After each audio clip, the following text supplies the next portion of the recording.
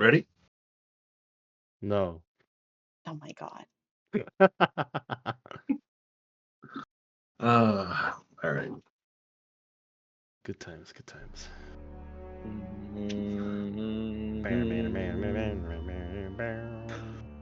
So, last we left off, the crew of the Valiant, upon encountering and somewhat not befriending, but at the very least making a very, very tense relationship with Arzak Veth, this Githzerai that's been hiding out on this asteroid for the last 50 or so years, have followed his pathing all the way to Chakna's village within the middle of Quinmaris.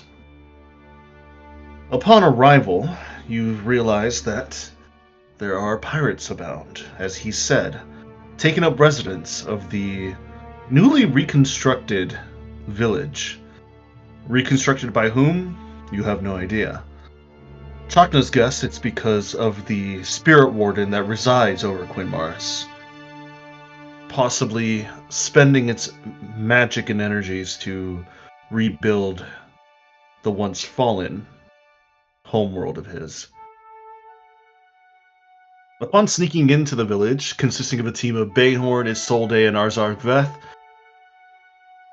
you three went in and explored and snuck around the village area, causing slight havoc to make a distraction by destroying what seems to be their storage shed that Bayhorn you had found to be filled with clothing, some food rations, and some very dirty elixir that you recognize as Sylvian elixir. Although it was. You're not too sure if it was incomplete or if it was tainted and not made correctly. Upon destroying that, you all managed to sneak into the big house. You all went your separate ways to search and find anything that could resemble Chakna's hawk vision or any other things of useful information or objects. While they were doing that, the rest of the team, led by Kaiasai and Chakna, went into the city or the village itself to talk, to give them more time to find what they're looking for. Talks were tense, the negotiations were a little bit back and forth, but thankfully no blood has been spilled. As Bayhorn, Arzak, and Isolde managed to escape, at the very least slightly unharmed, as Arzak took the fall for Isolde's capture, but managed to escape thanks to Kayasaya's quick thinking with her telekinetic abilities. As you all escaped with Chakna's hawk statue in hand, one of you, specifically Fukler, almost gave the bread away as you said a name that was not recognized or was not given to you or given to the leader of this party. And with a very clutch natural 20, you managed to persuade, or at the very least deceive him, that you named your arm Bayhorn, thanks to Kaiasai's innate extra help. And as all of you, as both parties managed to leave the village successfully, you are now on the far ends of the village, basically making your way back to that small alcove that Arzak has shown you, a little bit of a hideout that is away from prying eyes, especially away from the main village center itself. And that's what we'll start today, as Kaisaya, Fugler, and Bayhorn, you are all reconvened back and walking on the riverbank towards the alcove of Arzak Vest's little hideout. Do you guys have anything to do or say while you guys are walking back? Just to make sure that we pick up the B team along the way. You did. They met up with you.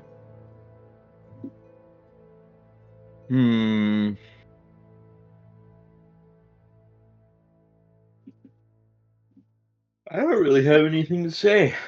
We got in, we got out.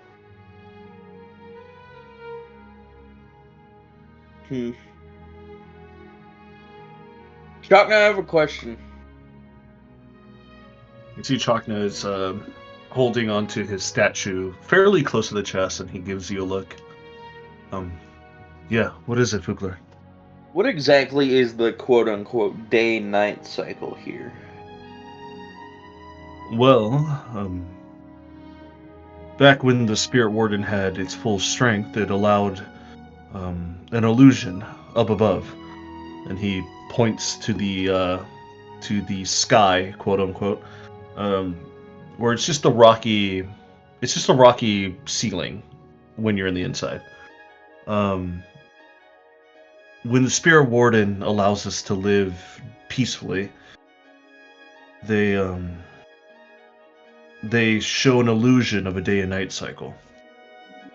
So it would look like you were looking into the night or day sky just as normal. But since the Spirit Warden seems like is recovering and using its remaining magics to start anew, as he looks over to the giant lake bed and the village beyond, it doesn't have enough strength to provide a night or day cycle yet.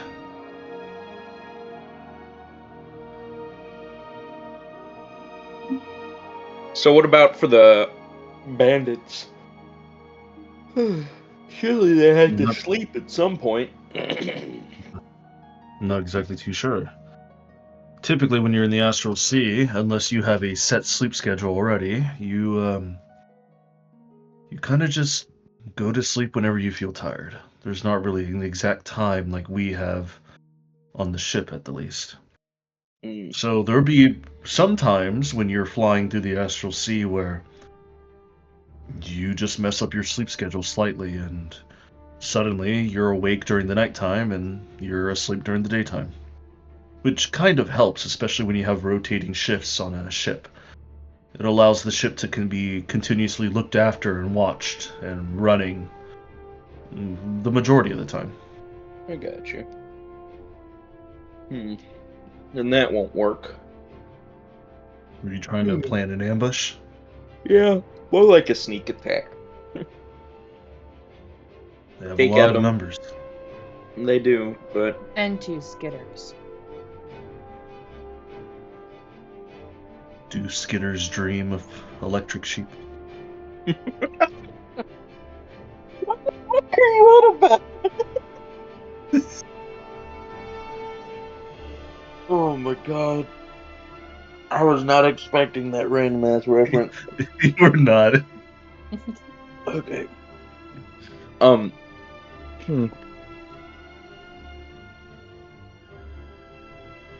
Bayhorn, what do you think? I don't know. What do you mean you don't know? I don't know. What do you think we should do, Goofnut? I don't know. A lot of things here can kill us, and I don't feel like going through that for the 5th time.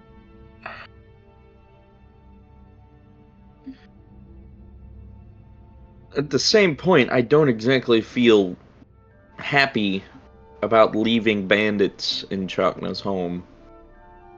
Well, what does Chakna want to do? It's his home. We're just here as tools to his whatever. That's actually a good question. Chakna, what do you want to do in this instant, now that we're a bit further away from them?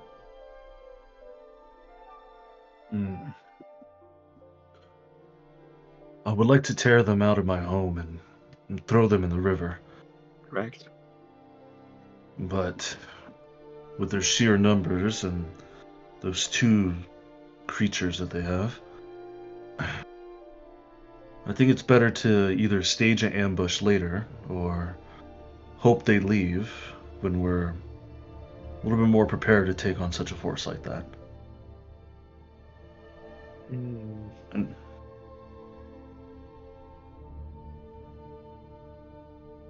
besides, We have what we came here, at least I hope, and he looks down at his statue. If this works, at the very least my soul and my body will be rejoined as one again. Any idea? Any unknown side effects we should know about that? I do not know. Like I've going never- crazy. I've never heard of any stories. My people never had any such stories that allowed or that had recollections of anybody rejoining their soul with their body. Nothing could happen to me. Or I could grow exponentially in age due to the fact that my body was in stasis for such a long time, but my soul was not. Or you could have an acquired taste for birdseed. That also could happen. Hmm.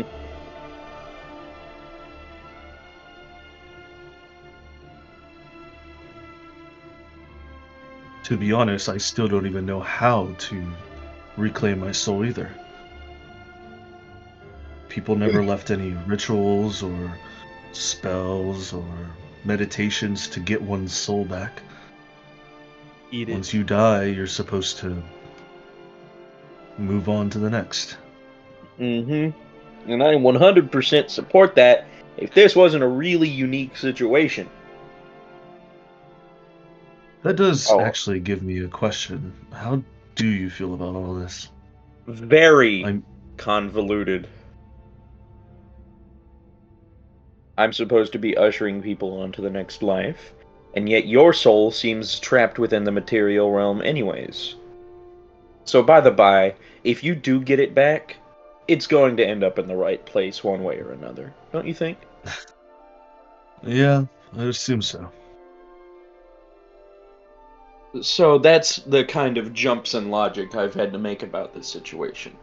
Once you retrieve it from where it was trapped, if it was trapped, it would eventually live with you up until you pass of old age or you've finished your life. And then it'll be ushered to where it needs to be. But the part about getting it back to you is the part I'm not excited about. Because that sounds like the realm of necromancy and all that sort of stuff. Not exactly exciting for me. Well, if you think about it, Fugler, isn't all your healing magic necromancy? No. You sure? I mean, revivify, yeah, it might be a necromancy, but healing magic itself isn't a necromancy. but you're healing wounds that have dead cells, and you're revitalizing them. Now you're stretching it. Is he? I don't think I am. I would call that more recycling. Using dead materials to make new things out of them. If you call that necromancy, then I guess our bodies are just giant necromancy machines. I mean, Wouldn't you? No, that's silly. Why would I call it that? I was going to say something mean, but I'm just going to drop it. No. Go ahead. I'm willing to hear it. At least my body and soul wasn't taken over by a lich. I think healing magic is just speeding up the healing process. Or stopping your body from dying.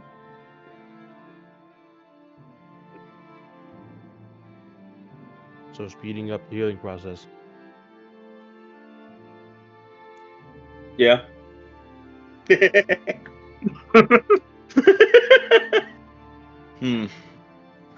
So, are we going to glaze past that, Fugler? What about the part that I thought in my head? It's either A, extending one's lifespan so it could be a type of necromancy, or B, it is just healing the body, therefore extending one's lifespan, making it a necromancy. Yeah. Yes. I'm not gonna think about it too hard. I don't want to think about it. Necromancy,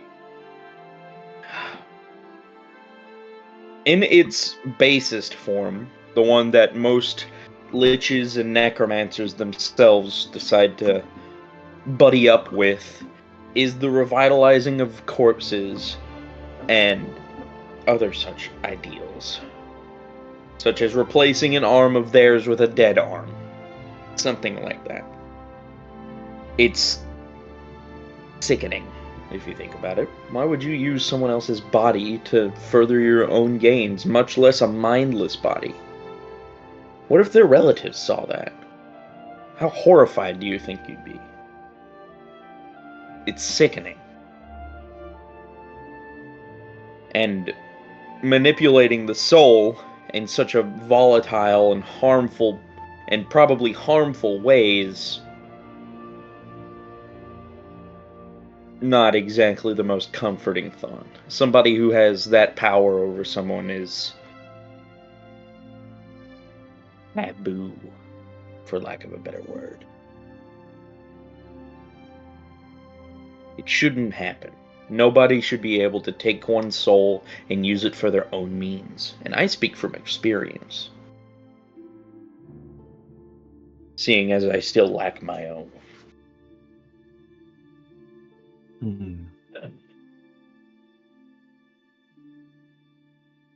And so, I still think it's a type of taboo to manipulate one's soul like that. But, if we can find somebody who is relatively trustworthy, we might just be able to fix you up good. Why don't you just go meditate with it? Have a staring contest with the statue. Actually, Bayhorn might be onto something? I mean, yeah, it doesn't hurt to try. Well, no, the Chinese people's gifts, you can say, they can perform meditations and do spirit walks.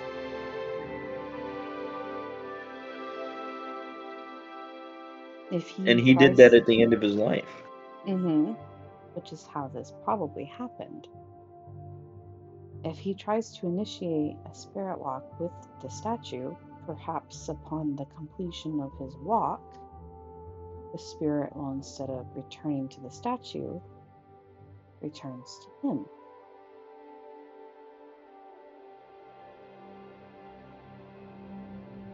Seems about right.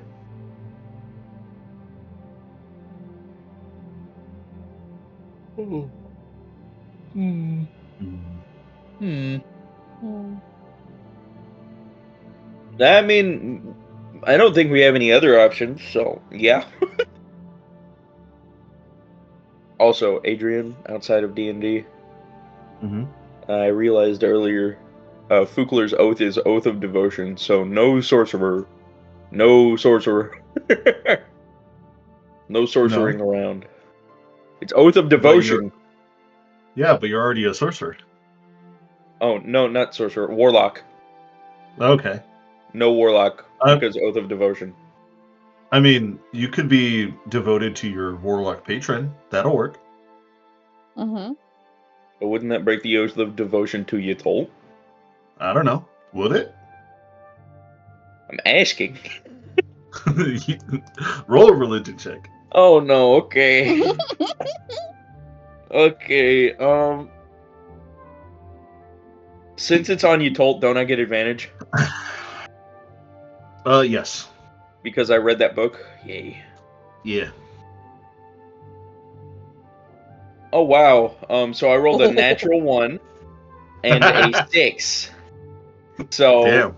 advantage saved my ass. I got a 13, so I really don't know. I'm gonna have to research. So, yeah, as an Oath of Devotion, you know that it's like the loftiest ideals of like justice, virtue, and order. Yes. People would call you like a white knight, no pun intended. You could be a holy warrior. You're like the picture perfect, like you're supposed to be the knight in shining armor. The devotions, tenets kind of vary. But each paladin that devotes themselves with this devotion have to show honesty, courage. I think it's compassion, honor, and duty as well. Yes. So basically, once if you follow all of those, you're fine. So if you're going to make a warlock pact with another patron, it doesn't necessarily break your oath with your toll. You just have to be a little bit more careful. So if I make a warlock pact with Q, and he tells me to go murder a village full of people, which is probably what he'll do, Mhm. that'll get in the way of me.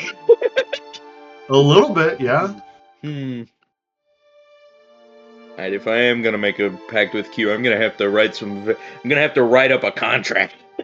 You're gonna have to genie the fuck out of this. Actually. Alright, Fugler's gonna be pondering this back on the way to the ship. There's a lot of things to think about. Getting Chakna back in his body, what to do with the pirates so it doesn't become a pirate kingdom here. Like a lot of stuff. Because if we don't deal with the pirates here, it very well could become a very popular hiding spot. Isolde You know what I mean? does chime in. Well, we also found something else. I'm not too sure if Bayhorn has told you, Captain. But when we shot a flaming arrow into that storage house of theirs, we found what Bayhorn said was Sylvian elixir. Huh? What? Isolde, like, shoulder checks you, Bayhorn. Go on. Ow!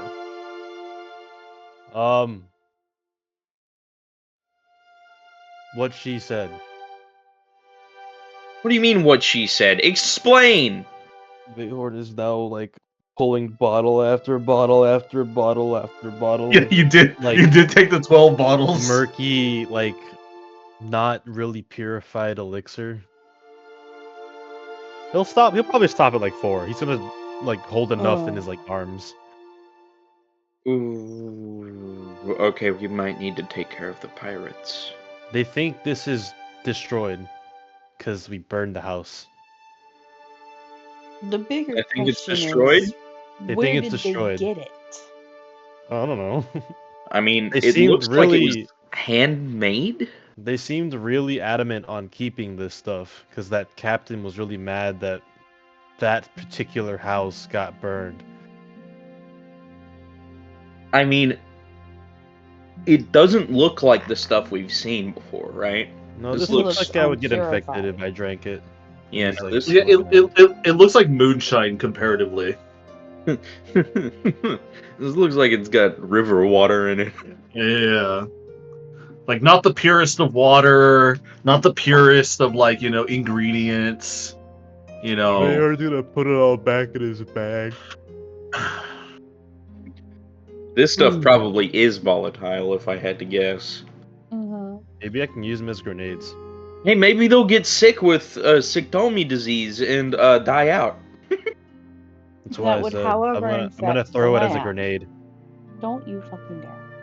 Wouldn't that make it grow back faster? And corrupted.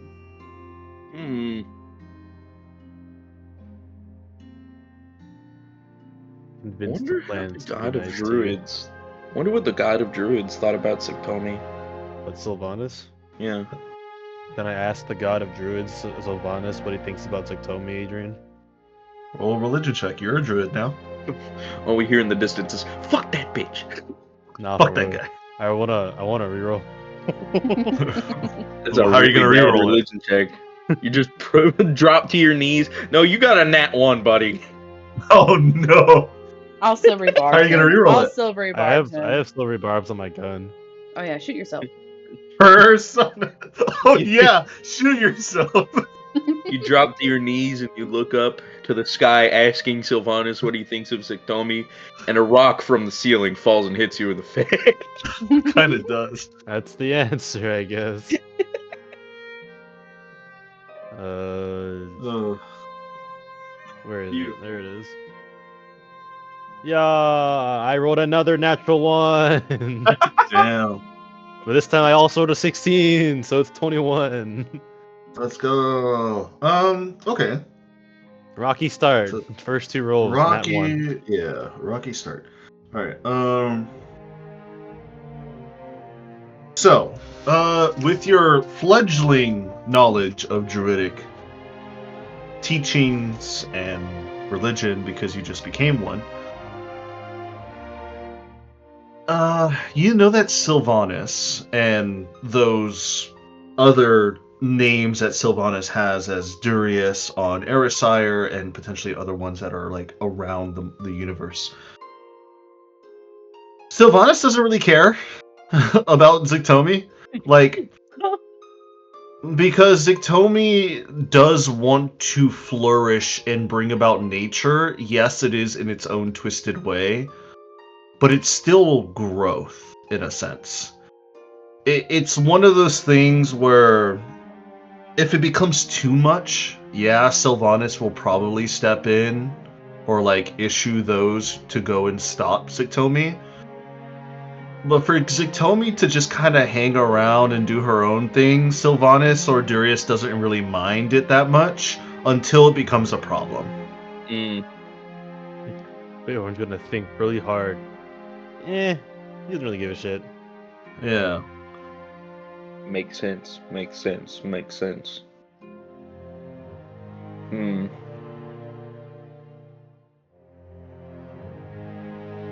Ooh. Have I sensed them find the major image? That was Or running are away. they still running around trying to find it? So your major image, dissipated. You're not too Okay, sure how. they found it. We should start Walks a little walking faster. faster. Yeah, no, we should get out of here. I recommend leaving.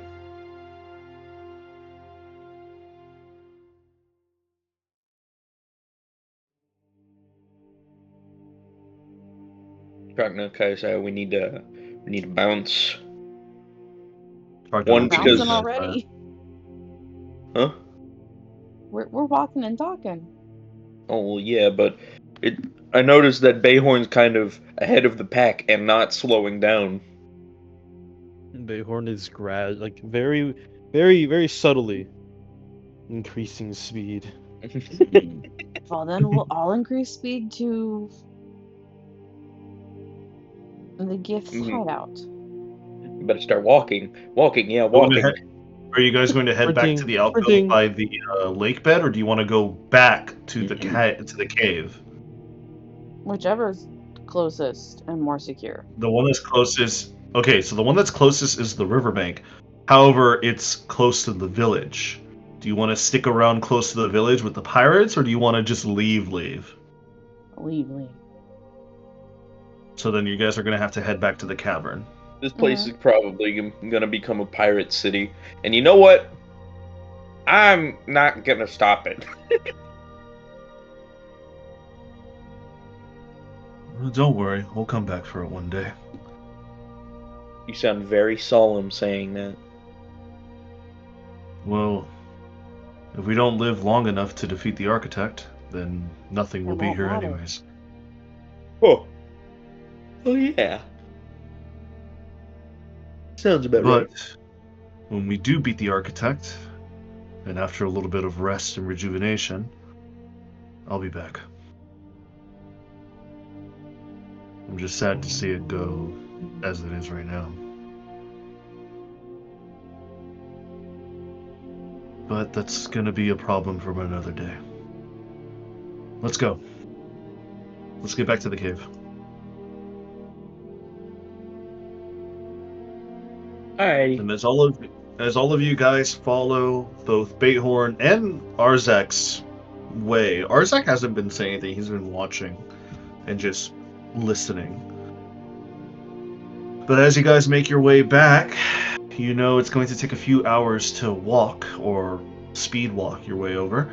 So who would like to take first watch as you guys are walking back?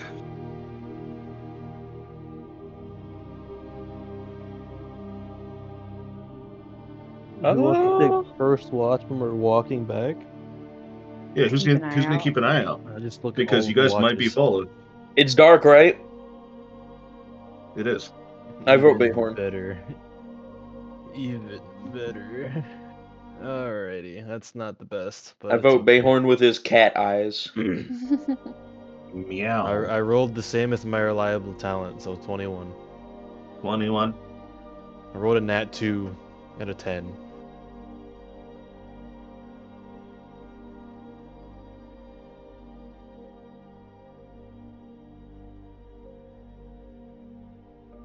All right.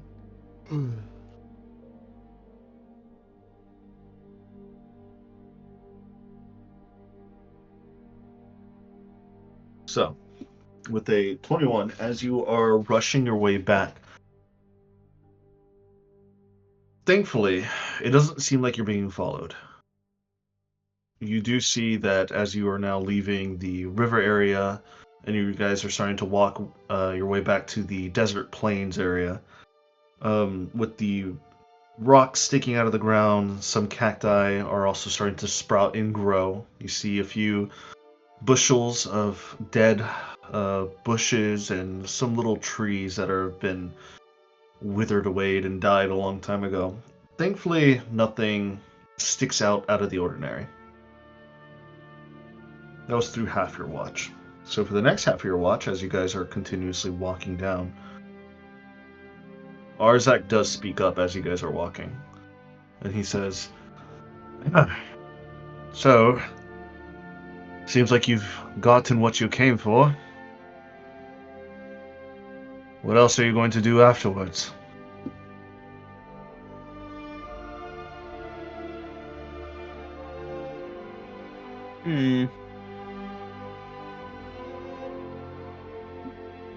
Who's taking next shift? I could just take all of them if I need to. I'll No, take I next want to shift. look. Okay, Alright, then you look. can take next shift. I have very bad perception. Then why did Let's you say you want go. to look? Because low rolls are good rolls too, damn it. Because I want the funny. Ah. Baba da booey. Natural 3. Fucking hell. Can I also look with Fugler? Kukler, as you're looking around as he's starting to speak, you're starting to get to that point where like there is like pockets of like sand on the ground.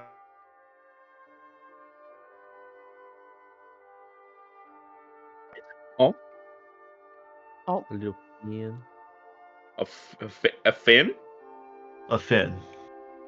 Like the scary bug fins? No, like sticking out of the ground fin. Can I try and hone in on this fin? How far away is it from me? About like 60 feet from you. 60 feet? Yeah. It's not too far off the beaten path. I'm just gonna take a little waltz. It's very obviously a trap. Fugler, don't fall for the trap. What's wrong with it? What's so wrong with it?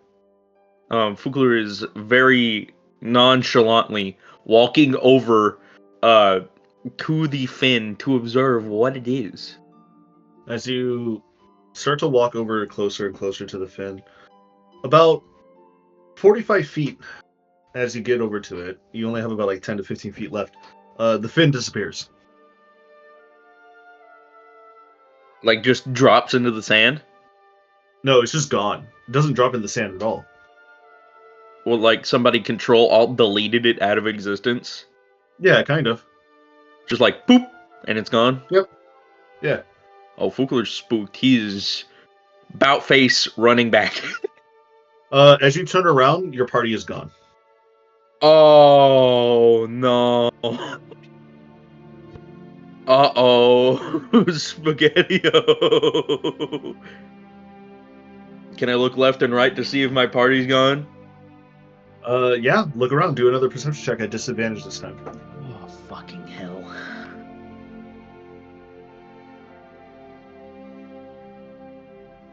Natural 1. They are gone. Hmm. Hmm. The gone is goning with the gone. Shame. I might die to a sandfish at this rate. So Kaisa, after about like 5 more minutes of walking ahead with your party, as you're contemplating the question that Arzak gave you, you kind of look around and you realize, where's your dragonborn? You lose a 9-foot dragonborn, huh? It's like losing a kid in Behorn? the mall. You take your eyes away for 1 second and they're just gone. Fukler, MIA. Hey, Behorn.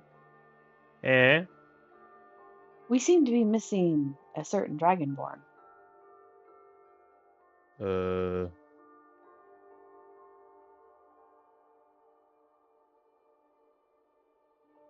Fukler's gonna Well, start I yelling, don't know where he is. "Hello?"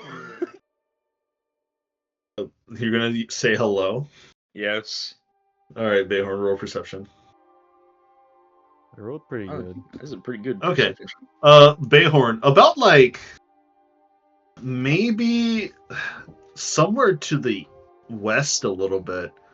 Your elven ears kind of pick up like the sounds of somebody saying hello. Horn will just, like a compass, just stick his finger out in the general direction of where he heard it. Hello? Glad you Sounds could pretty join far, us on your Bayhorn. first night at your Freddy Fazbear. Alright, shut the fuck up. Hello. Hello, And because of hello. that, Behorn now points the opposite direction. I'm just kidding. Hey, hold on. Wait a minute. Hold on. Remember, I'm the only one who can find you right now. Can you go get Kugler, please? Captain Yes. Bayhorn. Behorn will take out his short sword and like use it like a machete for any like things he needs. I don't know if he's like in overgrowth or not. But he is not. He's just in the middle of the sand plains. Folkley, why are you in the sand? Huh? You see Bayhorn standing on top of a sandbound looking at you. Oh, I was looking at a weird fin that I found in the sand. And you thought it'd be a good idea to go pull a Bayhorn Well, not pull a without Bayhorn. being More like Bayhorn? pull a Kyrian. I wanted to go check it out. That is generally what I like doing. And? You saying I shouldn't have? Quite dark in here. I don't have dark vision, buddy. I got a little lost. Man, I'm gonna not be gonna go to honest. Mexico. Huh? Sorry. Arlette just texted me saying that her parents might want to take me to Mexico this coming year. And I'm like, I don't want to go to Mexico right now. I mean, you should. Alright, But remember, if any scary individual walks up towards you and starts like like accosting you, just say, "Hey man, back off. I like Dragon Ball Z." They'll leave you alone. I bet. Does that mean I have to watch a few seasons of Dragon Ball Z to know what's happening? Yes. I have to watch the first few and the last few seasons. The middle doesn't matter, as long as you know what the old shit is and the new shit is. Exactly. Bayhorn's gonna point back to the group and say, "Groups this way, come on." Okay. And Fukler will follow right behind him, trying to watch for more fins if they stick out of the ground.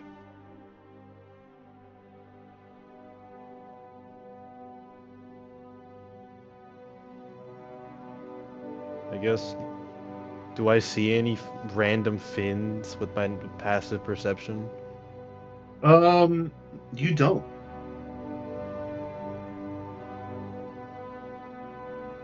Bayhorn's gonna look at Fukler like he's gone a little crazy. Why are you looking at me like that? Well, not nothing. Let's go back to the group. Fukler is going to continue. Do I need to roll perception Yes, please. to keep watching for more fins? 17 plus 3, dirty 20. You don't see any fins. No fins? No Okay. fins. Must have been the wind. Must have been the wind. Fugler will follow Bayhorn back.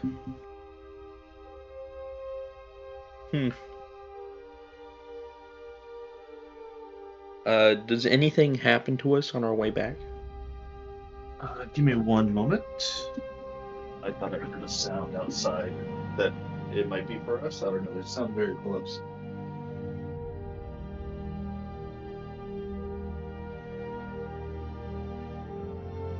Nope, but I do see a cat crossing the street. It was Simba. Shelby knows who I'm talking about. Mm. There's a three-legged cat in our neighborhood named Simba. He's cute. All right. As you're walking back to the group, you don't see anything too suspicious. It was a little bit odd that you saw a fin, but you're hoping that was just your imagination. But as you guys are continuing back, you eventually make it to the general area where Azark's little encampment is placed at in the giant canyon section of Quinn Mars. You see Arzark is kind of looking back and forth, left to right, as he's kind of standing over this cliff edge. It seems like the coast is clear. It seems like no skitters or any pirates that follow us, thankfully. So it seems like your mission is a success. For now, at least.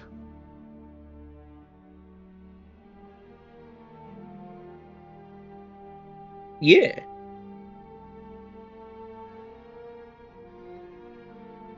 Might we rest in your abode? I'm just gonna sleep on the sand. You wish to come back and rest? So be it. Follow me. Shouldn't take too much longer. So he leads you down into the cavern.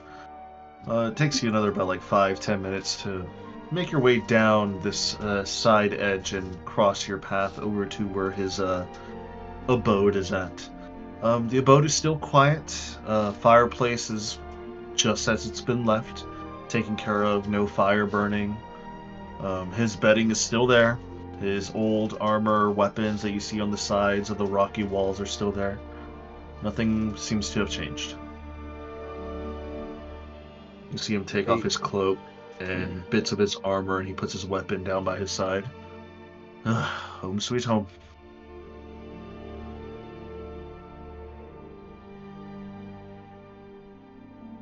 You see he snaps his fingers and he turns on the fireplace, giving it that magical fire to light and heat the place up from the inside.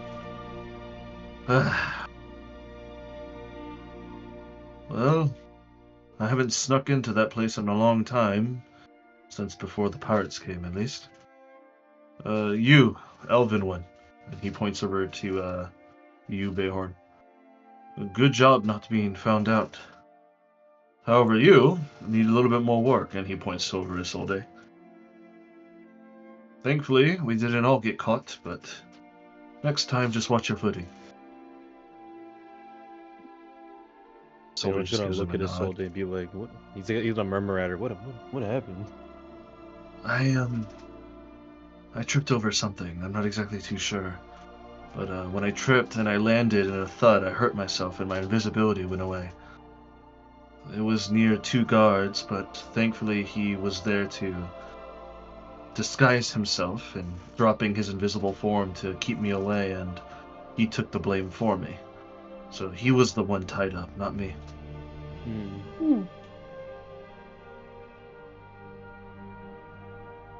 I thought they were going to kill him, but at the very least it seems like they were only going to take him for interrogation. That's when you all showed up, and that's when they stopped and they went outside to check. So I think the timing was good on everybody's parts. But since I was the one who caused the incident, and he did take on my face and visage, they're looking for me specifically out there. So if they see me with you, if they come around, they know that something's up and they might start a fight. We'll just have to disguise you then. I For could work on now, that if we stay here for a week. We're not going to stay here for a whole week, are we? No. I should still work on In that. fact, Cap, can't you just take your ship out and we fly out?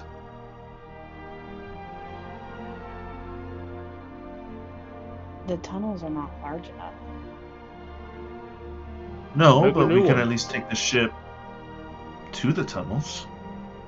And then I'd have to bottle the ship and do so again. We could. It's not But- like the ship bottle has finite use, right? No, but before we leave, while we're still here, within his home, to help make his walk easy, Chakma should meditate and see if the spirit will go back to its right vessel.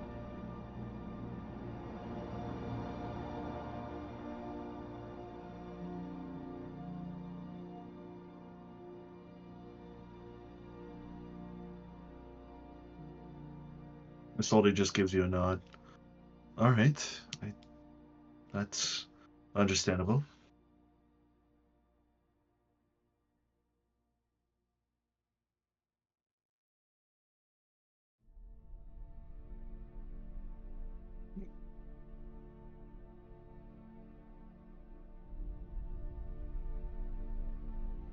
So, get comfortable. We don't know how long this walk's gonna take.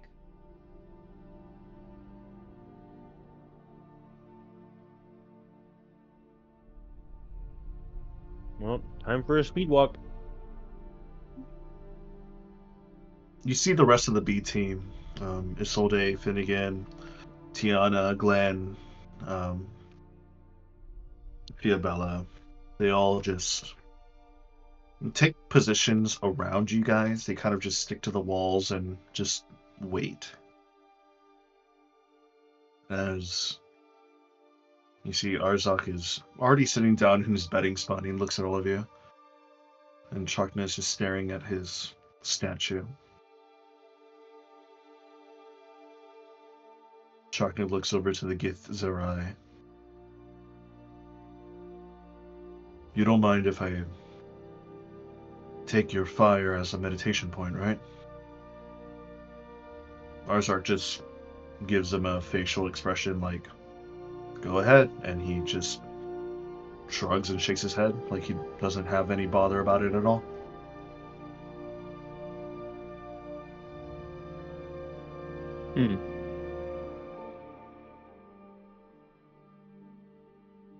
Sharknad looks at the rest of you.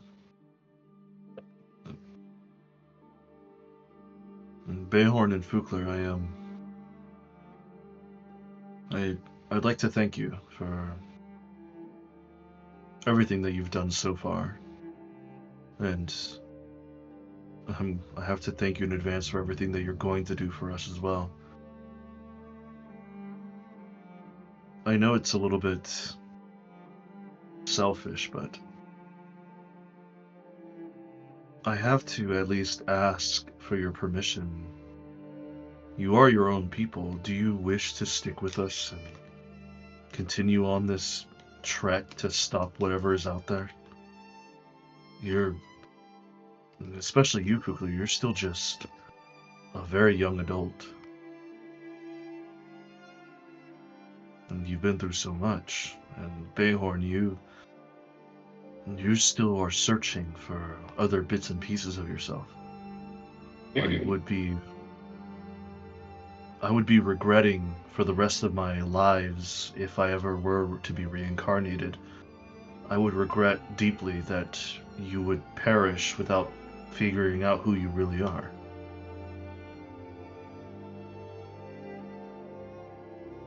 Yeah, something tells me it doesn't really matter who I was. There's a reason why it's in the past. And I'm dude, just doing this so I know what I was. I'm just curious, man. I already turned down like 3 pirate offers to stay on your ship. I'm not going anywhere. I have been asked by the ones that were in town. I have been asked by the ones in my weird dream. So like, I'm here to stay. I'm gonna be real. I'm already this far, and I owe you guys a little bit because one, Bayhorn helped cure me of mental Vecna illness. I got to stab him. And two, no, I like you guys. You guys are pretty cool. Well, I'm glad we're on the same page then.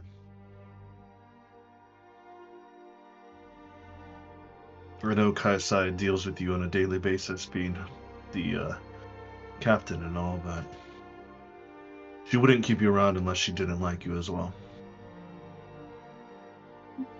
She's a little bit biased to those people that she likes. We know. Yeah, You're like the main one. Yeah, no, yeah. Fair enough. Pretty obvious. Yeah, no, it's...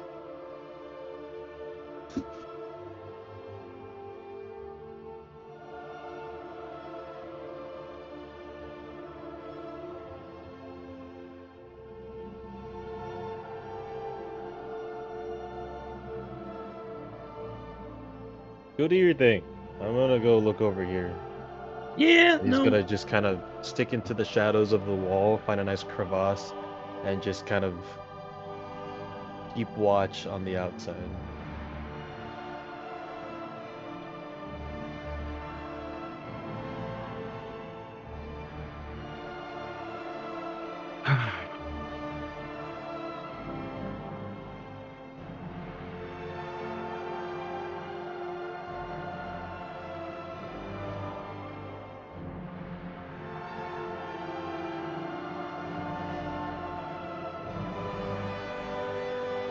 Kaisai, Mm-hmm.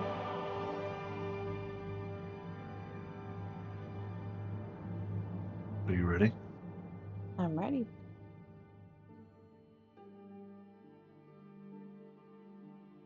What if this doesn't work? It'll work. But what if it doesn't? It'll work. Is he speaking to her in her mental links? No, he's speaking out loud. Can I hear them? Yeah. Everyone's gonna like semi-loudly call back to him. Stop worrying and just do it. Good luck. You'll be fine. If you do die, try not to die too hard.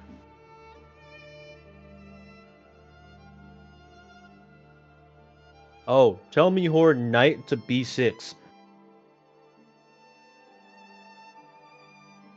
Knight to B6? He'll know what you mean. He'll know what you mean.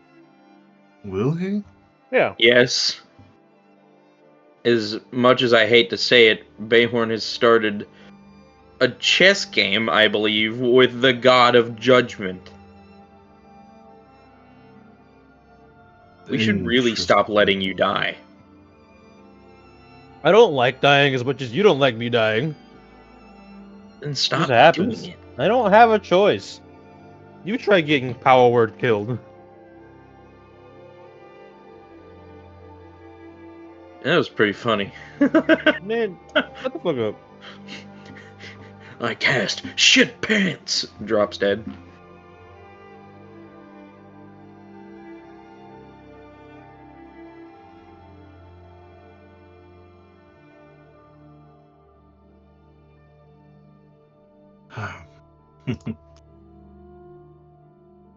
I know I'm a little bit biased about my old crew, but I'm glad that you're all still around. You see, he looks at his statue and he sits cross-legged in front of the fire, and he places the hawk statue in between him and the fire. And you see him just stare at it. And you see his breathing starts to slow slightly as he's trying to get himself into a peaceful rhythm of breathing.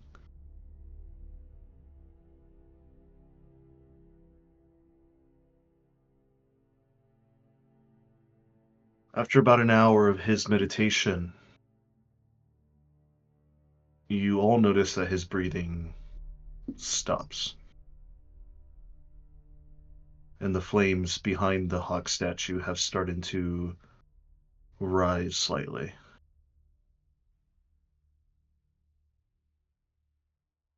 Is it casting more light? It is, actually. Is it like lighting up the cave? It is. Alright, can I do something? Sure. In an effort to help conceal our position, can I cast darkness on the mouth of the cave, but try and structure it in a way where it looks like it's just naturally dark inside? Very good idea. Yes, you can.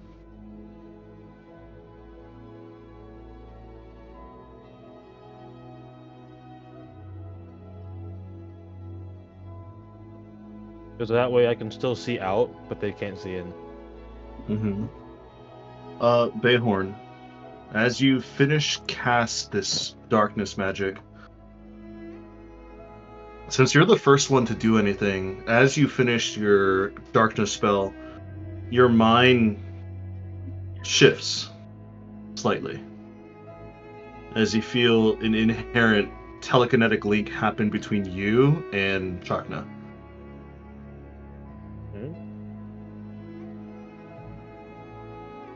Which one? Bayhorn, you're not focused on Chakna the body. Your mind is focused on Chakna within the statue. Uh-oh, Stadio. Focused as in just like I'm now aware of its presence, or focused as in it feels like I'm being pulled in? It feels like you're being pulled in. Oh man, I hope my physical body can make this up and keep up the illusion. Do I feel like I should be sitting down soon? You are starting to lose some feeling in your legs. Aaron's gonna just sit down and position his body to look over and hope that his body has good muscle memory. Okay. As you finish sitting down and as you're looking over, you feel like you're drifting off to sleep. Now the question is, Bayhorn, do you let it happen? Does it feel like it? Does it feel like Chakna's asking for me to join him, or does it just feel like I by chance am joining him? It feels like by chance you are joining. I'm gonna try and resist it for long enough to like call out to the captain and say, "Captain, should I be trying to join Chakna? Because it really feels like I'm joining Chakna." As he lets out a really big yawn.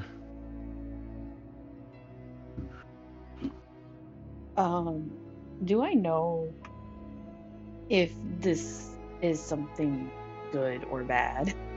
You have no idea. This has never been. You have never encountered this. His people have never left any stories of how to rejoin one's soul with the body. This is entirely new territory.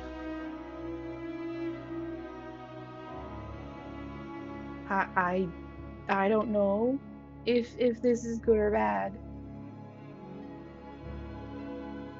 It happened when I was casting darkness. Oh, I'm so tired.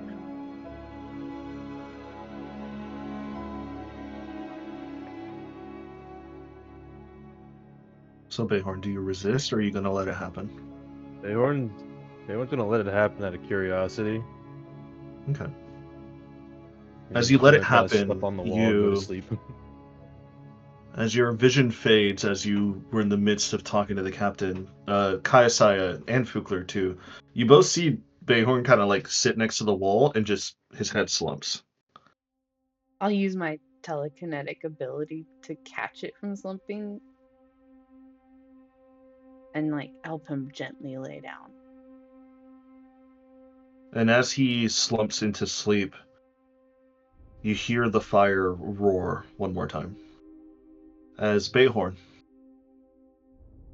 you are now in this empty black space. But you do hear one thing. You hear the clanging of a hammer striking metal. Just in a rhythmic, type of sequence. Like one, another clank, and a third, just repeatedly over and over. What do you do? Where does it look like he's in right now? Is he just in like an empty void space? You're in an empty black void, and all you can hear is a clanking of something striking metal. Do I have my possessions on me, or am I just like a spectator? You have your possessions on you. Yeah. Oh, good. I guess I'll go and I'll check out this mystery clanking. As your form starts to wander this black empty void,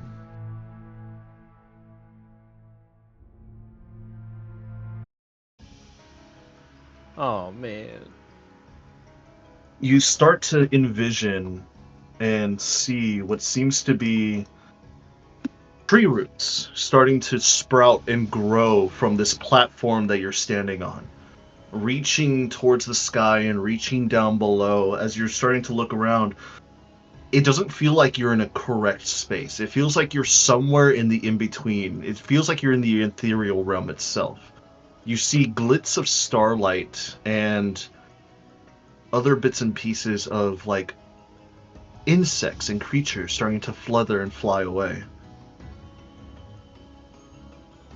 And in the middle of this platform, you see a roaring fire, and what seems to be an anvil, and Chakna is hammering away at a weapon of some kind. And he doesn't notice you at first. So what do you do? So Bayhorn, like, he's walking through empty space and he comes up on like this cavern? With This a roaring tree fire? platform with a roaring fire in the middle and these tree roots that are spreading everywhere. Can he get onto the platform? Yeah, you can get onto the platform. Alright, Bayhorn's just gonna he's not gonna make himself unknown. He's not gonna try and hide, but he won't try and reveal himself yet. He's gonna make his way up, and as his head's like cresting the platform, he's gonna be like, "Fancy little space you got here, Chakna." As he's looking around, hand in his pocket. He looks at you and he says, "How do you know my name?" "'Cause I'm your crewmate." No, you weren't part of the crew list. Who are you? "Do I have my badge on me?" Do you? Oh, Bayhorn's gonna feel around because he'll usually tucks it in his shirt, and he'll like unpin it and he'll show him like, "Yeah, no, like I'm part of your crew, at least. Is what I'm thinking of is what's happening. Your new crew." We haven't... I haven't issued any new crew members in years. Let me Wife. ask you something. Is your current crew consisted of your wife, Kayasaya, a warforged named Konsugi, who else? There was a... What is Needle's race again, Adrian? I forget. Tabaxi. Oh yeah. A Tabaxi named Needle, and a few other people.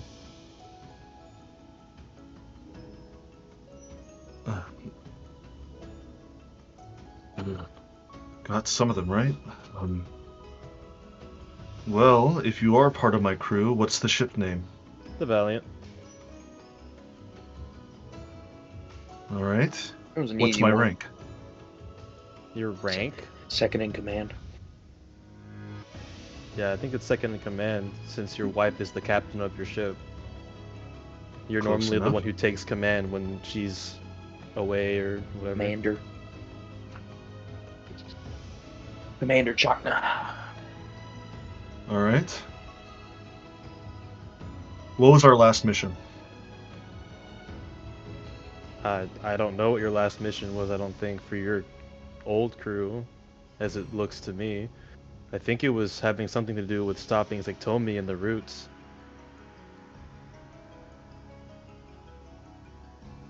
All right. It seems like you are telling the truth then. You know quite a lot about me and my crew. Unless You you're freak him some out. sort of... Tell him his body's alive. How can I do that? You can do that.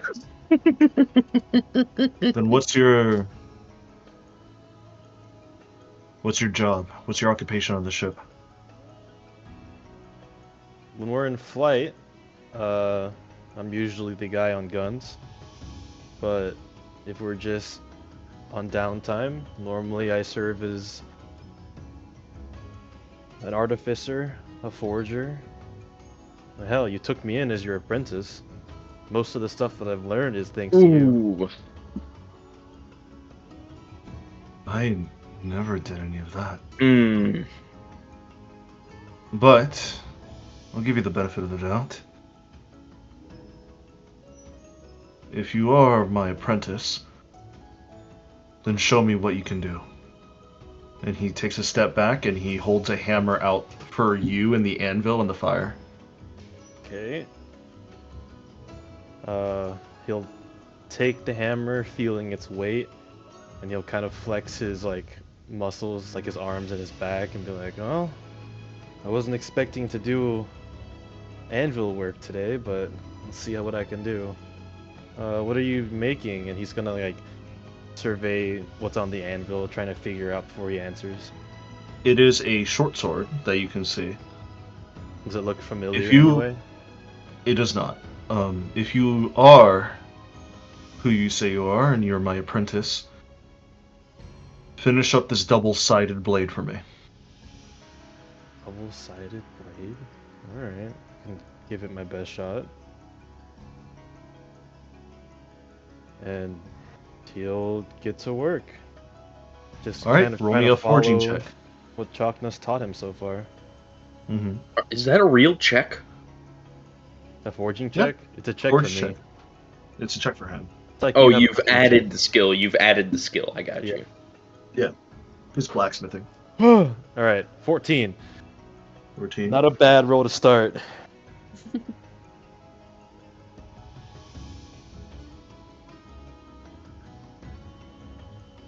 As you as you are starting out this forge process, this is definitely a lot less tech than you're used to, because you're used to the big roaring forge, you're used to the multitude of tools, the workbenches. This is just a straight anvil, blade, and a fire. So it is not your best work, but you do start to ping on the sword multiple times. It starts to feel like an hour has gone. 2 hours has gone. Kaisai and Fukler, as you see Bayhorn has fallen asleep, and Chakna is still very lightly breathing. It kind of seems like he's not breathing at times, so you kind of get worried. You start to see small cracks appear around the eagle statue. Am I reforging his statue to unpetrify it? I don't know. Ah. Am I gonna potentially break his soul? I'm gonna be really sad if I do that. Can I make a What do you religion do? check to see what's going on? You can make a religion check. Or an arcana check or something. Well, it's dirty 21. So Fugler, as you are focusing onto your religion side of the statue and Chakna, start to feel a little bit tired. Uh-oh. uh-oh, Skedio. Uh-oh. And you kind of feel like You say that out loud. you kind of feel this innate pull happening towards the statue. Ukler, before he sits down, just in case he falls over, he's gonna say, "Uh-oh." Uh-oh. I take it you're joining as well. Maybe. I didn't mean to do this. Lay down. I'll be back in a bit. How's he gonna feel when he sees two random people join him? What is Chakna looking there? I'm curious. Chocolate looks peaceful, actually. Does he look like a bird in there, or does he look like a person in there? No, he looks like a person. However, Okay. Fukler, as you start to drift off to sleep, you drift off as you lay your head down to the ground, and suddenly you awake on a cold wooden floor. As you currently look around and you see tree roots are sprouting all around you.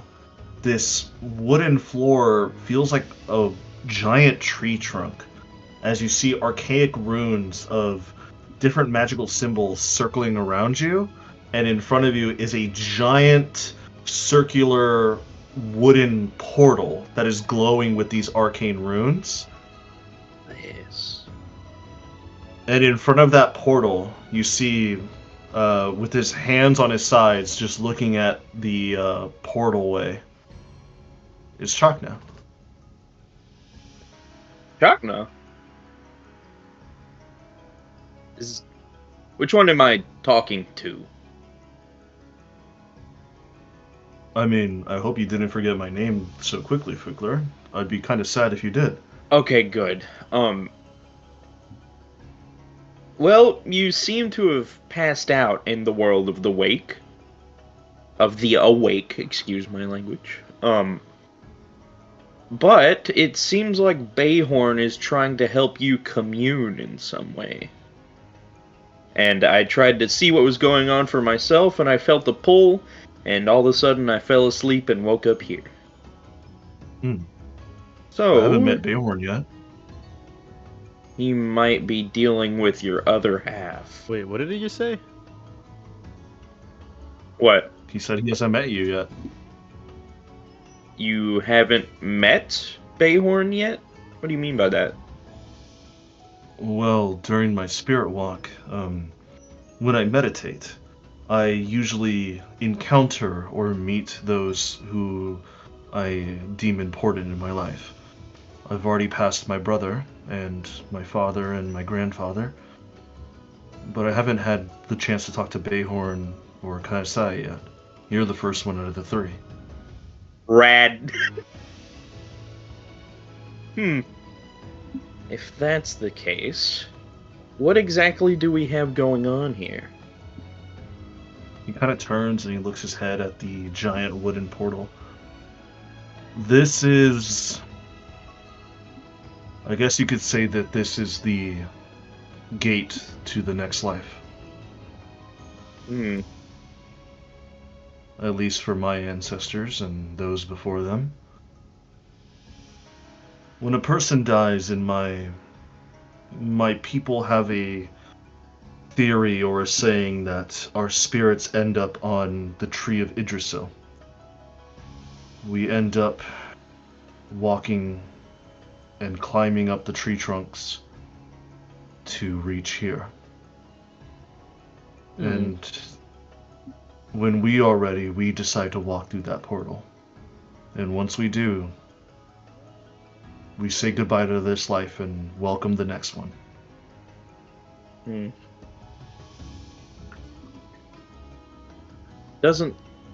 What does it look like right now, Adrian? Is it currently inactive?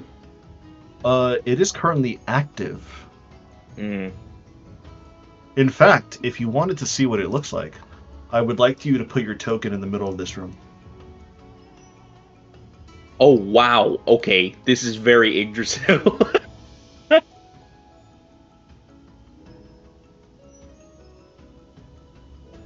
Bayhorn, this is also what you're seeing too, but you're not with them right now. What, is he hallucinating? Are we in different planes? You're in different... Is that why he's not talking to my Chakna? Possibly. It looks like we're talking to different iterations in a timeline of Chakna. Like he said, he's already encountered his brother, his father, his grandfather, and apparently I'm one of the first few people to come up in his memory, which is weird. We're gonna have to figure that out later. Means you're But special. I guess he does. Or it means I've been around longer than I realized, and I'm being lied to by Vecna again. I really hope that's not the case. We hope not. Fukler, Hmm. what do you personally believe in Personally, about death and the afterlife? Not your thoughts in being influenced by Yatol. I'm talking about what do you think happens? well, Bayhorn, as much as you haven't met him, he's precious to us. He's a good teammate. He's died a couple times.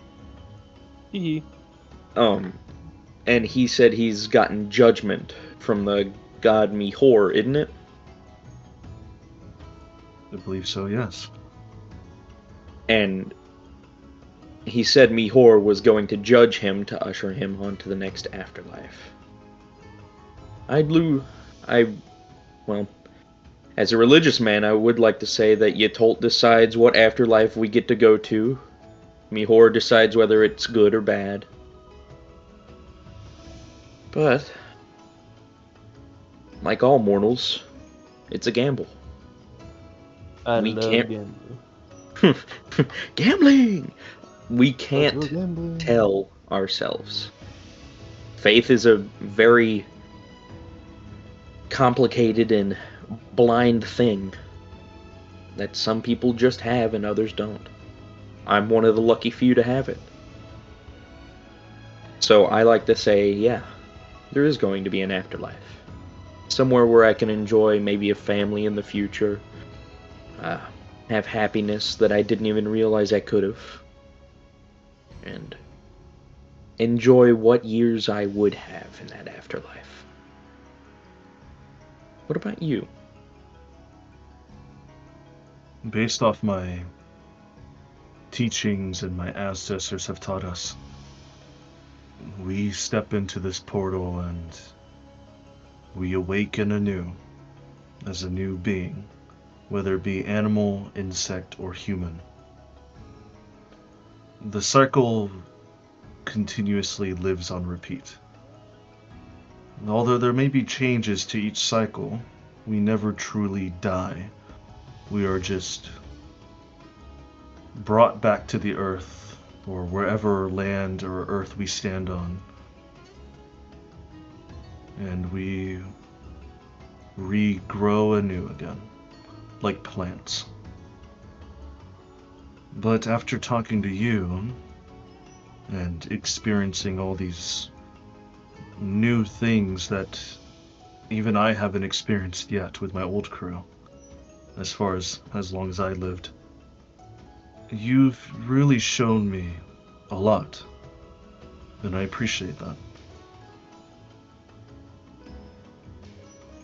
Thanks to you, I have been opening my eyes to new prospects, to new pathways, and how I think of what religion is and should be. Religion should be used as a teaching mechanism, as a guidance, as something to bring about hope and realizations to those who have lost their way. Kaisai and I, with our old crew, have dealt with many of those who have used religion as an evil way of teaching, as a fear-mongering way of holding onto power. But you give me hope that there's still people and men like you out there. And to be frank, even though you are the most religious out of all of us in our crew, realistically, you are the most grounded. And I'm happy to have you on our crew to keep us that way. You have a good head on your shoulders, kid. You may be the youngest out of all of us, but you're sure damn the wisest.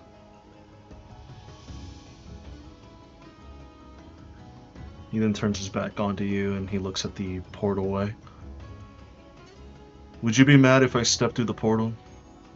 Would you be mad if I just gave up and not have to deal with the architect and not have to deal with anything? Because I'm tired. I really am. I wouldn't be mad at you at all.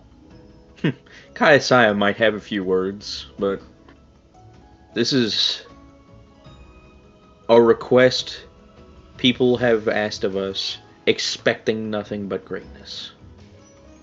I, personally, hope we live up to it. It's no challenge. Well, it's no challenge meant for the weak of mind.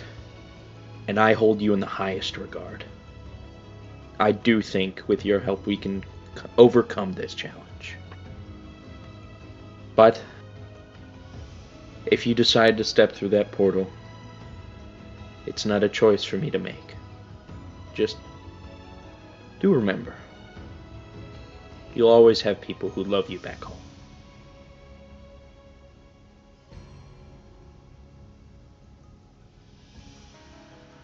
He doesn't turn to look at you, he just continues looking. But you do hear that there's a twinge of sadness in his voice. You're right. You're absolutely right. My home is not with Quidmaris, but it's with those on the Valiant and those around me.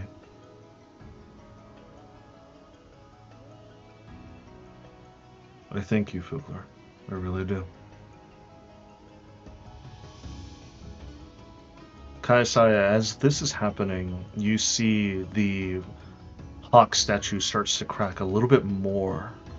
Bits and pieces are starting to fall off, revealing what seems to be like feathers underneath. Fugler, roll me either a religion or persuasion check of your choice. Ooh. Well, what alignment is Chakna? The alignment of Chakna at the moment is neutral. Damn it. If he was good, I could be able to do advantage on persuasion on him. But His alignment did change upon seeing his homeworld. He was good, but then he turned neutral. Was he gonna turn evil if he keeps seeing his homeworld bad? Possibly. Wait, hold on. Could happen. Wait a minute. Adrian, I just had a brainwave. You said it changed? Yeah. People change all the time. Adrian, you said it changed, right? Yeah, it changed. I do believe there's a ceremony spell for that. There is. What is it? Atonement. You touch one willing creature whose alignment has changed, and you make a DC 20 Wisdom Insight check on a successful DC 20 Wisdom Insight! Good Yeah. lord! Yeah. Wow! Okay. On a successful check, you restore the target to its original alignment. Ooh. What would you like to do? You wanna fuck with spirit magic and make him change again? It doesn't say it'll have consequences if it fails. So I'm not sure if there will be, but there probably will be since he's in such a volatile state. But if it works, I'll have advantage on persuading him to stay.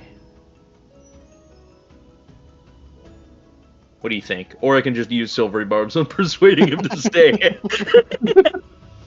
Take the easy way out. I But agree. this, take the easy way out. But this also works. But it's a higher DC, probably. It is. It is a So it's much a pretty higher high. DC. It's a high DC. This is a DC 20 Wisdom Insight.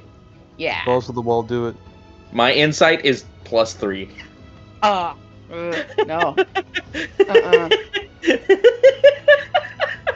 Do it.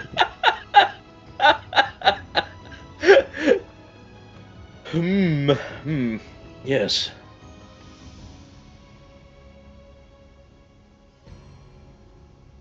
Fuck, I really don't want to fuck Chakna up. I really This is up don't to want you, to. man. I know. Oh! What will people talk about more, Adrian? Hmm? Silvery Barbs is easy, right? Silver Barbs is easy. People will talk about it more if Fugler makes a successful insight check and gains advantage and gets Chakna back. But We will ironically, remember mean, it Are you trying to more. do this for the clout? Yes! the only one yes. who will know of the clout is you and Chakna. That's all you Chakna, if need. I do it right, won't even know. That too. So only you will know. Exactly, and I'll feel good about myself, damn it. But if you And, fuck but up, if it happens, no. But if it happens, if you start telling people, people are like, yeah, whatever. They're not gonna believe you. Exactly. Nobody will believe you. I will believe me. Me will believe me.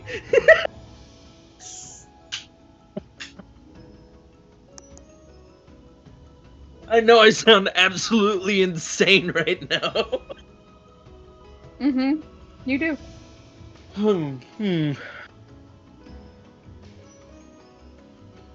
But it's free advantage. If you succeed, and if you fail, the spell might not give you punishment, but God might. Adrian, would you punish me too hard if I failed ceremony? I don't know. What do you mean I don't know? It's not a good I don't know either. It's like a shit, man. I didn't think about this. I don't know. So I'm scared. Uh,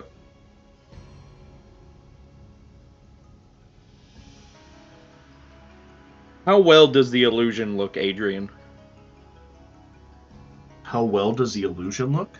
Yeah. I don't know how long I'm Um, gonna be in here, but I'm assuming it can last an hour. it looks pretty fucking real. Alright. If that's the case, the casting time is an hour, and it's touched.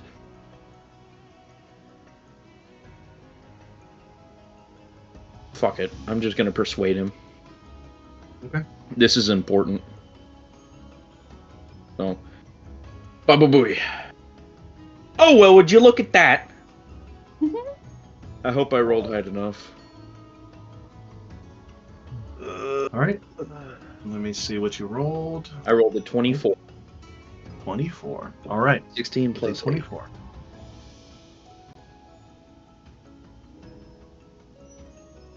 So, as you rolled your persuasion check, Kaisaya, you start feeling the same sleepy pull effects as well. I'll lay down. And as you lay down and let your head off and you're drifting to sleep, We're you gonna see get that robbed at the gift. Finnegan kind of like walks over towards you and kind of kneels next to you. I'll keep an eye out on everything. Just bring him back for us, right? Thank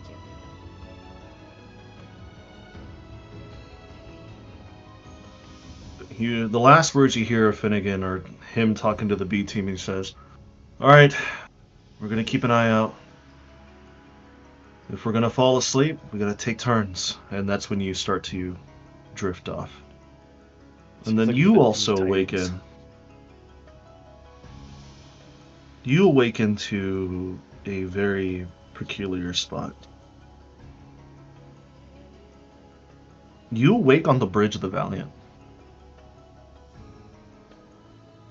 And as you wake up from your captain's chair, you see the room is dark. Not too dark where it's pitch black, but dark enough where it seems like nobody else should be in here. But you do see the tall, regal figure of Chakna's back as Chakna's looking out into the distance through the window, and you're in the Astral Sea. get up and walk over to him.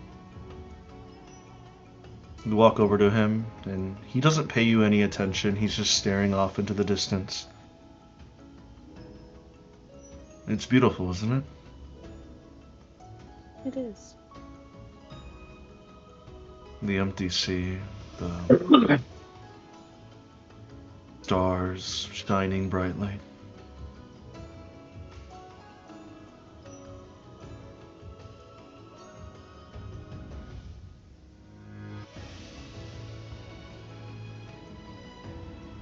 You can head off to bed, you know.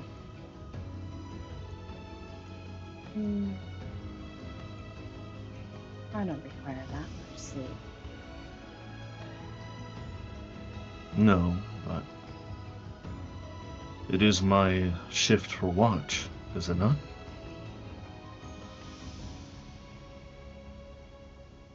Perhaps, but what if I enjoy looking at the beauty of the scene with you? I think that's not the thing you're paying attention to now, is it? What do you mean? I catch you keeping eyes on me. Of course. Ever since I joined onto this crew not too long ago, you've been keeping an eye on me. Why is that? I'm intrigued by you. I don't think you should be. Why not? I bring danger to places where I go. I usually get into harm's way. My inventions aren't the best either.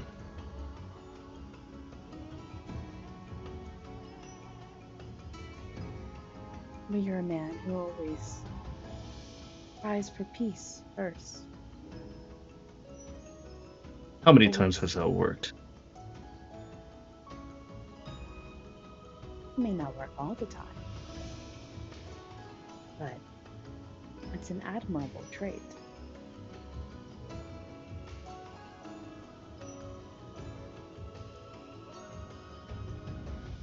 I think it's less of an admirable trait and more of I want to avoid danger as much as I can.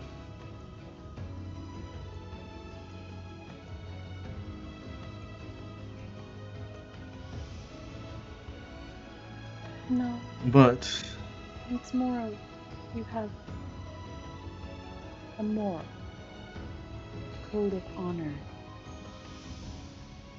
principles that you live by.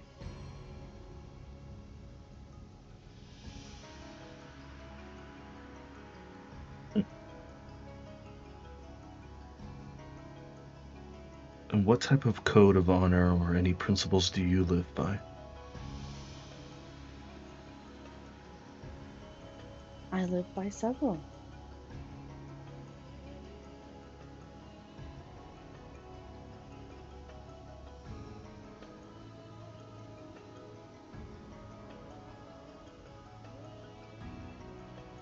And those might be. Those passed upon to me by my former captain. But as now you're the captain, I'm assuming those have shifted a bit, right? Well, the rules he gave of teaching me how to be a captain,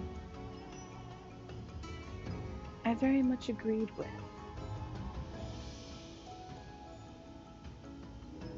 Keeping the crew safe,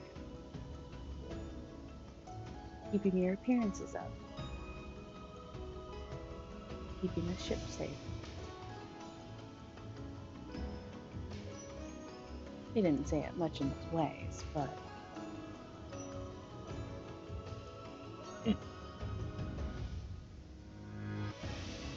Well, how do you know if your old captain were still around, he probably wouldn't want me on the ship. oh no. I remember the first night we got you on board this ship. Yes, I broke out of the brig. And while you broke out of the brig, I was arguing with my captain about turning you in.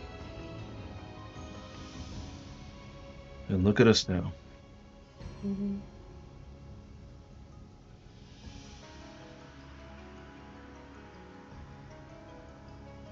You see his body weight kind of shifts a little bit, and you see that the starlight in front of you, as you guys are flying through the astral sea, also shift into a whole new part of the astral sea. You see his hair has grown a little bit slighter, his gray is starting to come out. Do you regret it, Kaisai?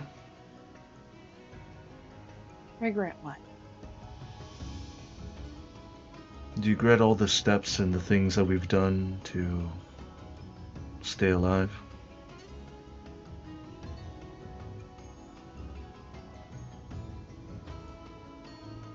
No. Kaisai, for a quick gleaming moment as you're looking out at the window, you see your reflection, and your reflection shows that you don't have red hair anymore, you have gray hair. Your skin doesn't look as young or vibrant anymore, and Chakna's doesn't look as young or vibrant either.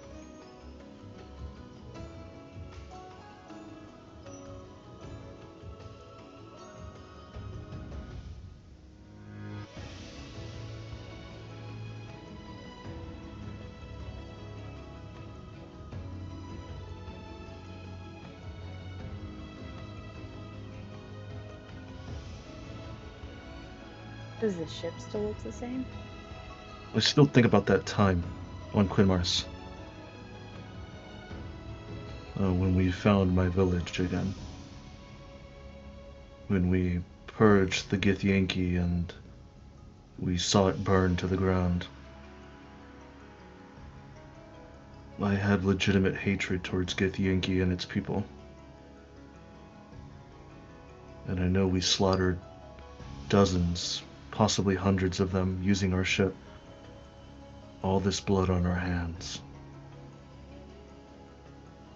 It hurts to even think about it.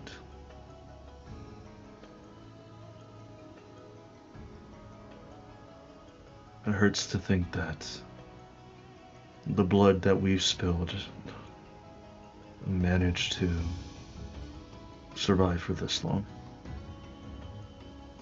With the blood that we spilled, it helped lead to the end of that war and saved countless more lives. Well, yes, that was awful. In the end, we did nothing. Who knows how many more lives were killed? We saved dozens of other ships, other astral domains, from gift attacks.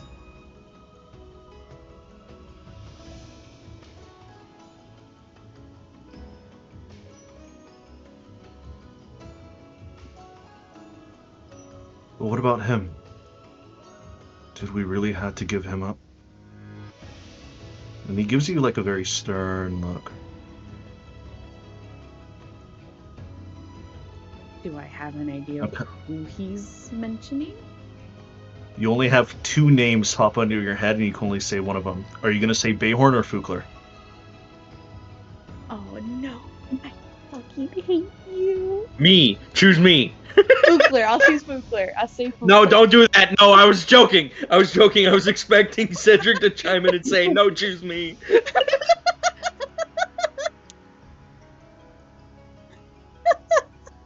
I was expecting Cedric to roll in and say, choose me, but Cedric rolled lower than I did, so. No. Cedric. What? Even or odd? I'm not doing this. Pick Fukler. No, pick Cedric. Okay, Preston, even or odds? Pick Cedric. Okay. Bayhorn. Bayhorn's Pick Bayhorn. even. Spookler's Flip odd. a coin. Flip a coin. Rolling a dice. Bayhorn, I say Bayhorn. You should. I cast Silvery Barbs. You can't cast Silvery Bars from beyond the grave. What do you mean? I've got plenty of practice doing this. I've died 5 times. You haven't died a 6 yet. Oh. You want to bet? Points face. Persona. Oh shit. Oh, wrong setting. Ugh, wrong setting. Shit. He's dead. He's dead, Jim. He's dead, Jim. So do you say Bayhorn? I say Bayorn. Your mind flashes to a time where you are in a very incorporeal space of an arena where there's a flying obelisk with all these chains and broken, shattered timelines hanging around it. As it's about to explode, you see Bayhorn, and you point to him and it, and you see Bayhorn latch onto it, and it explodes entirely, and he's gone.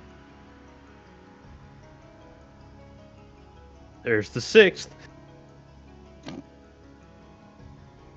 I should have been the one to stop that reaction. He had his own wife, with a kid on the way. He had so much to live for. Why is it that we have to dictate those who live and die? Is it because we're a higher rank of authority? Is it because we have seniority? But that doesn't make us dictators or leaders to choose who lives or breathes or dies or...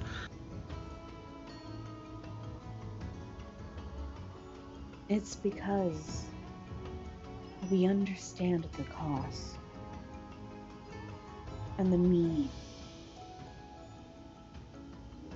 Because we both know that there's a responsibility to be done to save lives and protect people, places, civilizations, time, the actual universe itself. And we understand those costs and their meaning. We live with that and their memory.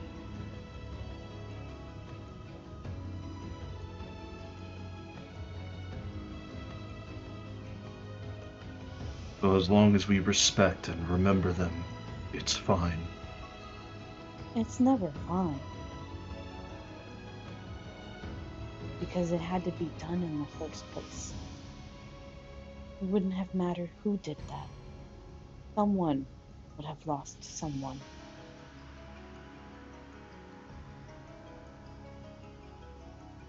If I had the chance to do that all over again, I would be the one to do it. And you would have left me a widow, broken to do unknown damage.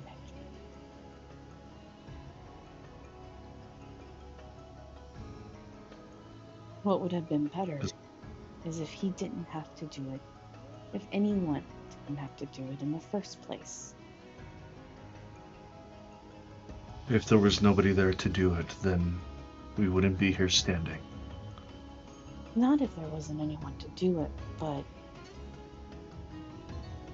if there was no need for someone to sacrifice themselves like that.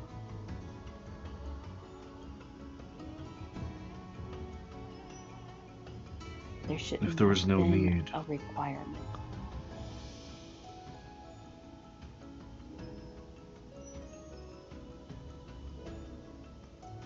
But that was the only way to stop it.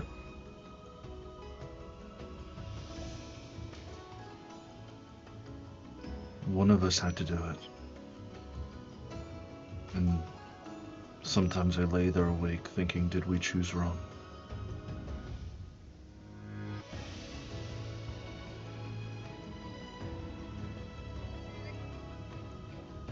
Kaisaya,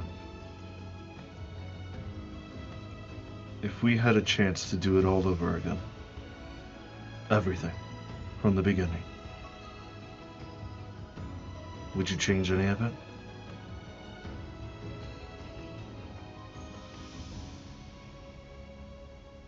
Some things, yes. I do think I would like to have changed some things. But knowing how the flow of time works, and how each action reflects itself within time itself, I know it would not be wise, but also I wouldn't be who I am today without those decisions, without those struggles, without those pain, same as you.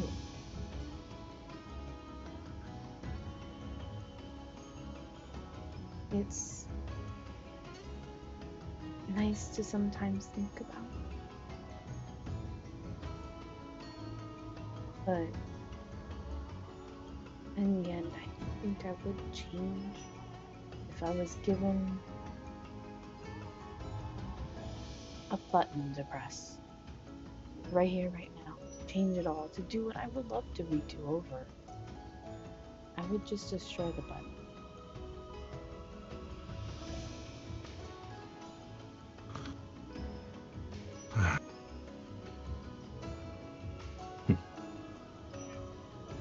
Because then there would be unknown consequences.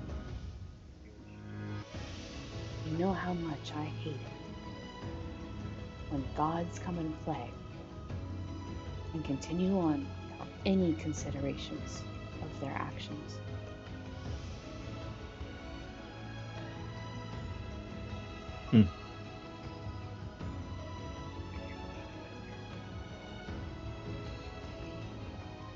I think. I think you may be right.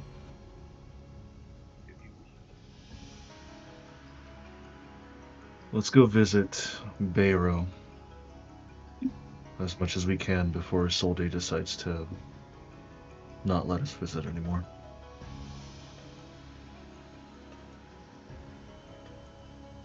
Kaisai, you feel the entire shift into place as you start to feel your mind and body are starting to be pulled elsewhere. Roll me a persuasion, or roll me an arcana check. Arcana, duh. It's a 24. As you start getting pulled away from this space and time and reality, you start to see your vision starts to clash with another landscape, this tree trunk like floor, and these arcana runes are spreading around you, and a portal that has been turned on in front of you.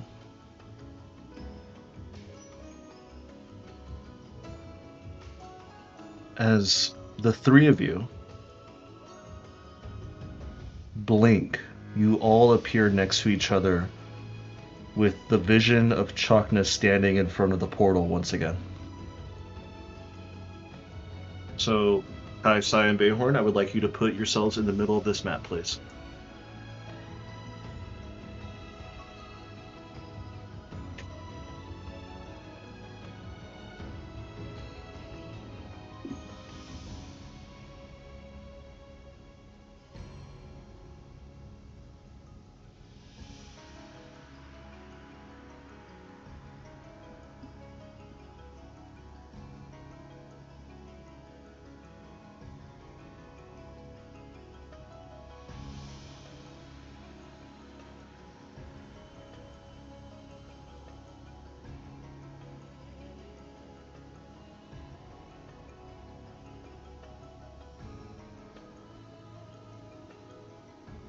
As you guys are all watching over,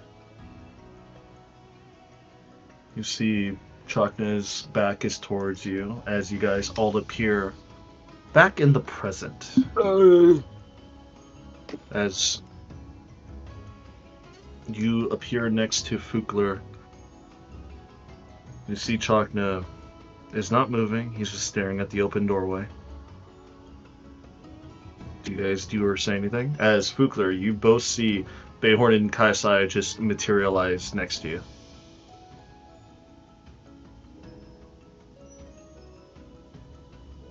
Did I fail my forging test? You do not know. I'm not gonna No, say I anything. say it out loud because I'm like, what happened?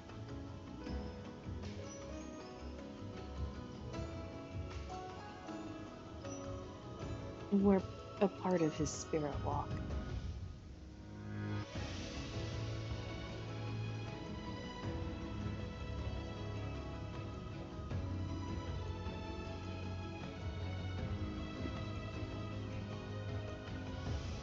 Part of his spirit walk? Mm-hmm. And what exactly does that mean for us? Are we influencing him in some type of way? Everything influences everything. But seeing as where we're on a tree and there is the portal, this is either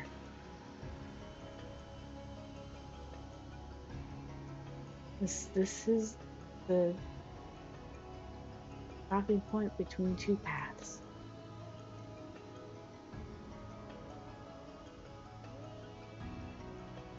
He either comes back with us or he moves on.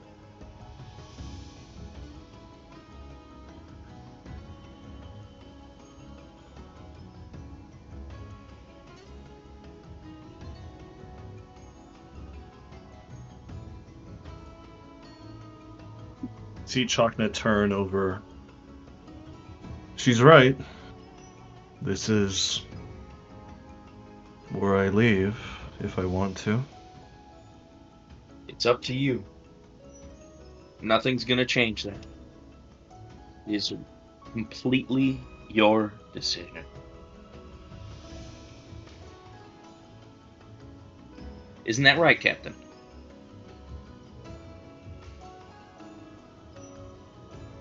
It is. But you won't be alone.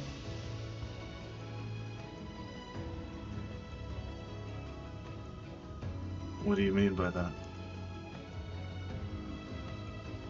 She'll walk up to him and grab his hand and say, if you don't want to come back, then we'll go together. What?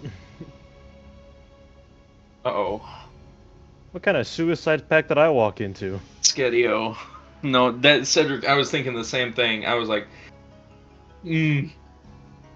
as much as I'm willing to die for Chakna, I meant like die in battle, not just like say sure, why not.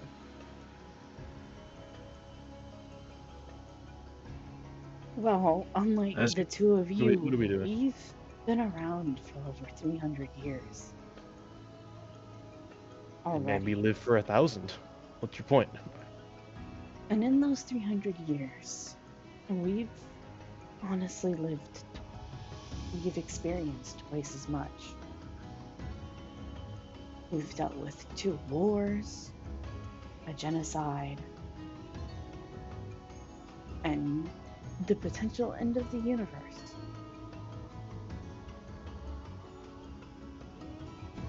And the loss of a child.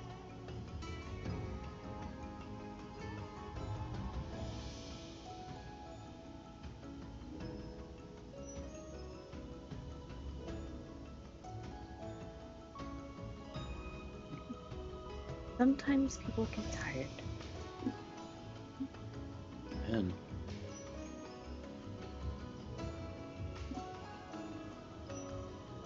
And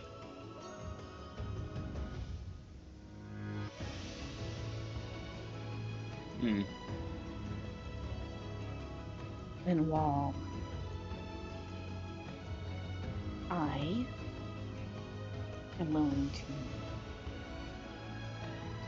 continue to fight and to try and stop this architect, not just let things happen to make a stand, to say no,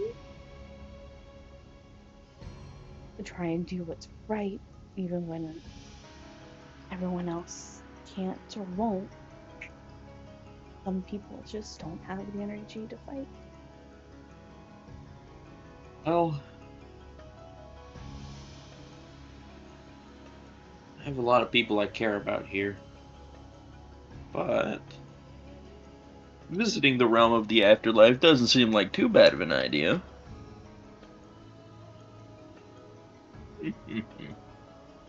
I mean, regardless, even if you do die, no offense, I feel like the architect is still going to destroy everything. Which includes peaceful rest. I agree. So, if you truly wish to experience happiness in your afterlife with your loved ones, your brother, your grandfather, and your father, helping us out would just make sure that happens. Well, not make sure that happens, but puts a bit more surety toward that happening.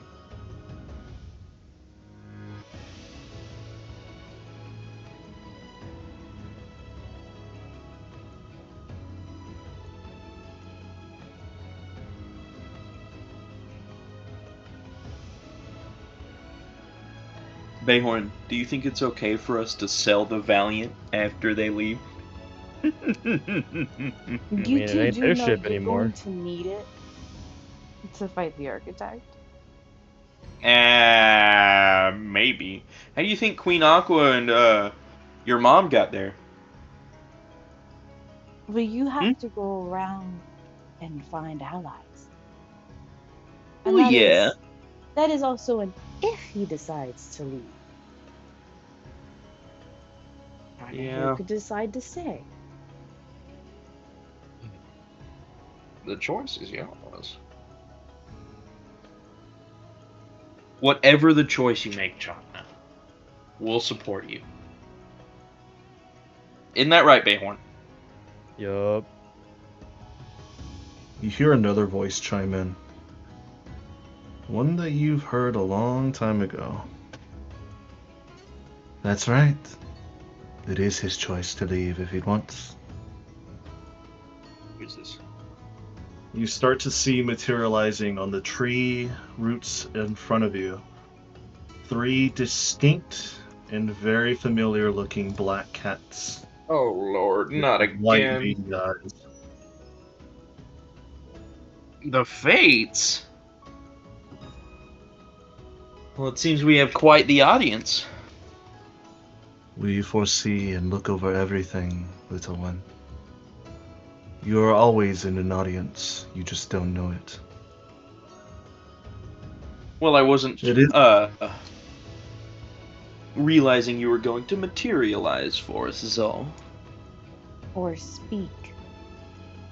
I was That gonna too. say, this is not your party. I'm gonna be honest. Oh, but it is.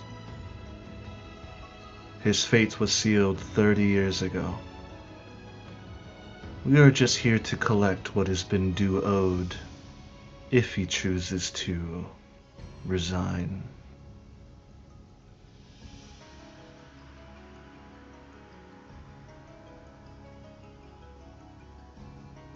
Unless you wish to defy fate once more, Chakna.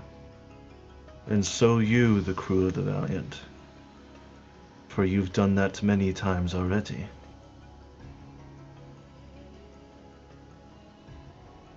And by defying fate, we're trying to stop the end of literally everything, I'm not gonna get including offended. you. But what if that is the fate of all things? A mass exodus, a departure from the living to the next. What if it's all meant to be? What if it's futile to continue fighting? Why not continue? If it's futile to continue fighting, what other options do you have? You don't give up. You don't Laying let down things just is happen. to make a stand. You say no, and you have the guts to do what's right. Amen. Couldn't have said it better myself, Captain.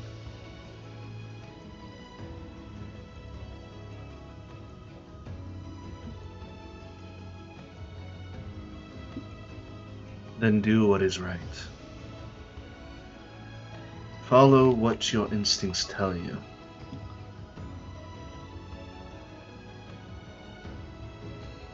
You see that the 3 cats disappear one by one. And the final cat also dissipates. And you see the 3 cats' energies start to merge into each other once again, Oh, Lord. forging into one entity above the portal.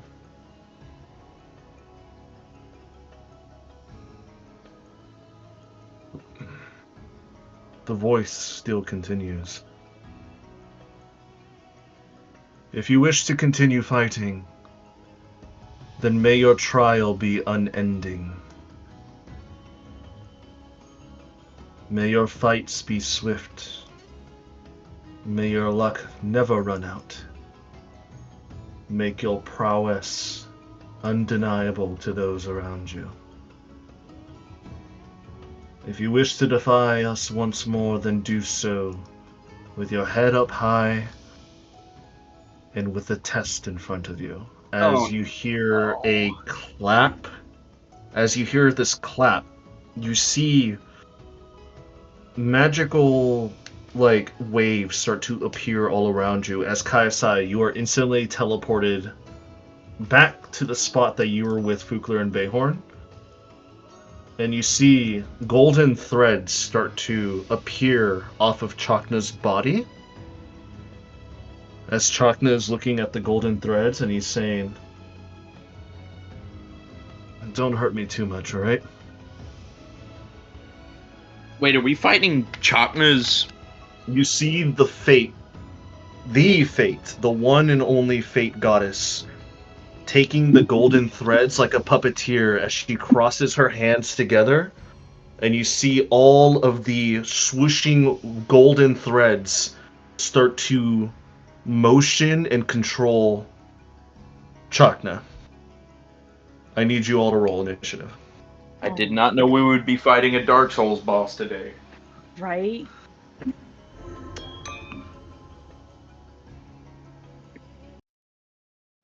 Ever find yourself Like losing sleep Scoob, over your WordPress? I don't want to kill our artificer. Maybe because it's painfully slow. So, everybody roll initiative and tell me what your initiative is starting from 25 to 20.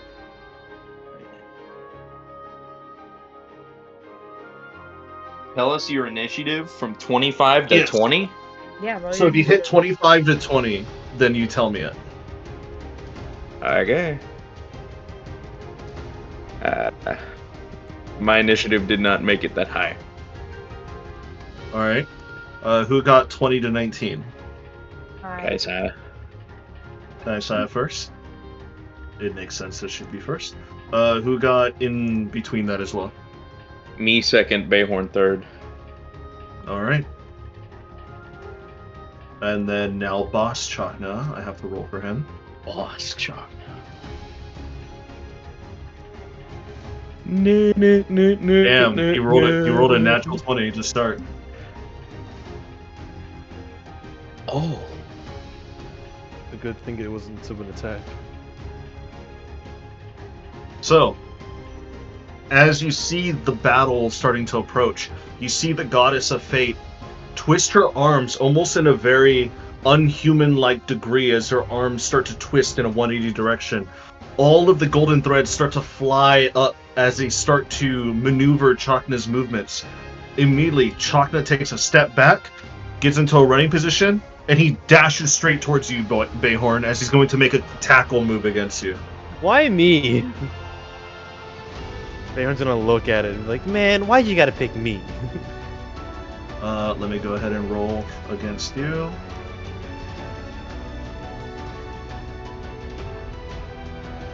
Does a 23 hit you? Yeah. I mean, So I could as shield. you want to shield? It's up to you.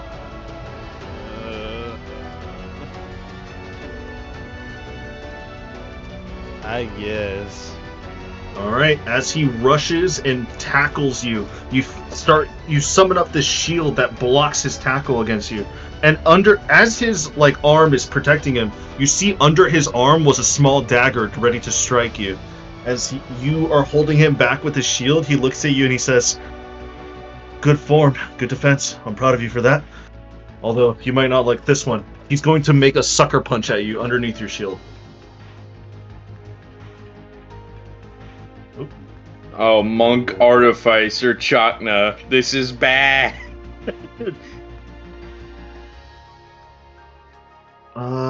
He is going to hit you for a 26 this time. What the fuck, man? I can't cast As- it twice. As you look at him and he tells you his words, you immediately look down as it's already too late. You see his giant gauntlet fist rises up and hits you on the chin. What if you could exchange? He's going to currency deal today, up to 10 times 17 points of damage straight to your under chin as you feel like you probably broke a bone or two in your jaw right there. Voila.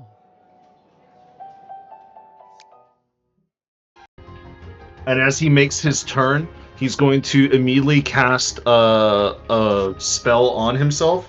You see his snaps his gauntlet, and his fingers snap in like a very red spark, and you see this fire shield start to grow around him. Where was this So, when we Kai's Do I Yeah. know it as It's your turn. Shadow and Moil? You want to Shadow Moil him? No, I said, do I know it as Shadow of Moil? No, it's a fire shield. Oh, it's literally called Fire Shield? Fire shield.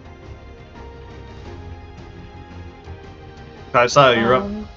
I need him to make me a Constitution saving throw. Con saving throw, okay.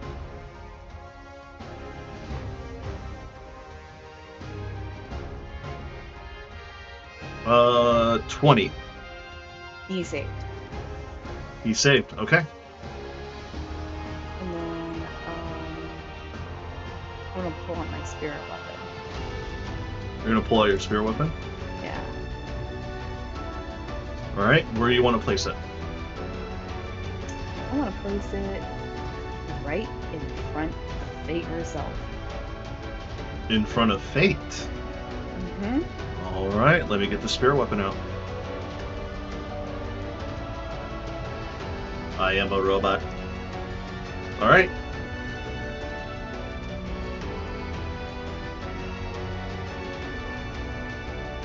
What else are you gonna do? I'm gonna free action speak to Fate and tell her to release him. It's a test. If you punch the concept of fate, you would have a newfound respect for me. Or from me, at least. Because that's Roll metal me as hell. an intimidation check. I'm assuming fate's true neutral. Oh, I'm going to Fate is indeed true neutral. I figured. They have reaction no- cast silvery bars. No good or evil in them. All right, Sylvie Barbs. Yeah, no, if fate wasn't true neutral, I'd be more concerned. I'm gonna be real. Yeah, right. Yeah, no. Yeah, what is up with my dice? I'm swapping dice. Seems like fate doesn't want you to succeed, as your words fall on deaf ears. Is there anything else you're going to do with your last bit of freeness? Are you going to move? Are you going to do anything? Nope. Nope. All right. Wait, Next where's up, my it's- turn? It's going to be Fukler. Wait, how is this initiative working? It's Chakna, Backwards? Kaisaya, you, and Bayhorn. No. Oh, it's Chakna, Kaisaya, me, then Bayhorn. Okay. Yes. Okay, I see it. Your Bayhorn was reactioning. I got you. Yeah.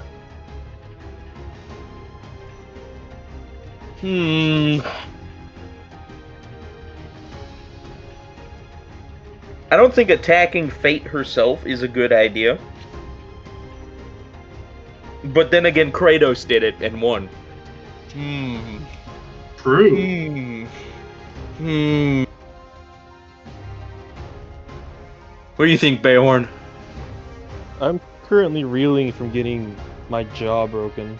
Then speak to me in mumbled words. Ooh.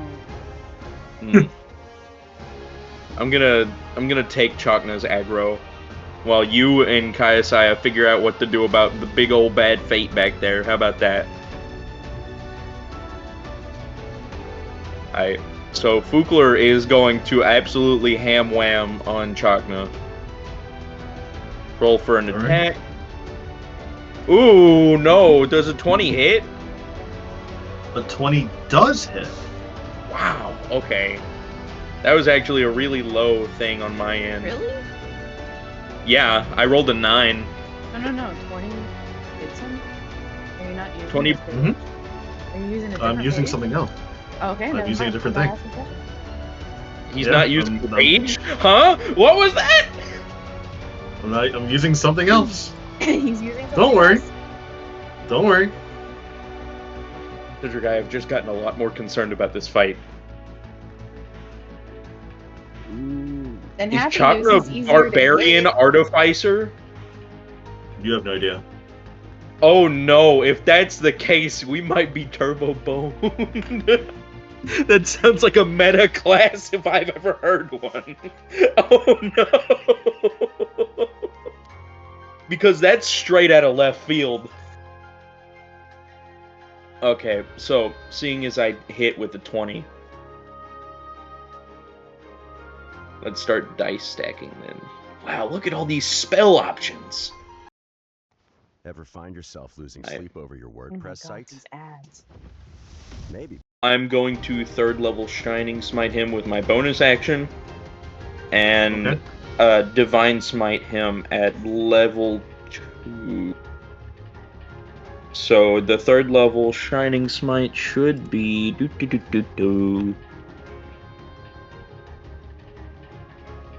2d6 for base at 2, but 1d6 extra, so it should be 3d6. All right. 3d6, and then Divine Smite. Actually, hold on. It's going to be 4d6 because of the Book of Exalted Deeds. It is a paladin spell. And Divine Smite at level 2, it normally would be what? Divine Smite at level 2 would be. Yeah. So I think it's at level 1, it's 2d8. 3. It'd be 3d8. And so it's going to be 4d8 now because of the Book of Many Deeds. Mm-hmm. Yes, because Or it'll the act Book of like it's one Exalted level. Deeds. Yeah. One level up. And then I'm going to add Booming Blade. And let's see what it does. 49 damage to Changna. Fugler's gonna look him in the eyes and say, I'm sorry. All right. So, what were the damage types there? Radiant, and actually, what is Shining Smite? I need to check. Could also be radiant.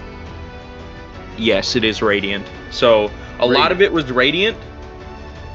Hold on. I didn't add my D8 for my hammer, actually. Okay. Do you want me to add that, or should I just be okay with what I have? Because I've already rolled It's up to you. die. I haven't You added wanna- the D8 plus 7 for my hammer. Just add it. Alright, so 1d8 plus 7. So, let me get my calculator out, actually. Because I'm going to be doing this a lot. So, 49 plus 8 plus 7. 64 points of damage. Excuse me, Adrian. 64 points of damage. Good to know. All right. I don't want to hurt you, Chakna. I'm sorry, buddy. As you smack him around the side with your hammer, you think it would do damage to him, but he just takes the blunt and you hear him grunt. He looks over and he says, The fantastic new he spits out some blood. showroom is now That was a good hit. Explore over 50 full-size displays at the UK's largest. Sorry, Chakna. I feel so bad. And Fukler's gonna move as- up a little bit to his side. As that happens, as you're starting to move up to the side, you see one of the golden threads twinge, and suddenly his arm moves, and he goes for your hammer. He's going to attempt to disarm you. Roll me a strength saving throw. Oh my god! No! Wait a minute! I have a backup, but like, I don't want to lose this. Strength saving throw? Strength saving throw. And I'm moving my dice to my big screen. So 23 for strength 23 to your saving. strength saving throw? Alright, let me Yes. see if he can rip your hammer out of your hands.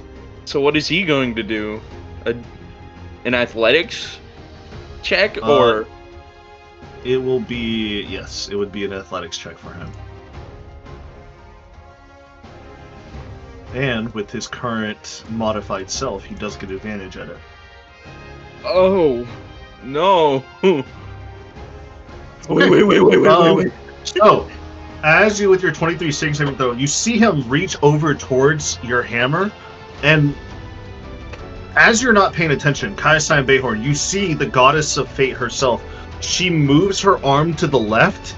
As she does that, his arm also reacts to the left to grab Fukler's hammer. He takes it from his hands, and he's going to make a legendary action to swing back at you. Wait a minute. Hold on. He's going to hit you with your own hammer. There's a smite on that a- hammer still. 27 to hit. There's a 27 to. Okay.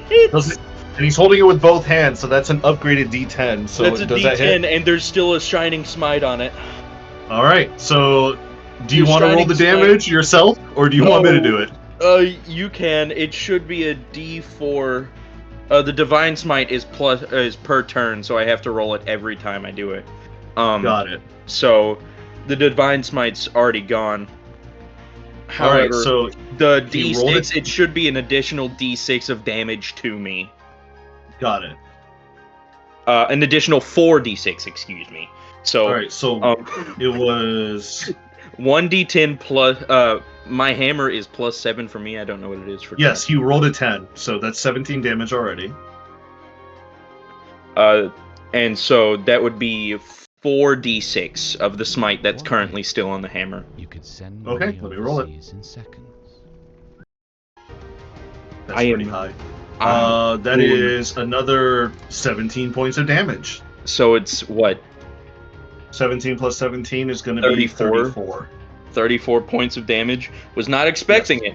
I'm going to have And to switch As to he my secondary. smacks you across the head like that, he just says, "Sorry, buddy," and then now he's just holding onto your hammer in a battle position.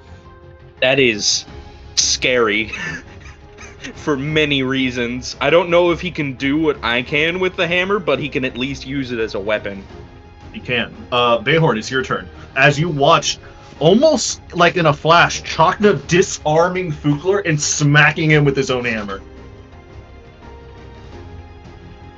I don't like this. You think you don't like it? My jaw's broken, okay?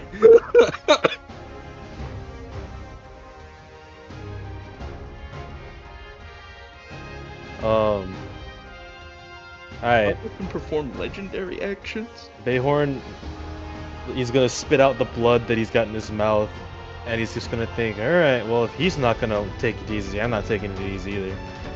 And while holding his Stormbringer, he's going to dash behind him, since he's currently battling Fugler, and make a precision attack against where one of his vital organs would be. Okay. All right. Roll to hit.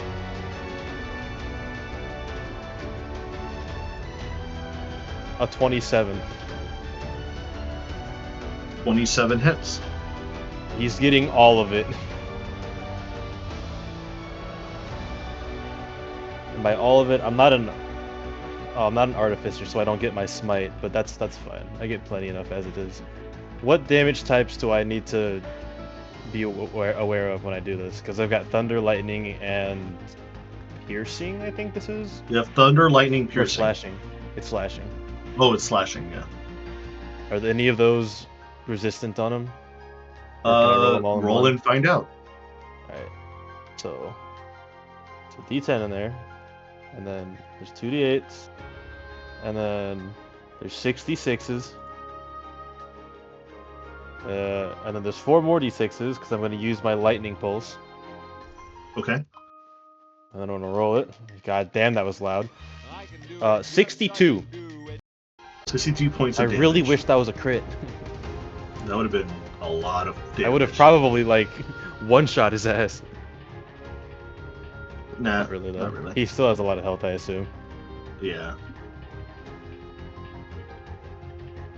As you slash across his body with your thunder, lightning, and your slashing damage, you see that he himself isn't reacting to it, but you see that as you're slashing at him, the glowy bits of fate that are latched onto him start to wane a little bit.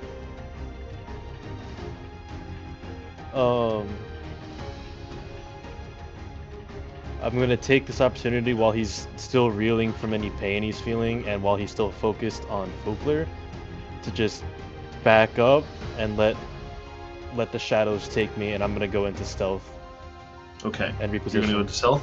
Roll into stealth.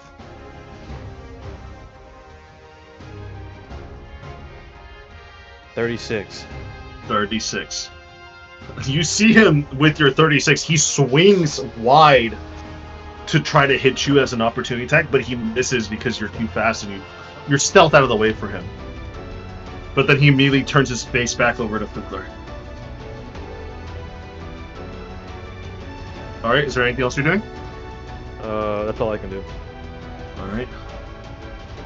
You see, as Chakna's currently looking over where you were at, and now looking over at Fugler and Kayasaya, he just goes,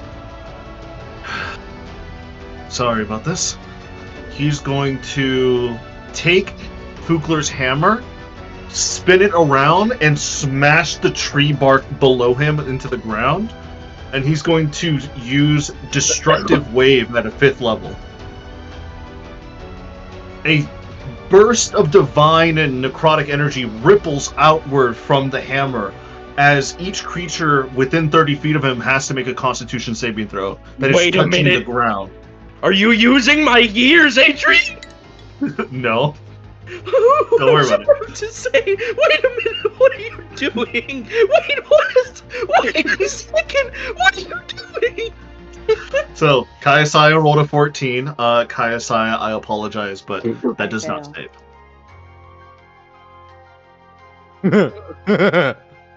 Bayhorn, that does not save. So sorry. Oh, I have to make So a con sorry. saving I throw? apologize. Oh, wait, Yes. Kayasaya has a +3 since she's near me, by the way. Oh, She's friendly. yeah. Oh, Worried about So that? she does has... not DDoS save. attacks. Still Malware doesn't Well- save. your Yeah, WordPress if site it's close that enough. keeps Oh your- wait, I can't. I don't have it is. It's actually. I will say, it is close enough. 25. Oh wait. Fugler saves. Go figure. The tank Adrian. will save. What are you doing to my hammer? I don't have my reaction to He's use using. those He's as using well. Destructive Wave. He's using It's a this. spell. That is not on the description. He has his own spells, I'm sure. If he's Yeah, he using has his own spells. if he's using his own spells, okay, but that says the necrotic and radiant, and I was like, huh? Hey man, we're fighting against also the here fates. fucking with fates. Oh, the fates have unlocked my hammer all the way temporarily. I see, eating bastard. Yes, as I said, the fates are messing with fate and accelerating things for their own pleasure. And you Okay, know, so you're gonna- that's disgusting. I can't do anything. Are you gonna help your con? You can't. Okay. All right. Everybody's You gonna won't? take 10, 20. Okay. I Everybody's gonna take. saved. Yeah, I know. Well, Bayhorn and Kaisa are gonna take 20 d6s right now. Oh. So, let's How see many? what happens. Alright, well I'm gonna die. That was very low. That Okay, was a maybe little bit not. better. Oh, never mind. So in total, for those who did not save, you're going to take 60 points of damage. as both radiant and necrotic energies start to blow out from Idrisil's tree trunk, as fire starts to spread out from the ground into these blooming waves of energy. As Bayhorn, Kaisai take 60, Fukler, you take 30. I'm also resistant to necrotic. So, let's. Oh, that's right, you are. Yeah. Alright, so the Fates are going to make their own legendary action. They're gonna spin a weave and throw like a lasso over to you as the golden Fates of Thread pulls out your resistance. That's bullshit. As I said, fate is fucking with fate because it's what she wants. Wow, okay. That being the case, okay, I'll take the 30 points. How many points of damage did you say it was? 30 points of damage. For 30. you. For them, it's 60, because you saved. Okay. What, are they gonna pull my save out next? This is bullshit.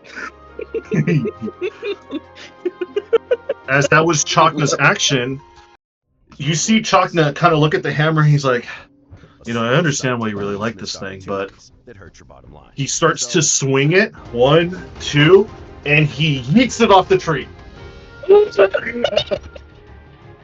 You then see him look over at you. He does the hand motion that he reloads his fists, and you see this bright blue flash happens around him. As you see, he's not wearing armor anymore. He's wearing beads of monk like garb and a large like robed cloak for monks that are made for them. As he's now turned into a monk. Did he just change his class? He did. Mid-fight? Kaisai, it's your turn. Yes. Um, And I thought I'm my gonna thing was broken. need Chakna to make me what is it? An intelligence saving throw. Ooh, an int saving throw? That's actually good because What do you- he's a monk now, so he doesn't get proficiency. What, are you gonna feeble mind him? Vegetable? No. Does he pass with... Let's see. Does he pass with a 5, Shelby? No, he fails and turns into a petrification. Okay. What spell is this again? Basilisk gaze. Basilisk Gaze. Okay. My So eyes it doesn't flash happen red. automatically, remember. No. It has to happen over terms of 2 turns. No, it doesn't. I'm reading the spell. Oh, that's right, now. For because- the duration, That's right, my because... eyes glow yeah. ruby red radiance, emitting a dim light within 5 feet of me, and as an action and part of the casting of the spell, I turn a creature petrified. It's an intelligence Okay, saving so throw. then, at that point, since he won't be able to get out of it, he will be using a legendary saving throw to pass it.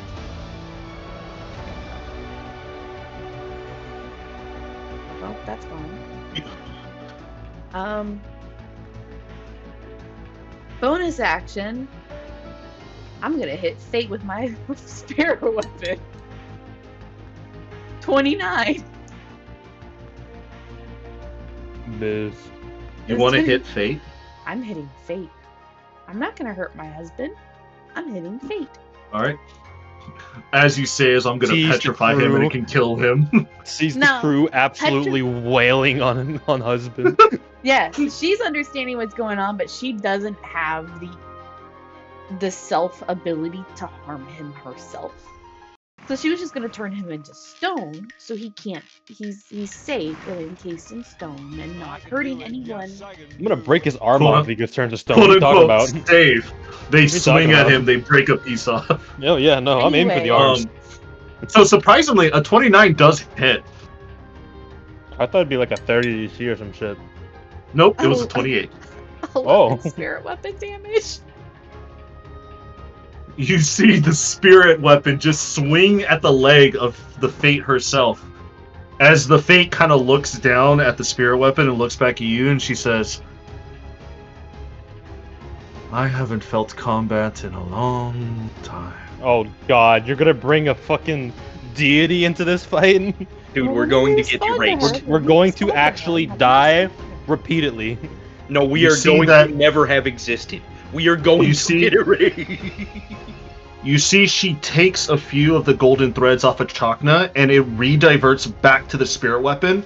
As the spirit weapon looks like it's malfunctioning, it lowers its guard, re-ups itself like in a fight, and it turns and it looks at you. Congrats, you gave it another fucking puppet. But it's one less Hmm. control on Chalk now. All right, I don't Adrian, know. be honest No, with me. it How no, much does that it spirit did weapon help. hurt now? You want to find out? I want to know. I don't want to get Don't hit by worry it, about but it. I want to know. Sai, is there anything else you're gonna do? You did say this helped. It did help. China is less controlled now. That is my goal. I want my husband. Is there anything else you're gonna do, Kai-san?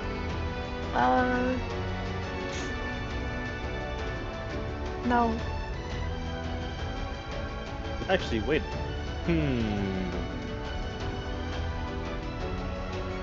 What is it, Bayhorn? He says, Hmm. Hmm. Wait, did his ability scores change or just his proficiencies? Oh, they did. Oh, they changed, all right. His entire being changed. Like he has a different ability score for different things now. Nope. Yes. That's some why I stupid went with shit, bro. Basilisk Gaze, because I knew it would affect, because his intelligence went down because he changed into a monk. Don't monks have crazy as shit wisdom? Yes, which is why I had to use Basilisk Gaze to hold him in place, because the other options were not gonna work. God, we're gonna die. It's over. What if your money never sat idle and It's could earn Jover. up to 5%? But also, Fate's controlling Joker. him, so I'm targeting Fate, because she's upsetting me.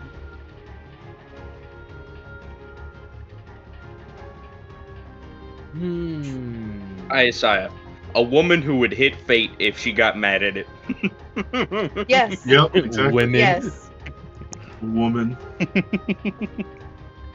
Sips tea. His soul, they would kill me. Yeah.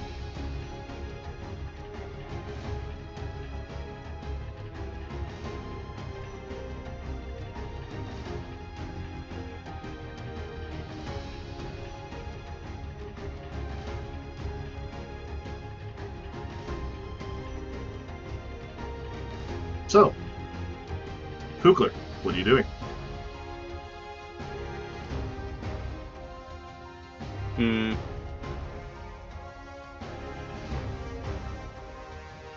Currently, well, I'm not gonna hit him with my fists as much as I really want to. I'm going to do something else. Okay.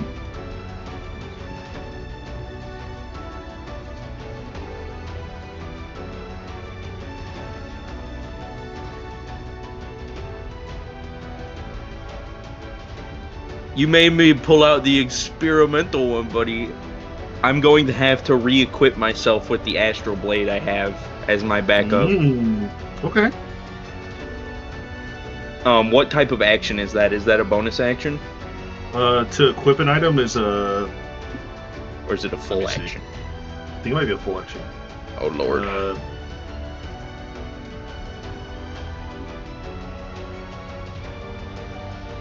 Let me see. But you can equip or put away one weapon per turn for free. Beyond that, it's an entirely full action for a second one. Okay, so if I was to put away one and then re-equip one, I would have to do an entire action. But since my entire hammer's action, gone, Yeah, since he took your hammer and yeeted it off Yggdrasil itself. I am going to take out my my Astral Blade off my back.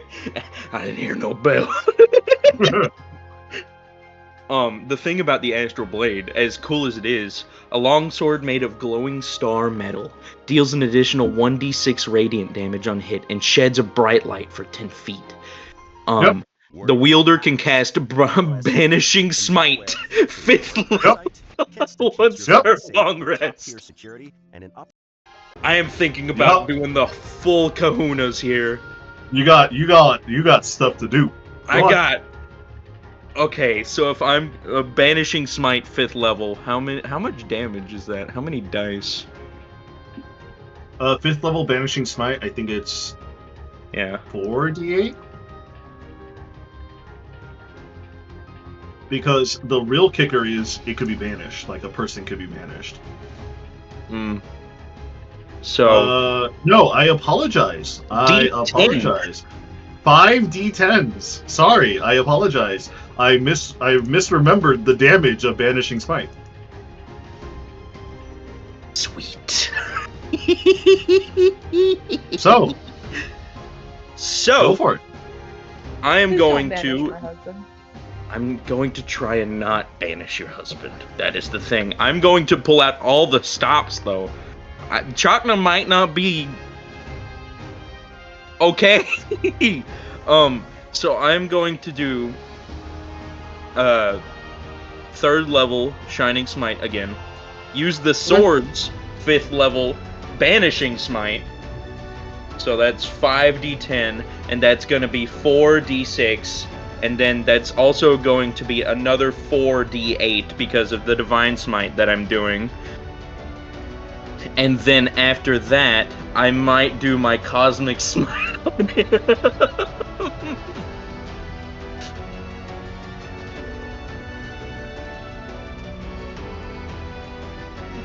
Shut. If you don't want me to do this, tell me now.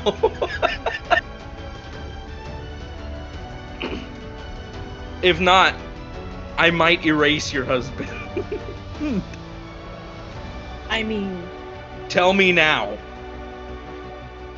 please don't kill my husband. But you also got to do what you got to do. Bayhorn, what do you think? 1 Do grunt it. for yes, 2 grunts for no. Uh, Okie dokie. That's 8 extra D8s. As I said, please don't kill my husband. But do what you got to do. So that's 5d10, 12d8, and 4d6. I'm sorry, Chuck. Oh my god. It looks over at you and says, 101 damage. "Don't be sorry. Just do what you have to do." I'm gonna go for his legs. And how much damage did you do? 101? 101. I might go clean through his legs.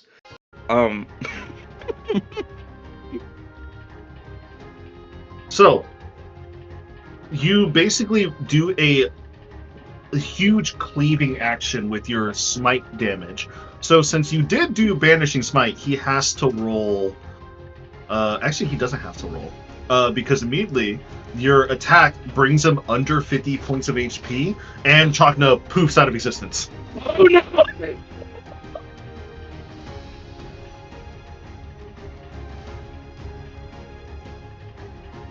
You did this huge cleave action, and as you you kind of look down and look back over to his position, he's gone. I'm gonna look at fate.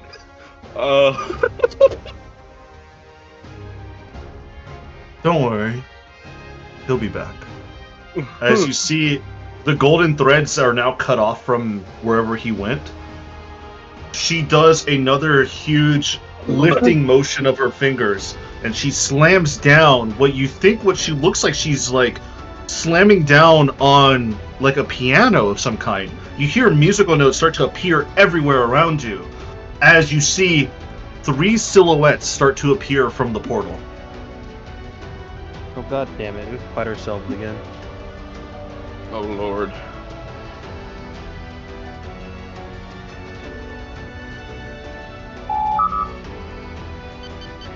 You see not one. You see not 2. I didn't have to fight myself last time. No, You see 3 separate Chaknas Oh, coming out of the portal. You see a younger one, a version from the past that you met with, Bayhorn, with a double-sided blade in his hand. You see another one, the one that you just banished that still has fresh blood coming from his legs. And you see the older one that you dealt with, Kayasaya, on the right-hand side, the one with the gold-grayed hair.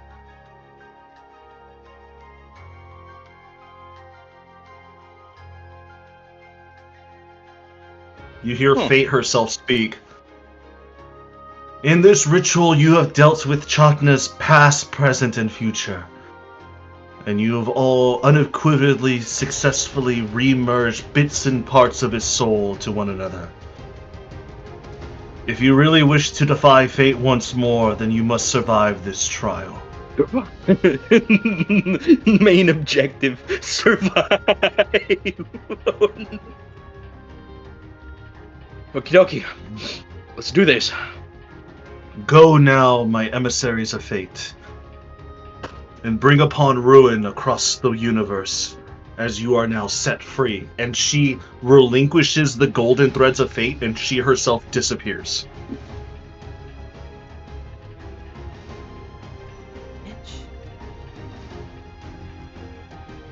Is the spirit weapon still aggroed onto us? Yes. So, Fukler, as you see 3 separate Chaknas coming out, what else are you doing? I have movement and another attack to do. So the one in the middle is the one that you hurt badly. The one on the left is supposedly the one from the past because he looks a lot younger, and the one on the right looks a lot older. So he was below 50 HP and he got banished? Yes. How much damage did I do to him? Or is that forbidden knowledge? That is forbidden knowledge. Okay. So since that's forbidden knowledge, the young, inexperienced Chugna is probably the weakest. And the old graying monk is probably going to destroy us. Decisions. I don't know, man. One's inexperienced, one's past his prime, and one's gotten beat up already. Which one do you think could... Alright, Bayhorn. Question. Which one do you think would be the toughest to fight? The old graying monk on a hilltop up in the Himalayas, or the youngest monk there? They're both very dangerous. I think the graying monk is the most one. And for that reason, I am very scared of Chakna. However, I'm going to try and finish business with the one that I have been doing business with. And which one is that, Adrian, on the map? I'm sorry, what was that again? Which Chakna is the one that's currently bloody? The one in the middle. It's literally past, present, future. Bukler swings up and beelines straight for him. You ever seen that Markiplier meme where he's jumping across the room to punch you? To punch the camera, yeah. Dude, that GIF, I don't know why, whenever I stare at it, it looks like it speeds up, by the way. It does. That's what Fukler's gonna do across the room with the sword. Okay. So, because of that, Fukler is going to need to make an attack roll. And with the Astral Blade... Oh no. Does a 17 hit? I don't think it does. A 17 does not hit. Oh no. Uh-oh. Spaghetti-o. Fukler is going to miss, and he's used his bonus action already, so he is just sitting there near Chakna, waiting for his demise. Since you missed, he's going to use a reaction to reactionary strike you. He's going to take his palm and literally hover it over your chest, and then he does a 1-inch punch. So let me roll to attack. Does a 25 hit you? Does a 20? Yes, it just does. Ooh, it just does? Alright, good to know. As he hovers the palm over your chest and he looks at you and he says, I'm sorry, my brother taught me this. And then immediately punches you straight in the heart with the 1-inch punch. He's going to deal... With 1-inch punch, he's going to deal 68 points of damage. 68? I am Pokemon low health noises. You literally feel your heart skip a beat as you feel like, oh my god, am I gonna die this second? But you manage to catch your breath and take a step back slightly to look at him. And he just stares at you and he just gives you like a sorrowful look. Don't be sad. We're here to help you. I appreciate it. Bayhorn, you're up. I am going to have to use a lot of lay on hands, though. I need to heal. I'm at 14 health. So what are you gonna do, Bayhorn? Heal. Alright, how are you gonna heal?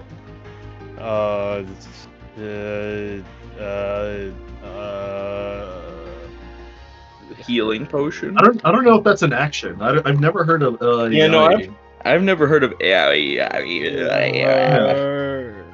that a new spell? Is that from the new 2024 book? It sounds like it would. Yeah. What are potions considered? Are they actions or bonus actions? Actions if you have somebody else drink it. Like if you pour into somebody's mouth, that's an action. If you drink it, it's a bonus action. Missed opportunities that hurt your bottom. You never use your bonus action, anyways. Yes, I do. When? I used it like the very first turn I had. Yeah, he went to hide. Yeah, and you got your jaw broken, idiot. That was after that. Drink the potion, heal your jaw. I actually have a couple regen potions that I need to drink. God damn it!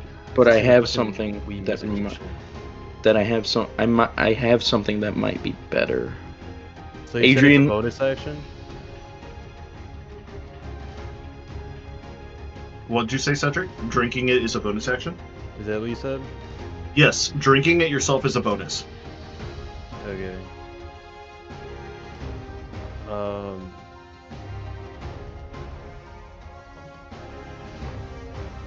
I'm going. I have Oh, not. Shelby, did you turn off the heat, by the way? No. No? Okay. Why? Because I'm feeling my radiator and it's starting to cool down. I'm like, is that because the heat's off or because my radiator's stuck? It goes off if downstairs. I know. Okay. I did not think I'd have to use this. I'm going to drink one of my superior potions of healing. Ooh, okay. So I'm gonna gain 8d4 plus 8. 8d4 plus 8? Alright. Lord knows I need it. 17 plus 8 is 25. That's still not enough. It's never enough. But it's better though.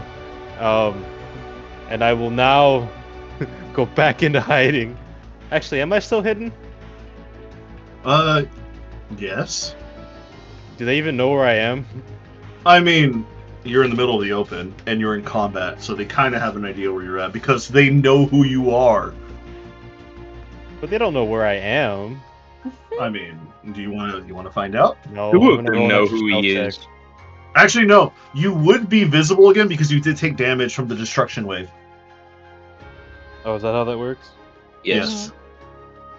You failed a con saving throw. Yeah. Yeah. Okay. Yeah. I rolled a 38 to stealth.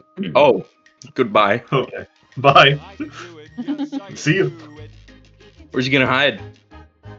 Remember, Yeah, where are you gonna hide? I fold into whatever shadows are near me, and I'm next to this What big shadows? ass tree. Here's the thing. Here's the thing. Fukler emits a bright light from him now. Maybe. You know what that means? Hiding Things on the get- side of the tree. Yeah, things get cast in the shadows if that's how it is. Like a monkey. Monkey. Monkey. No, maybe Alright, I'm so gonna they weren't probably go like way the fuck back here. He's like, I'm running away. I'll be back. Don't worry. Adrian. Remember what I told you when it was just us two talking. Oh yeah, yeah. Remember what I told you. Yeah, I remember. I'm enacting that plan right now. All right. So is that your turn for now? It's gonna have to be for now. I'll have to do more on my Alright. next turn. All right. So now it is going to be the spirit weapon's turn, and then past and future Chakna's turn. I have a question. The spirit. What is your question? I'm the one who initially casted the spell, and therefore Yes. I should dismiss it. Yes. So, can I choose to dismiss the spell now and have it go away? Yes. I do so. It does so. Congratulations. I had a feeling that's how that worked. I was trying to save it for like an instant card magic of like, oh, you're gonna do a thing? No. Okay. It is now going to be past Chakna's turn. He's going to take his double-sided blade and rush towards Fukler, and he's going to make a few swings at you, Fukler. Oh no. This is bad, guys. This is bad. I am very low health. We're Very. all well.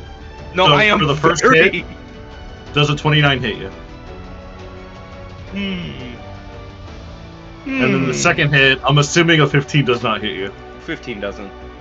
Okay, 29 so does. first hit, second one misses. He's going to hit you with some stuff. You see he's holding the blade with two hands as well as he makes a large wide swing at you. Yeah, Kayasai, you said you're low HP. I have 3. Oh, Oh, you have 3? I have 3. As you guys It watch took my over, resistance away. as you guys look at Fukler, this past version of Chakna literally rushes towards him, strikes him at the side of his rib cage, and immediately bonks the top of Fukler's head with the pommel of the blade as Fukler is now knocked out. DDoS attacks and malware Help. affecting your WordPress site. Help me. You're gonna have to do something because I can't run away and I can't heal myself if I'm out cold. well, here's the All right, problem: is there's so- two more Chaknas who are gonna go next, and we're also very low health. This is gonna be game over now.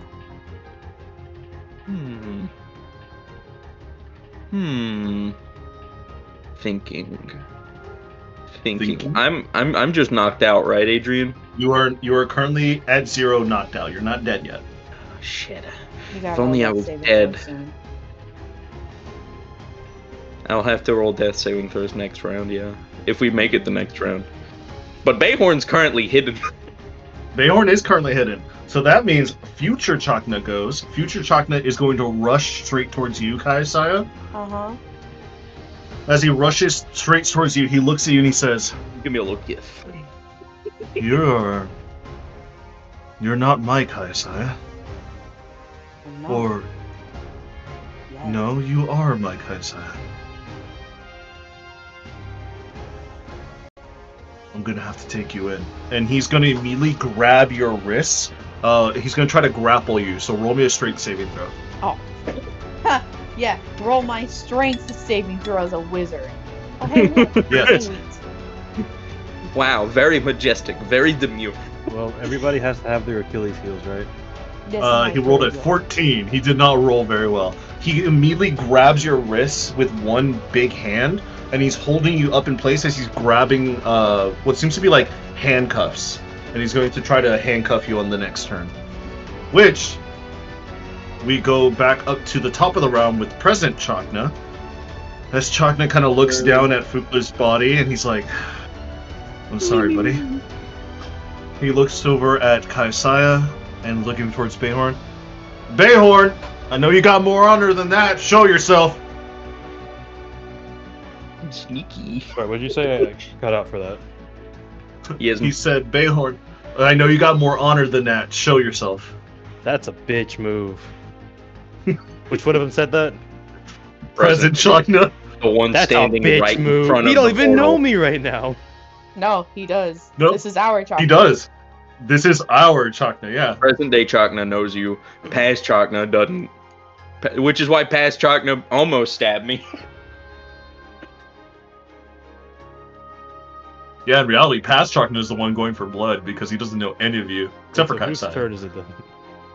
It is present Chakna's turn, but present Chakna is holding his action until he sees you.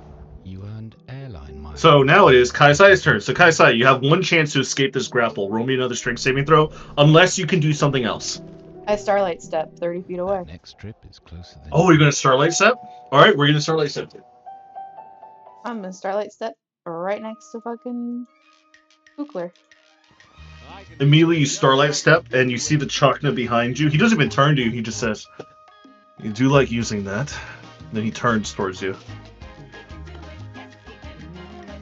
I will then bend down, touch Fookler on his shoulder, and cast Cure Wounds.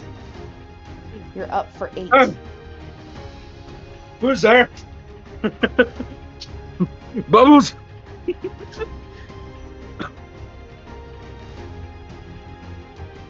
So I was. You're up for 8. How far was I in the hole, Adrian? Not that far. And I'm up for 8. So 8. Alright. So I wasn't that far in the hole. Yeah, you were not. Okay, so I'm up for 8 points. I didn't get no bell. So Why is my Kaisai, that was head your hurt? action and bonus action, right? Mm-hmm. Alright, so are you gonna move freely anywhere else, or are you gonna let Fookler take his turn? It don't fucking matter where I go. They're all gonna be able to reach me. This is true. I'm gonna stay next to Fookler. Okay. And help him out. Thank Okay. you. I appreciate that. Alright, Fookler, you're up. Okay. With this happening, Adrian, I have an important question for you. What is your important question for me? Do you consider Lay on Hands a spell? It is a paladin ability, not a spell. So Quicken spell wouldn't work on it? It would not. But I would allow it if you wish to burn your meta magic.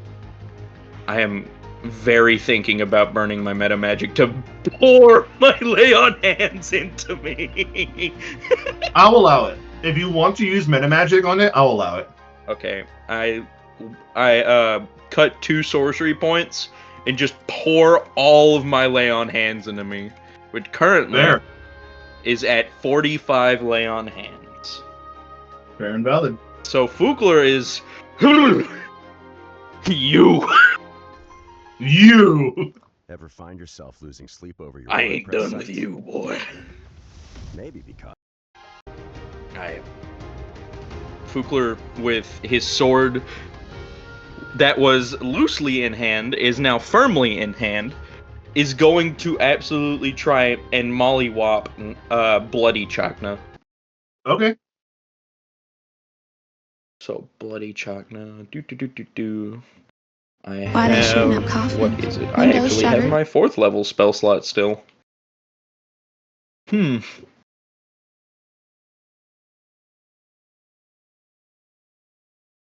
Who's popping in and popping out? Me, time ran because out. my time ran out. I'm able to come back in almost immediately. Lucky you. So, this plus 7. I cannot. So, Well, you're gonna have I to use think the middle useful move Chakna then. is poofed. Yep. What'd you roll? I rolled a 47 plus 7. How do you deal the final blow to President Chakna? Well, I'm going to actually have to fight him. So Fookler is going to make an overhead slash with his sword. Assuming Chakna would try and block it with his gauntlets, Fookler would, is yes. going to try and dispel his hands. And while Chakna currently has his hands dispelled, is going to go in for the counter swing right under his left, armpit. So Got he's it. gonna go. Oh, that's a nasty place to hit too. He immediately blocks with his gauntlets, and he blocks very nicely. You see that his gauntlets are starting to crack under the pressure, but as you see he's like more focused on the blade, you let go of the blade on one of your hands and immediately hit him right underneath his left armpit, and he goes, "Ah! That was a cheap shot, Bookler, you know it." And then he Sorry, falls to the buddy. ground and he crumples. I hope he's not dead. No. All right, Fugler, what else are you gonna do? Turning to the other Chugna like a stone. You. You. You're the one that put me on the ground. Anytime I think of somebody saying you, I think of Edward Elric with his big old finger looking at Alphonse. You! Yes! You! Oh my god, dude, yes! That's exactly what I was thinking. We share, dude, we're two online and we share too many brain cells. Exactly. Rolling to hit that Chakna. Does a 24 hit him? 24 definitely hits him. I do. So I'm gonna do the exact same thing again. This is my last 3rd level spell slot. And my second to last 2nd level. So boop boop boop boop boop. Boop boop boop boop boop boop boop boop boop. And then this plus 7. Oh! Oh no. Ooh! How do you deal the final blow on this Chakna? Oh no. So this is gonna be 59 points of damage. Yep. Man, I'm not sure because I just finished off other Chakna. So Fukler is once again with sword in hand. He's gonna try and go for another side strike blow. But if Chakna does block, he is going to go for an overhead counter strike. Okay. Going down on the shoulder blade. I don't want to cut through his noggin. No, that's fair. That's fair. He does attempt the first strike block, and immediately you counterattack, swinging your blade up and around, and you hit him on the side of the shoulder, not enough to, like, decapitate him, but you manage to deal enough trauma and damage to the side that he immediately, like, backs off and he grabs it, and he starts to crumple to the ground, still breathing, but he just crumples down to the ground now. Good, he's not dead. He is not dead, no, thankfully. Bayhorn, you see on the other side of the arena, you do see that Fugler and Kaisai have taken care of 2 out of the 3 Chaknas. I assume with Fugler's second attack, is there anything else you're going to do, Fugler? That is it. Alright, Bayhorn, you are up. He killed the one that was targeting me, right? Yes. Why is this one... That's the that old one was dude. the one. That's the old one grabbing Kaisaya. Okay.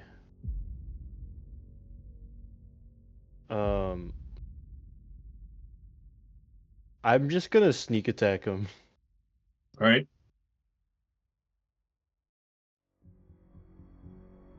And hope that it hits. I think it hit.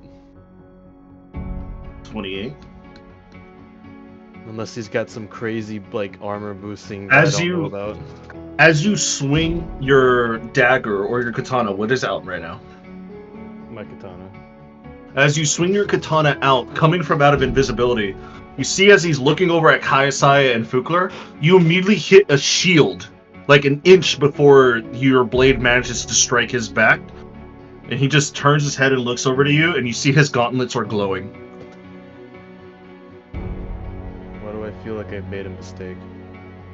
He turns over and looks straight at you, Bayhorn, and he looks at you, almost perplexed in a way. I'm so sorry, Bayhorn. I apologize for what is going to happen to you.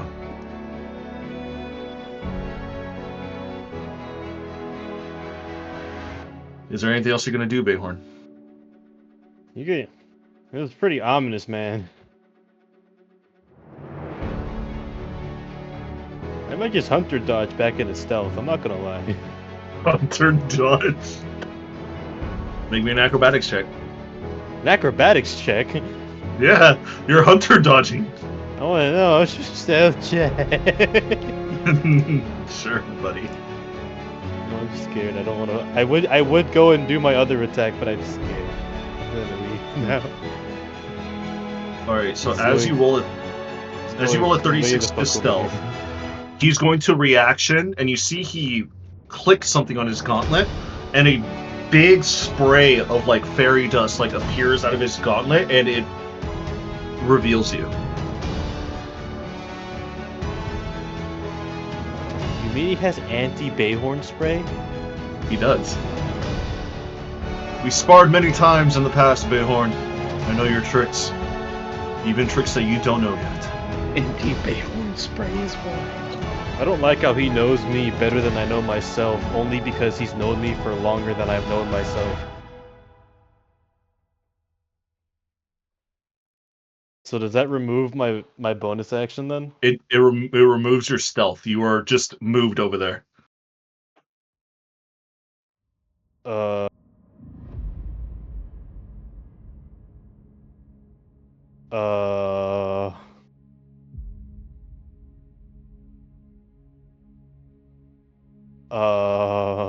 What are you gonna do? I guess I'm done then.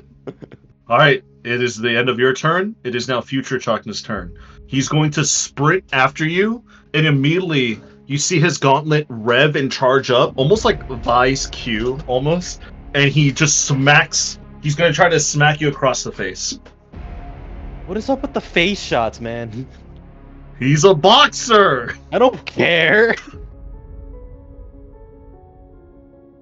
Damn, that's rough. Natural 20 for 31 to hit. I'm just gonna let it happen. I could silvery barbs it, but I'm just gonna let it happen at this point. Do you want to still? You can still rebarbs it. No, it's okay. I'll still read You're like barbs. it. No, it's okay. I'll still What read happens barbs. to me? Anti-Bayhorn I spray, wanna what know. did it do? What happens to me? I wanna know. Alright. Do you want to know? Yeah. Okay. He wants to know, everybody. You heard him here first. So first off, that was a long spin on that dice. That was a little too long, in my opinion. I've got a way to negate it a little bit, but like. All right, how much HP do you have? How much damage you doing? I'm not telling you. Fuck you. How much damage you doing? That's the ultimate. What's your budget? What's your rate? He is going to deal 39 points of damage. You're a much HP do you have? bitch. I have 39 points Oh, of do you? health. You Yeah, immediately know what, see though? him. I have uncanny dodge. Fuck you. Oh, okay. Fair enough. He immediately sprints after you, and you see his gauntlet start to rev up, and you see steam coming out of them as he mollywops you on the side of your face. You feel like you've broken another like jawbone as you like spit out some blood, and you think you spit out a tooth there, and you are feeling like completely confused. You just been hit by a boxer like coming at you faster than Mike Tyson does. Everyone's just like slurred speech, like trying to like get a solid like eye contact with Chakna. So remind me. He then grabs you by your man bun and he headbutts you. Okay. How much does that do? So he's. Let me roll to hit first. Alright, it's 39 divided by 2, which is like 20. 20 to hit on the headbutt. Okay. Does that hit? Yeah.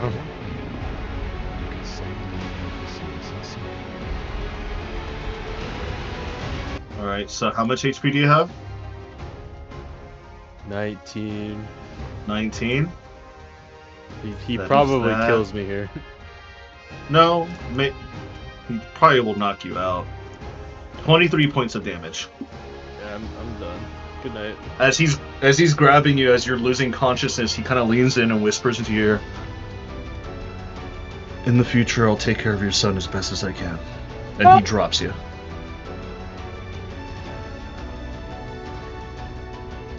And you are out.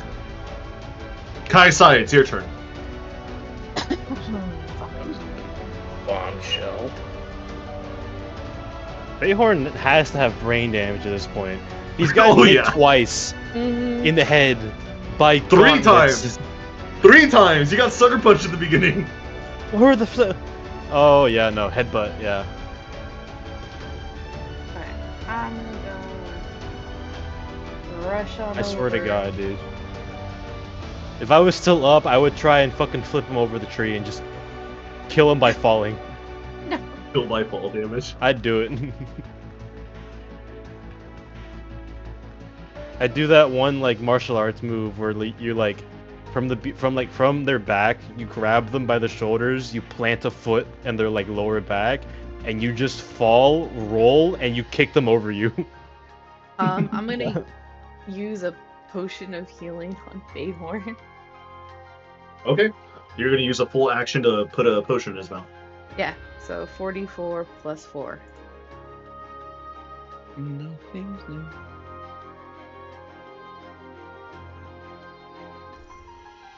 Nothing beats a vibe holiday. So choose from You the wanna best roll or I hotspots, roll? like Ibiza. You roll it. Okay. And Little Nightmares is back in 10. what's it called? You got 10 health. I rolled really bad. Damn. I wanna fucking kill this guy. He isn't the real Chakna, that's okay. Not yet, anyways. So, with 10 HP in your system, you are now up and around. Bayhorn. Bonus action, I'm gonna need him to make a strength saving throw. Wait, is this Chakna from Campaign 3? Yes, No. maybe. Maybe. Are you lying? Are you lying? We'll figure it out. We'll figure it out. You little bastard. I knew it. I Figure it out. knew it. Is Chakna wearing metal armor right now? He is.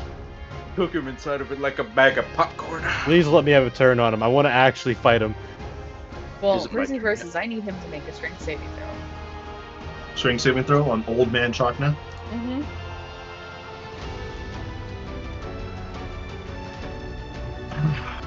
Since he is not linked with the Fates anymore, he only rolls a 19. Or no, not Only? 19, sorry. 17. He Oh. fails. I push him back 5 He feet. fails. You see he gets pushed back 5 feet. That is my turn.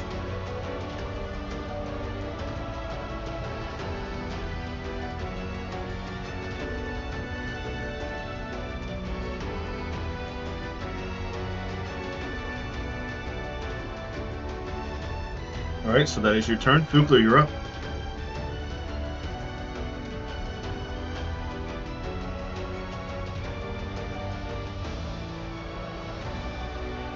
Split like wood.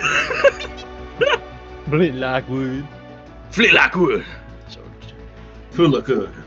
Fugler. Yeah. Making my way downtown. Walking fast.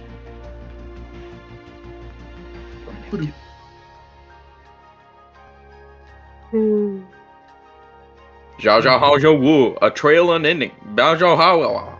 What? That's what I see is currently happening. The playback will resume in 43 seconds. I'm sorry, Cedric. I see. It is Korean on both sides of it. Huh? I'm disappointed in you. What'd you say? You disappointed in me? I'm sorry, Cedric. Did I really actually disappoint you? You're not sorry. You're right. I'm. You hate Koreans more than me, so Damn. it's true. Nobody hates Koreans more than a Chinese, and nobody hates Chinese more than a Japanese.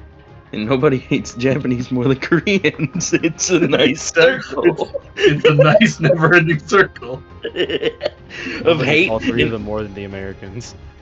Oh man. I mean, to be fair, the Americans did drop a sun on Japan twice. And yet Japan is one of our greatest traders in current commerce. Stay winning. Imagine the timeline where we didn't nuke them. There wouldn't be anime. They'd still. I'm be- so sorry, ladies and gentlemen who are listening to this. I agree. I I am so sorry. No, you're I am actually sorry. not. Alright, so current Chakna? No, this is future Chakna. He probably has a really big health pool. What level is he? Just a little peek. You want a little Just peek a- at him? He's What level is at his age, he D-leveled from 20. he? He D-leveled from 20. Really? Yeah, from his old age. So we're not at Prime Chakna. We're at... How far down did he go? He's like level 17 right now. Oh no! Okay, gotta take him seriously then. Good to know. Fukler is going to use his 1 4th level spell slot for Divine Smite. In which case it will be 2d8 for the beginning. So 1, 2, and then it's going to be 1d8 for every time up. So that's level 2, level 3, level 4, and then one more because it's Book of Better Deeds and stuff. Yay! And then I have the regular stuff and this plus 7. 57 plus 7. 64.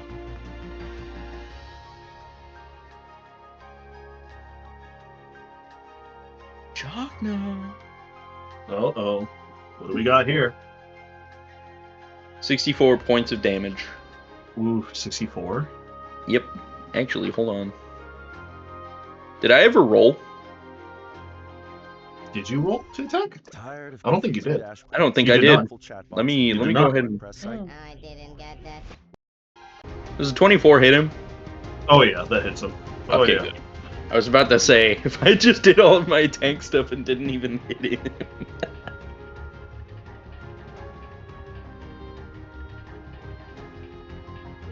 Alright.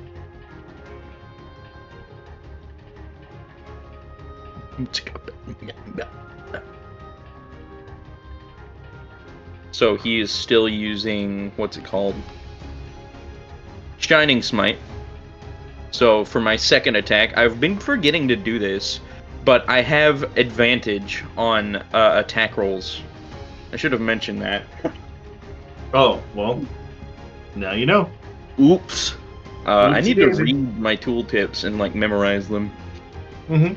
But I'm gonna go in for another attack, a second one. So let's roll to hit again. But this time at advantage. Okay. Also.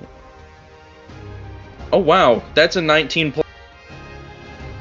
plus 11. That's a 30 to hit. Oh man. Is that hitting? Oh yeah. Oh yeah. Okay.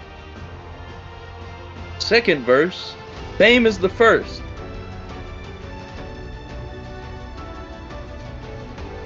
And that is going to be 52 plus 7. I'm rolling high today. You are. That's quite impressive. We should stop that.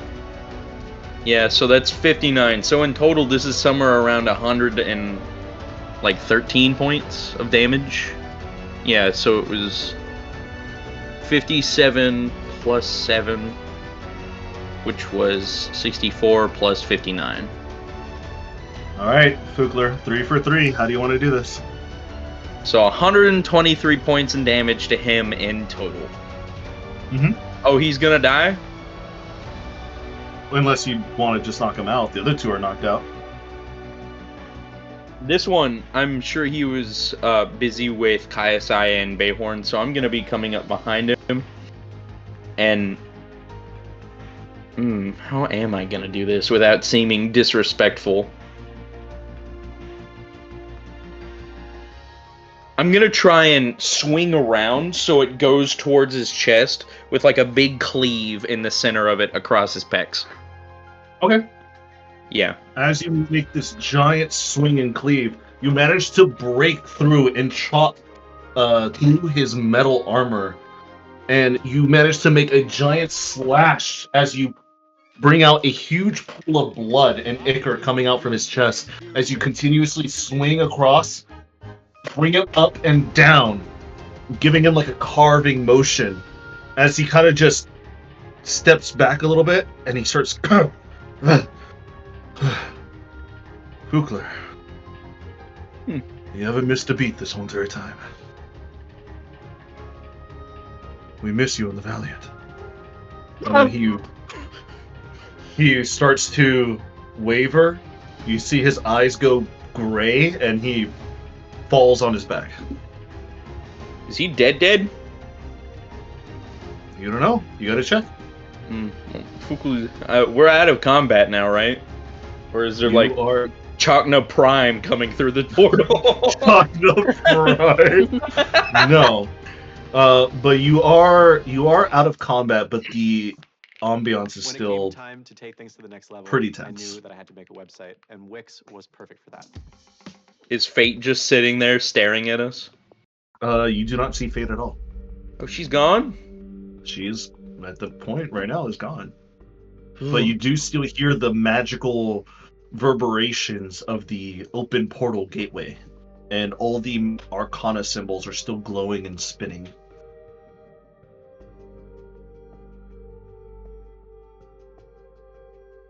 What are we supposed to do here? Bring them all together? Okay, let's at least try that. Fukler is gonna help them try and line the bodies up in front of the portal. Okay. From youngest to oldest, probably, preferably. Got it. So you line them up from youngest to oldest, so from Yeah. left, middle, right. Yeah. They're all still breathing. They are not dead. You knocked them all out. However, you still see the open portal still gleaming with energy. Still, you see the pathway in the portal, like it's almost inviting how much magic is starting to seep out from it. And this is his afterlife? This is supposedly the portal to the afterlife for him and his people. What if he just gets reincarnated back into Chakna? That'd be kind of cool. But also, like, what if he's a grasshopper? I don't want to make this decision for him. He seemed like he was struggling to make it on his own. You know? And the fates then interfered. Exactly. And we've defied them, so I would have thought we would have woken up by now. But apparently... not.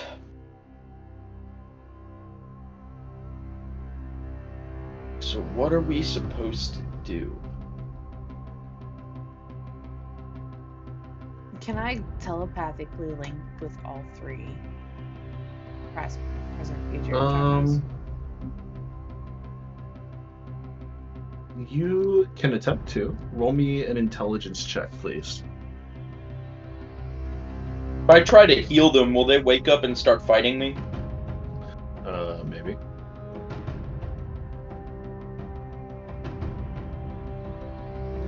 Can I guidance myself on this?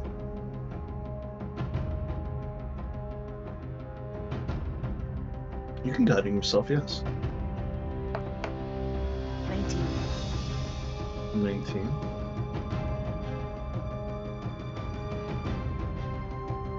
Alright. 19, you say.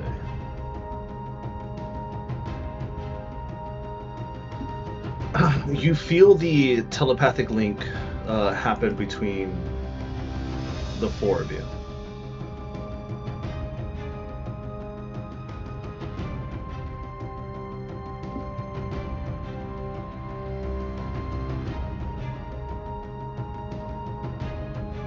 So what do?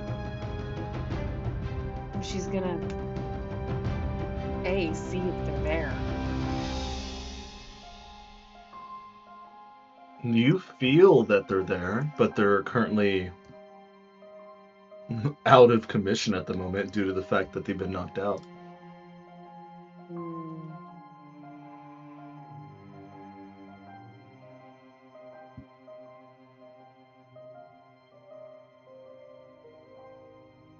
Can I sense if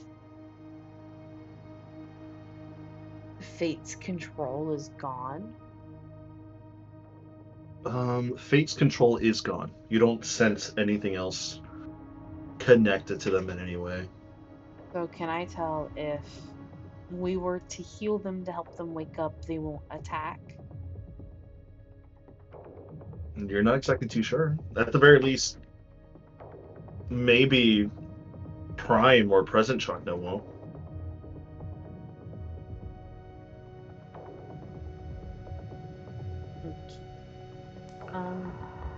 Kugler. Hmm. Can you pump one little health into our present Chakna? Just one. So Well, he's I not have no lay on hands left. However, I do have cure wounds. okay. Low level cure wounds. Just in Level case. 1 cure wounds coming up. And he's going to put his hand on the middle Chakna's head and pump him with 1 first level cure wound. And it is going to be 7 health. 7 health? Mm-hmm. Okay. You see Chakna awaken from his stupor, and he starts coughing. I know we were in combat, but you didn't have to hit me so hard, guys. Sorry about that. You kind of threw my hammer off the edge. Not too happy about that. Also, how did you do that? How did you do the earthquake thingy? Well, Fate was controlling him, so Fate could have easily manipulated the future as soon as he touched it to be a version of it from the future.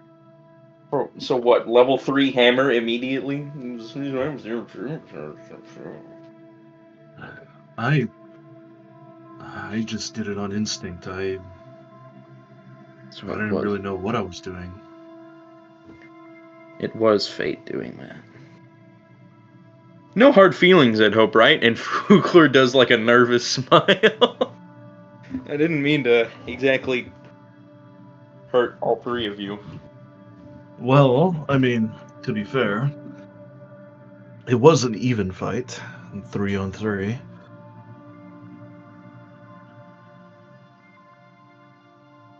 But what do we do with these two? And he looks over at the younger and older version of him. What do we do with you is more the question. These 2 came through the portal, yes. I'd assume it would take them back to where they need to be. I assume what we did was a test. It seems like you were strong enough to subdue not only myself, but my past and elder self. If KSI wasn't there, I would have died. That's for sure.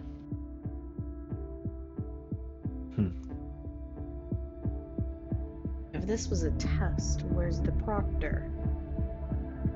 She's gone. I assume she took a little peek into the future and saw what outcome was going to happen as soon as at least one of them fell. No offense. None taken. I don't think she left just because she was scared of us or anything. No, Think about it. It's fate we're talking about here. If she wanted, she could wave a hand and our futures could become desolate. They could be or destroyed. we could have never been born. Exactly. Like I said, I think once at least one of them fell, she saw what the outcome was going to be for the future, the most likely anyways, and took her own leave. Or she does as what almost every other god does. As she pleases. As she pleases, without any little care or consideration to what her actions are going to have. I think she's the only one that does care what her actions do. She's like the exception. Actually, no. I think she's the one who has little concerns about her actions at all. I'm gonna be right back. I'm gonna grab something to drink. I can hear you because of my headphones. Gotcha. So keep talking. I think she has a set timeline that she wants to happen, and she's true neutral. So she tries to interfere as little as possible, except for those who interfere with her set timeline, which in this case is us. However, because if we just that saw means the set timeline she wants includes Chakna gone, which would we just result decided. in me gone, then Either Chakna and I will not be able to either A, help stop the architect, or B, she wants the architect to succeed.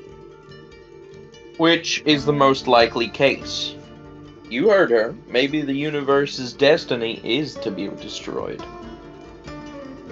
So, Like I said, she has a set timeline and plan.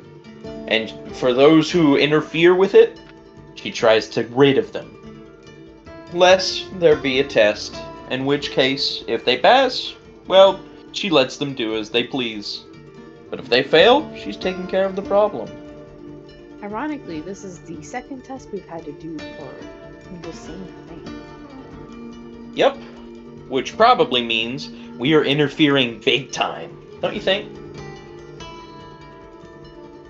Which is also interesting, as if we're interfering in potentially most likely upsetting things, where are the other gods? They have their own plans. Like I said, I doubt they care much. But this And is if they also do, going to affect them. they're watching from a distance as to not affect the process. Which includes their own livelihoods. Mm-hmm. Because maybe they know what's going to happen as well. And they know the only way to stop what's happening is to let us do our thing. No. Like I said, mayhaps they're watching from a distance. Because we've already had a beacon named Vorthecaron on us for a while now. So if the gods really did want to get involved, I feel like they would have done it already. Exactly. So they're letting fate interfere. They're letting fate test us. They're And letting if we fate test pass, us and try and manipulate and keep the timeline to their death. yep. But if we keep doing what we're doing, gods get to keep their thrones. So, do you think that they're gonna mess with us now that we've, I don't know, bought them a bit more time? Did we? If anything, some of them might be even favorable towards us. I doubt that. Well, yeah, but you never know. I will eat my shoe if a god comes to offer help. I mean, your Tolt's already been on the ship and given advice before, so That's advice. eat up. And she gave you advice, not us. You. That's true. Been on the ship a lot. And it was advice for your personal stuff and not the architect's.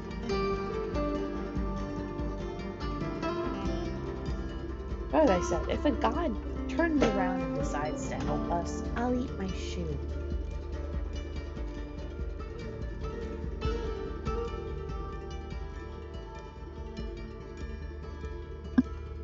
Well, what exactly can we do, you know? Yeah. Well, with this issue,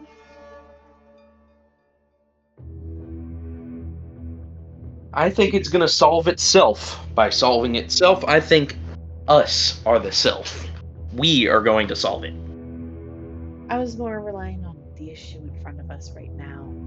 Oh, well, yeah, that's up to Chakna himself. Agreed. Oh?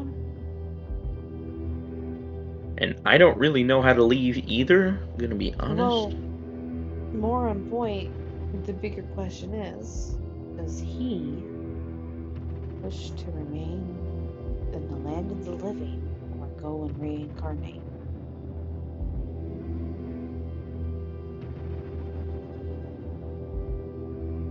You see Chakna stand up from his bloodied self, and he looks over at the three of you, and he looks at the past and future self.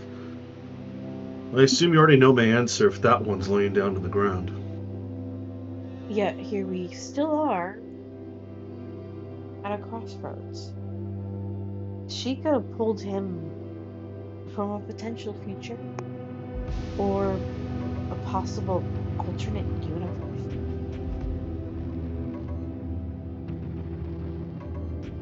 Time is still not set in stone. It can be changed.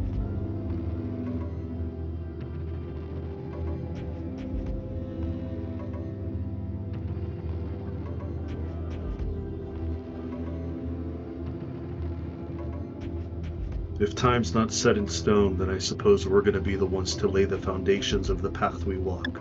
Also, I've heard several different iterations of my future now, by the way. I don't know if they're all tied together, if they're all different, but future you said I'm going to be missed from the Valiant. Another future you says I'm there, helping, taking care at least, babysitting your future kids. Another future me has a regiment unto his command on Erisire. So I have no idea what's gonna happen to me.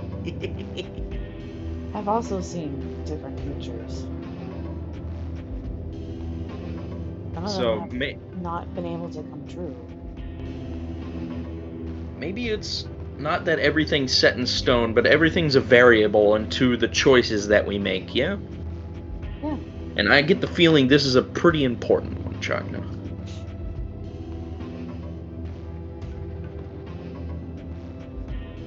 What say you, Bayhorn? What do you think?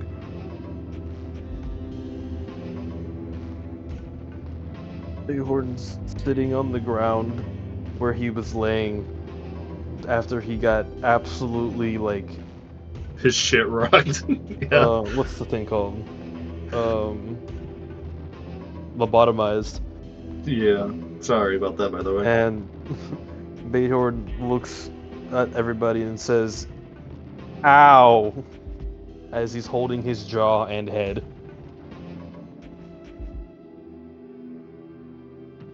Are we trying to figure out if you're supposed to go through the portal or come back with us? Is that... I'm nursing a killer hangover, and it's from the wrong reasons. Ukler is going to step towards the edge and look over, trying to see his hammer. Can't you just recall it? I wish. Did we not do that for you yet? Fukler is going to reach his hand out and think very hard, come back, come back, come back, come back. Okay. You see Fukler just reach his hand out. He's thinking real hard. You see he's closing his eyes. His face is very now focused and narrowed.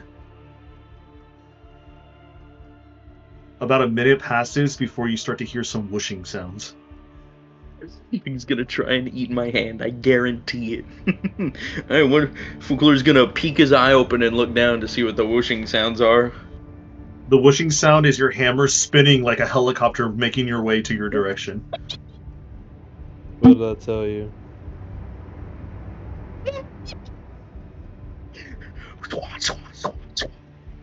It's a Rafflecopter.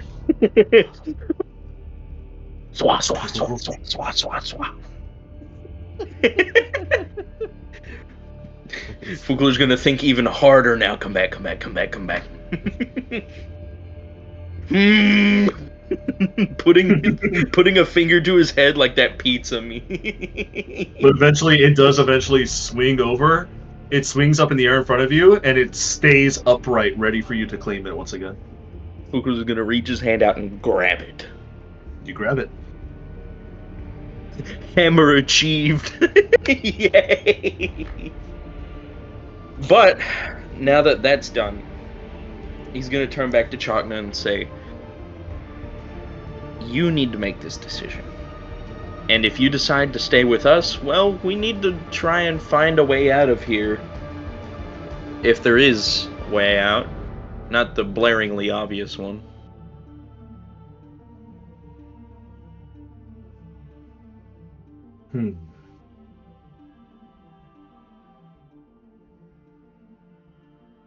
He looks at the portal. He looks at the bodies. Go ahead, Fukler. Also, you changed into a monk mid-combat. What's that about? I assume that was Fate's doing. Again, different timelines, different things. I should have known. Exactly. There was once upon a time where if I decided to go with my brother on his journey, I would have most likely became a monk or a druid. But I decided not to. I still kept the maneuvers, of course, as I turned into more of a boxer, less of a monk, but a little bit of that is still in me somewhere, I suppose. Yeah, I'm sure you remember the move you pulled on me and said your brother taught this to you and bodied me. Yeah, I did. Right. So, He starts dragging the past Chakna over to the portal. We gotta get these guys through. Make sure they don't wake up and start beating us again. I agree. They're from different places, of which I hope they return to. And Fukler's gonna help drag the future Chakna back into the portal. As you start to drag them closer to the portal, you see the past and the future Chakna start to shimmer, almost in this awkward astral starlight, as you see particles of their body is starting to flutter into the portal themselves. And as you give one last push towards the portal with the bodies get shunted inside, and they start spinning, and they turn into pure cosmic energy as they are shot out into the distance in a large beam of light into the astral sea, and you no longer see them again.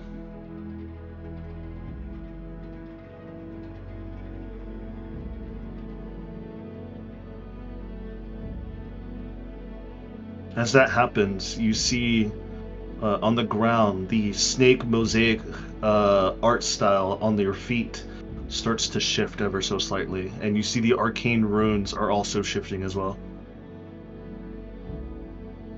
Can I And there try they and go. read them? Yeah, go ahead and roll me an Arcana. No, wait, it's gonna be. No, yeah, it would be an Arcana check, especially for you. 23. I'm rolling so fucking low. 23 rolls low. I haven't rolled above a 10. Today? I think except once, yeah.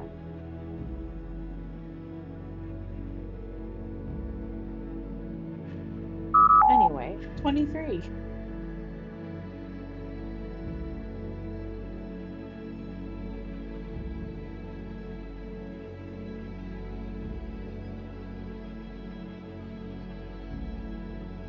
You said? Mhm. Let me get my note for the portal here. You read, and it says, "Through death's embrace, the soul takes flight. Beyond the veil, reborn in light."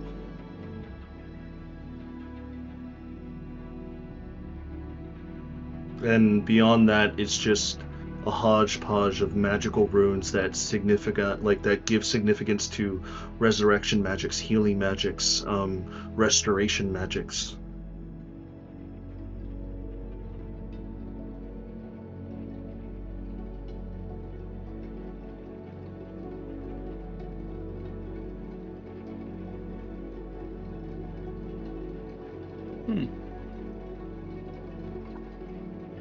Huh. And that phrase kind of catches you a little bit, Kaisaya. Why does it say beyond the veil? It kind of tickles your brain a little bit. I'm gonna focus on that bit. Okay. You choose the roll this time. If you roll Arcana, it will be a higher DC. What are my other options? You choose. See if it correlates to it.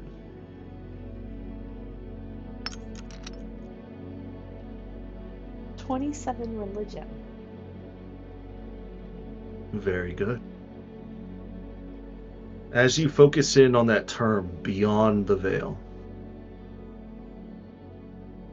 you've heard Yatol talk about the astral wall being a veil. You remember hearing Q talking about the astral wall as it's some sort of protection, some sort of layer, like a veil. And suddenly something clicks into your head. This portal in front of you, this thing meant to reborn those who lost their lives and walk through this opening. Yes, it's for resurrection, but to another place in time beyond the astral sea and beyond the astral wall itself, where they are reborn.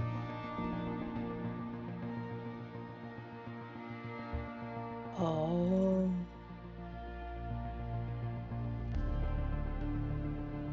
Oh shit.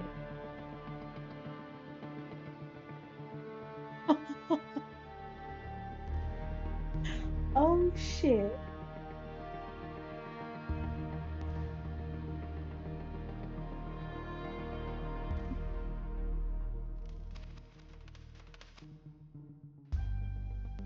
You all see Kaisai chuckling to herself as she's figured something out.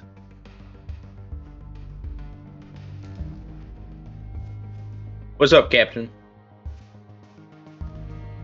In a way, this is our get out of jail free card. You don't want to fight? You don't want to deal with the architect? Here's your way out. This doesn't reincarnate you. Only. It sends you to another universe. Another reality.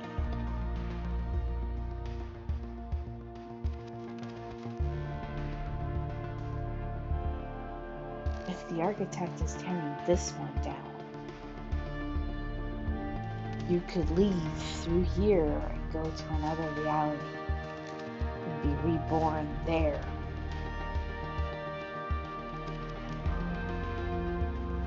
And not deal with it. You could end up in a reality with little to no magic, or just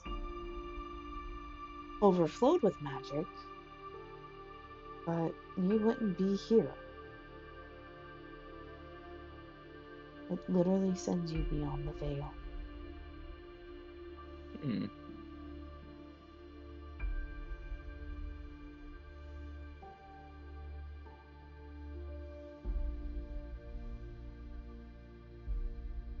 So now we have a bigger question as Chakna looks at all of you.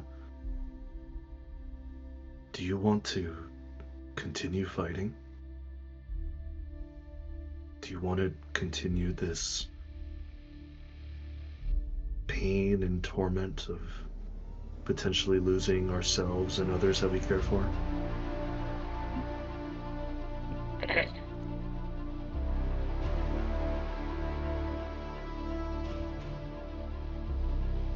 You can start anew, Bayhorn. You can possibly end up somewhere where you have all of you. And you, Fugler, you could end up somewhere where you don't have to deal with Vecna, where you never had to. But then what would happen to all of us if we all decide to step through it?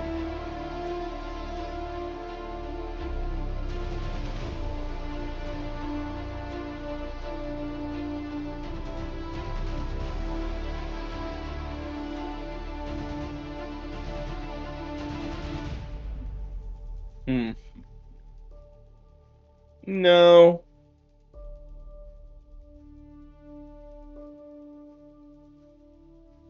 I'm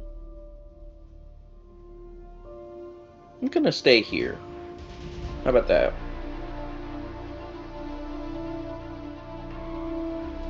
What say you, Bayhorn? Sounds boring to take the easy way out, doesn't it? As he gets back up and tries to stretch. You feel a few bones pop. Oh, I'm gonna kick your ass for this later. Meet me in the training room. No one should have to... Well, not no one. We should be able to make a future where we don't have to use this as an escape route. Besides, if we all stepped in, who knows where we'd end up. I might not meet any of you, and I don't have the heart to face that reality. Kai-san, give me your hand. I take his hand. You feel this course of energy pass through your body into his gauntlets. As he reaches his hand up towards the portal, you see his hands lay on the veil, ever so slightly. And as he lays his hand on the veil, you see the swirling energies start to dissipate one bit by bit as the arcanic runes start to coalesce into a ball of energy inside of his gauntlet. We'll make our own fate together. And he crushes the energy into his hands, and you see his gauntlet absorbs it, and the portal shuts down.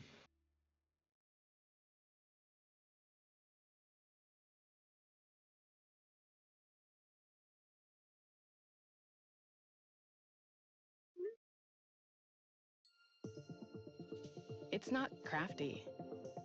It's your craft. And as soon as the portal shuts down, you all suddenly awake in the cavern. The fire's still roaring. You are all very groggy. You're not hurt anymore. You haven't lost any health or anything. You haven't lost any items. You all basically took a long rest due to the fact that it's the middle of the night, and you kind of all look up and you see Glenn and Tiana are currently taking watch at the very front of the mouth of the cave. So everybody gets a long rest. Do I still feel my head like spinning? Oh yeah, your head is still slightly spinning. Yeah, but you haven't broken any bones or lost a tooth. Does he have the dizzy condition? Yeah, he does. Oh, add that to your conditions, Cedric.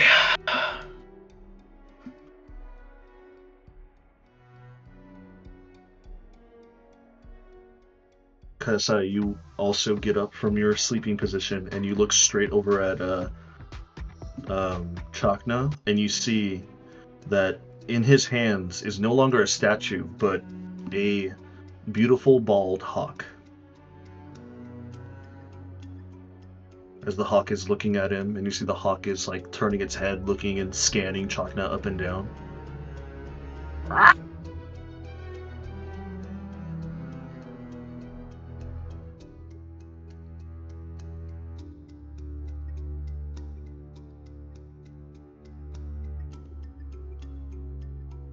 I'll summon Starlight.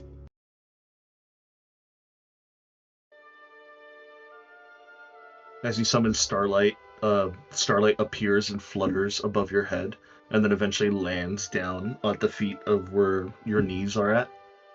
And you see the hawk immediately jump off of Chakna's hands and goes over to Starlight. And you see they are starting to interact with each other.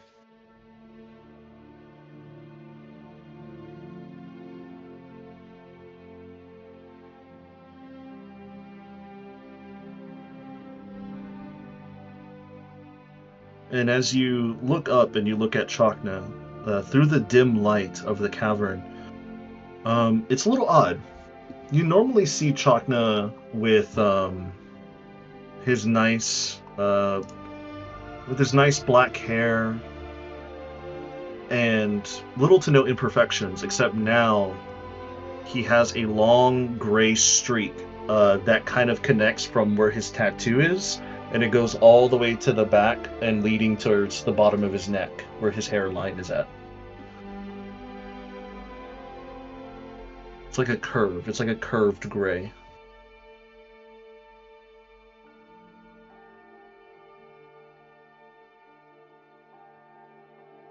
Oh, you're a little bit more distinguished. I think it's because I feel a little bit older. Although not too old, I hope. I hope not. I mean, if the statue's been sitting here, and this part of the astral sea lets people live a lot longer, he shouldn't have aged. Not that bad, right? I mean, I don't know the correlations of your soul getting older and your body getting older, and then they don't meet exactly at the same step. So I wouldn't know. I'll give you an exemption when you go to the River Styx. That's now I kind of regret closing that portal. Don't worry about it. You're probably gonna get into heaven, maybe, probably, sort of. But within his culture, they don't go with that route. They go within the reincarnation. I'm assuming that was just in our minds. I don't think I actually closed the portal, I hope. Probably not. If I had to guess. That'd be very awkward if I did. But do you have your actual soul back now? I know you have a bald eagle right there. I don't know. You're the one who deals with death and souls all the time. Do I have my soul back? That's your expertise. Let's take a look at it. So, if knowing that Chakna's soul has been touched by fate itself, there should be residue in Chakna, meaning his soul should be there, because it's been touched by a celestial entity. So I'm going to use Divine Sense. And if there is celestial residue residing within Chakna, there should be a soul there. Yes. Go ahead and roll me a religion check. Religion check? I use Divine Sense. You want me to use a religion check too? No, since you use Divine Sense, it's perfectly fine. You see that in a huge silhouette around his body, almost like your halo that gives off that like whitish light at the edge of the halo, his whole body is silhouetted in that grand white light. And you can easily tell that, yes, he has his soul back. Well, right now it's like it's trying to get used to its skin again.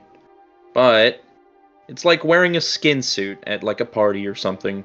It should fit right after a bit of time. So right now I think you're pretty good. Who wears a skin suit to a party? Weirdos. That's who. Weirdos at Strixhaven. Don't ask me how I know. Were you one of those? No, I wasn't.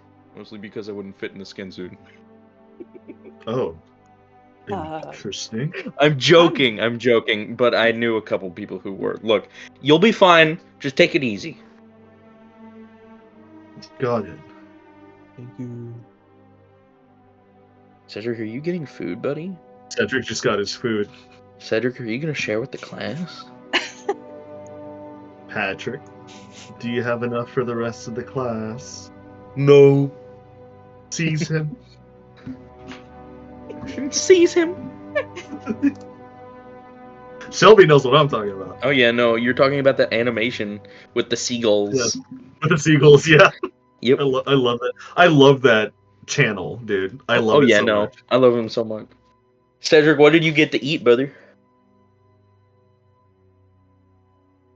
He's not telling us. He's stuffing his face. That's what he's doing. But now that we've gotten Chakna's soul back in and fitting like a glove, what's like next? A glove. We let the rest of them sleep.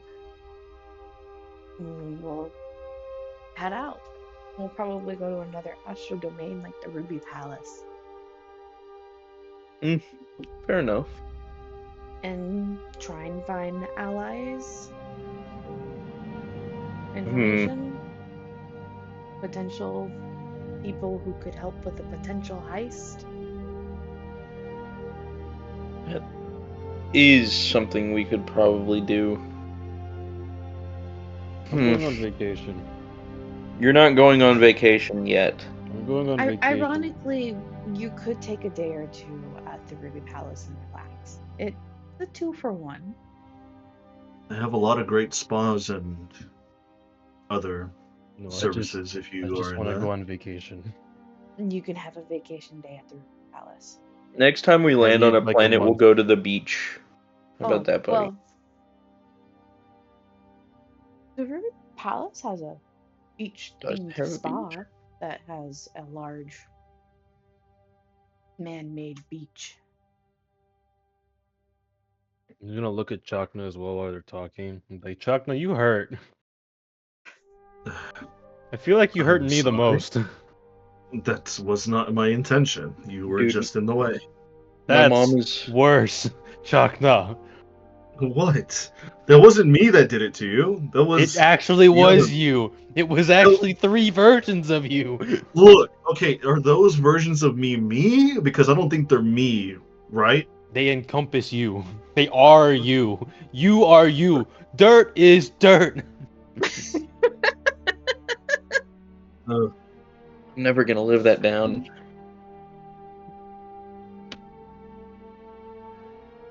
But you have Alright. given me an idea. I have a new project to work on back in the forge.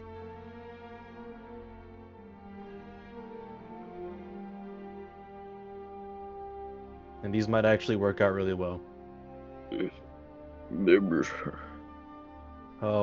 Bayorn's gonna go and like is Chakna wearing his gauntlets right now, or are they off?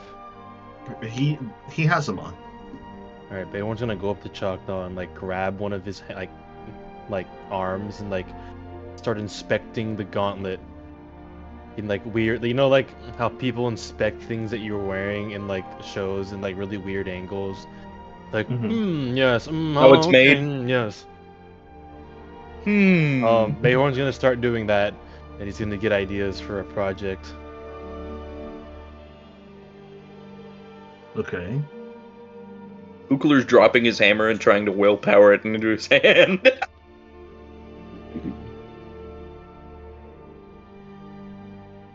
As you drop the hammer and you willpower it, it comes right back up to your hand. Oh rad. Oh rad. Oh no. This is I wonderful. told you could do that. It's You a didn't believe me. projectile now. It really is. I have so many more opportunities. Preston, if you found a way to infuse your hammer with lightning magic, you just make Mjolnir. Yes, I would indeed make Mjolnir.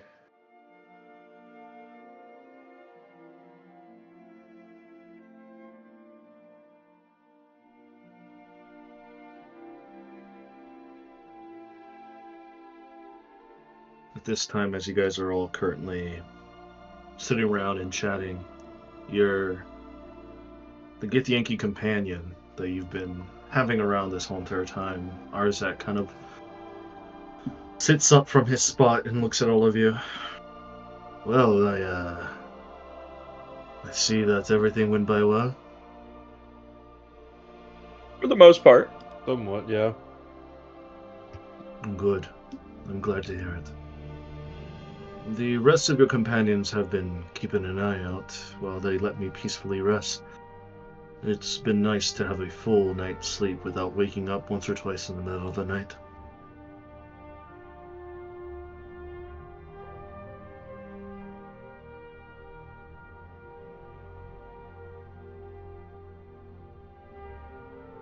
So what are your plans now? We'll let the rest of them rest.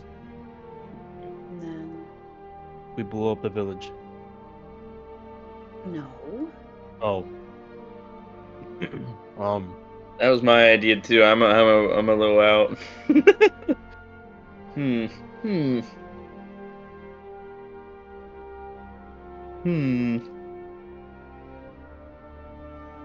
Where could we go? We're going to be leaving. And hopefully, potentially going to the Ruby Palace. I still want to go look at my dragon. The Ruby Palace, you say? Yes. Well, that's good. You can head out first thing in the morning if you'd like, to let the rest of your party rest. Is he coming with us? That'd be pretty cool, but also I don't think Kaiosai and Chakna want him to come with us. Don't worry about that.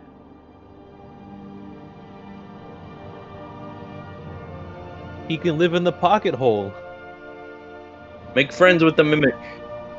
You don't gotta worry about Actually, wait, can I ask the gift to help me kill the mimic? If you want. He's a powerful warrior. He can help me. Yeah, if you want to. Ask him. that. No. I want him to die though. Kaisai's over here like, nah, he's already gonna die. He's got 24 hours. I want that mimic to die. And she wants a gift to die. What's it to you? Well, one's so I can use an extra like dimensional space for like storage and for like drop pods, and the other is just racism. Yes.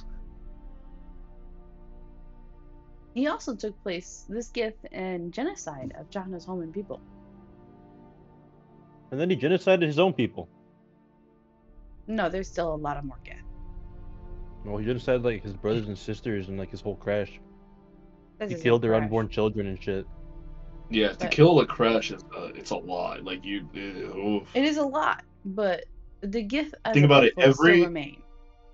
Every crash egg is about 100 geth.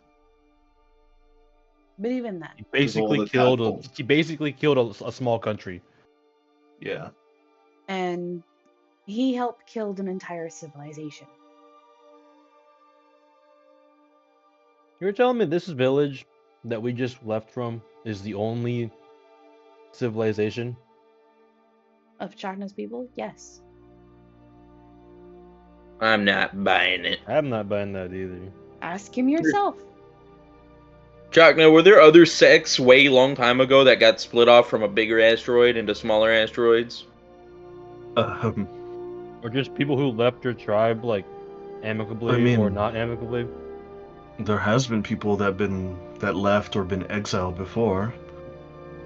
Have they been able to start up villages and raise children and generations on their own? I cannot say.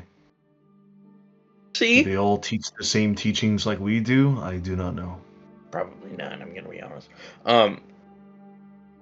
See? He's probably not the last one. I know my brother's still around, and he is a womanizer, so I think he might actually bring about the civilization once again. Ugh. Crazy. Well- Crazy. Absolutely insane. Yes, that is his brother. But civilization is more than just blood. It is an identity. It's a culture. It's ideals. Then who are we to judge him? I don't follow my culture's identities that closely. I say it's Hell, more I- than just blood. There's multiple things that go into a culture. Exactly. He gave up his own way of life to I atone for gave up- killing his way of life. And I gave up staying with my village to go with you on the ship. I should have become a druid or a monk like my brother did, but I didn't. I've forsaken that way of life because it wasn't for me. So should I also be What? punished in the same no, way? I'm not saying punished. I'm saying that's what makes up an entire civilization of a culture.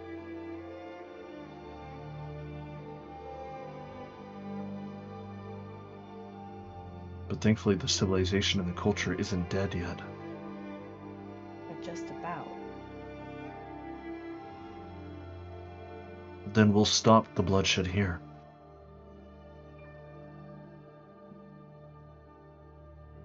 If I kill him, sacrifice him to the wolves, sacrifice him to this land, more and more blood is going to be spilled. It's got to stop somewhere.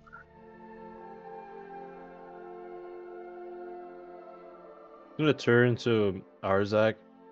He's gonna ask him, You feel bad for killing his entire village and like burning it all down, right? He kind of looks at you, and he looks down at his hands, and you can see that he's looking at like cut marks and scars on his fingertips. I do. And Truly, I do. And you felt so bad you killed your own family, right? To atone. They were my brothers and sisters in arms. Remind That's me as close again, as did you family kill as your a crush? Githyanki. I did.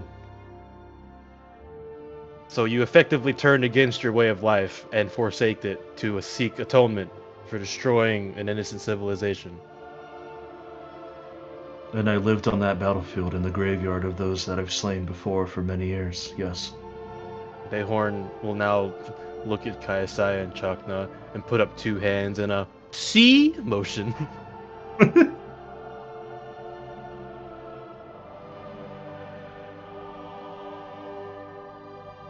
And that is something that we did not ask him to do. That is of his own choice and volition. That makes it even better, actually, then. He wasn't forced to do that. He did that because he genuinely felt that he was doing something wrong. And instead of doing something good, he turned around and did more of the same.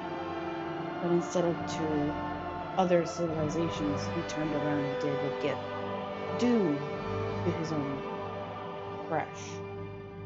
I mean, you could say that he did it so that he'd prevent future civilizations from dying from that crash.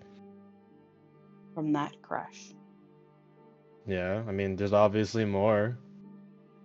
Finnegan walks up next to you, Kaisai, and he says, well, what else did you expect him to do? He's one person. He can't He's fight also- an army of Githyanki. He's also For stuck him on to this rock. destroy a crash, and trust me, I've read history and I know that you know what crashes can be and how large and how powerful a faction of Githyanki like that can be. That's impressive. And is impressive. But it is not. But at the very least, I would have preferred in the violence and bloodshed. I know That he killed based himself? upon their teachings and what I've learned of Chakna's people, they wouldn't wanted all that blood spilt anyway. I mean, it's either their blood gets spilled or they just go spill other blood. Which is why we entered the war.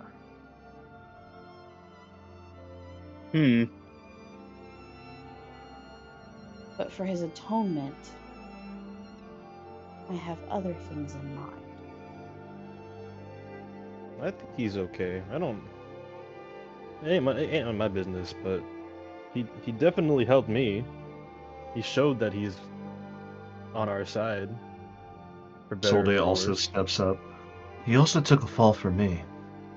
He got himself tied up and almost executed in front of my eyes. It was only because you entered into the village that they stopped. I am aware. So then what is your plan? What are you all Don't just assuming? leave us all silent. But what are you all assuming I'm going to do? You're probably him. going to kill him.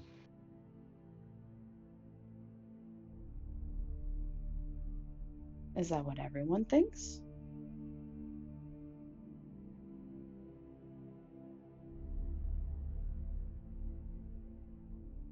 The silence is deafening, Captain. To be honest, you haven't exactly made your disliking of Githyanki people hidden. That is true. Even if he helped us, like ordinarily, he would befriend because he saved the Solde from dying. He helped us infiltrate and cause a distraction, and indirectly helped get Chakna's soul back because otherwise we wouldn't be able to do it. He's given us shelter, helped us survive, and in his own way he atoned and got some semblance of revenge for Chakna's village, even if that isn't what his culture would have liked. I am well aware. And yes, I do make my displeasure in like of them, not hidden, but it's a little hard to hide it when I see their face and remember the dead bodies, the river of blood, the burnt buildings, dead children.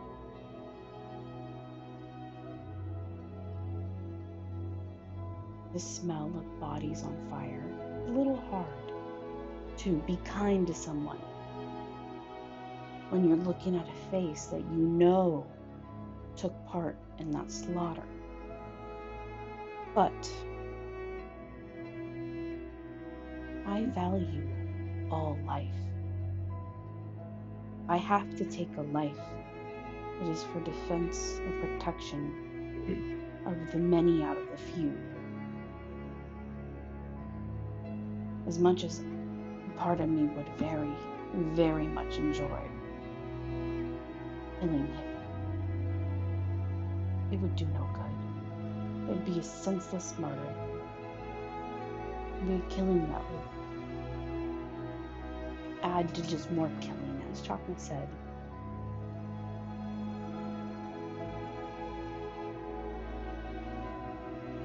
Instead, I have an alternative for him to atone, one that I think would make both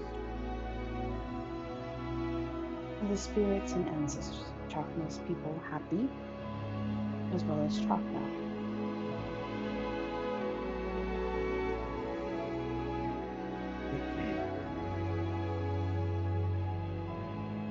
Where's the Gith at, Adrian? He's in the corner. He's sitting on his bedding, his makeshift bed that he's made out of old cloth. He's just watching you guys. He is, how should I say this? He is silently just watching everybody. He is And not listening. He's not Obviously, yeah. angered. He's not. Yeah, he's listening. He's not angry. He's not remorseful. He's got a very calm demeanor on his face. He is just taking in all the words. He is basically, now that the objective is finished with Chakna, even with your insight, you can tell that he's waiting for his judgment. And he does not really care what happens anymore. Because he knew that one day something would come for him.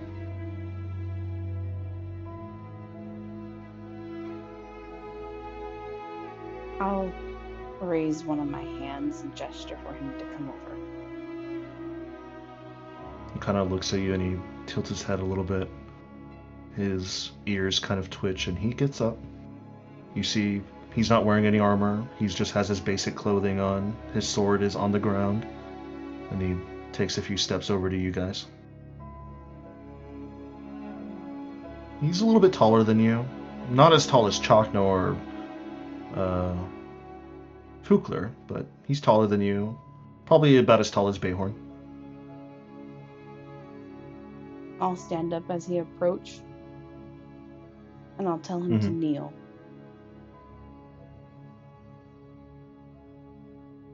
He kneels down, but he does it in like a Githyanki soldier's way, where he doesn't kneel on one leg, he kneels on both of his feet, and he like puts his hands on his lap in like a sideways position. It's the warlock And he, sitting like, position. And then he like puts his head and he kind of like stretches his neck out like he's expecting an execution.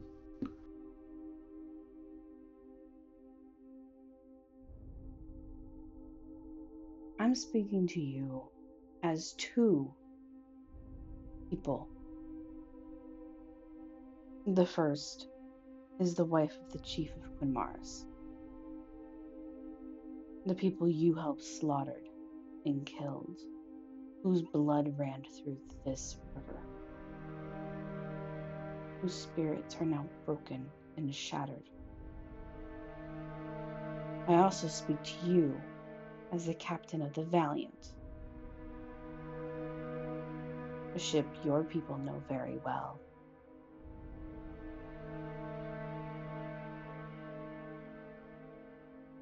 We both know I am well within my rights to take your life, but I won't. Instead, I will offer you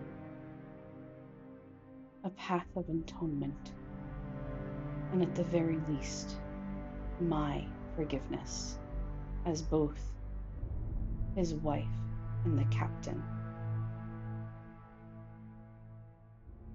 I want you to help this land heal, to help it grow,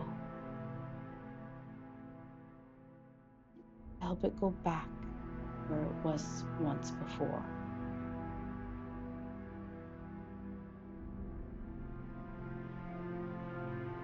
You will probably have to kill with your hands again.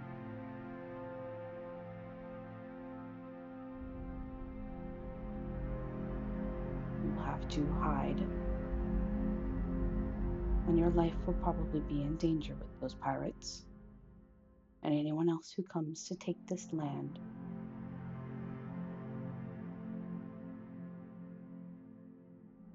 But if you accept this atonement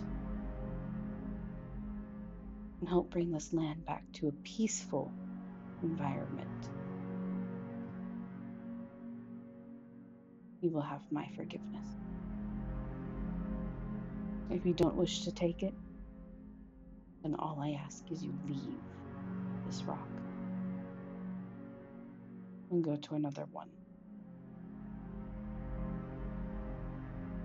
And how would I leave if I chose to deny your terms? I have no ship. I have no creche nor teleportation circle. All I have are my sins weighing on my shoulders. You're resourceful, and I know you have intelligence. It's something I'm sure you would figure out. You're really trying to just abandon this dude here.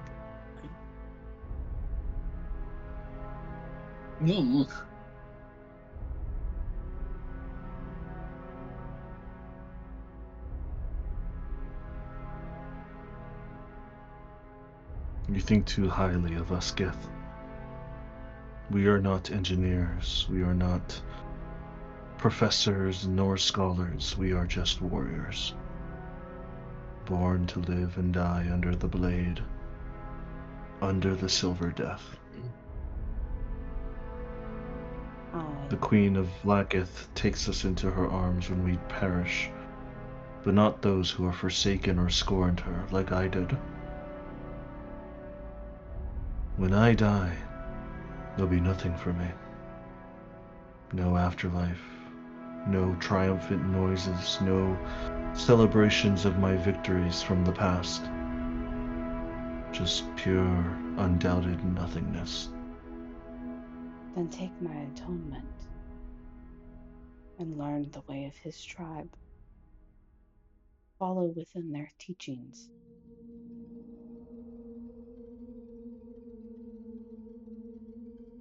Continue their traditions.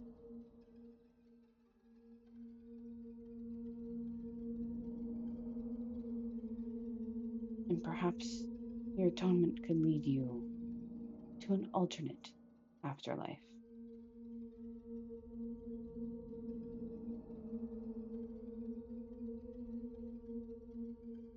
I will atone, but not for you, nor for the chieftain. I will atone to apologize to the women and children that I've destroyed, to the land that I've cursed upon this area. I will stay. I will try to attempt to heal the lands with my hands. If the pirates find me out, I will try to strike down every last one of them until they can strike me down.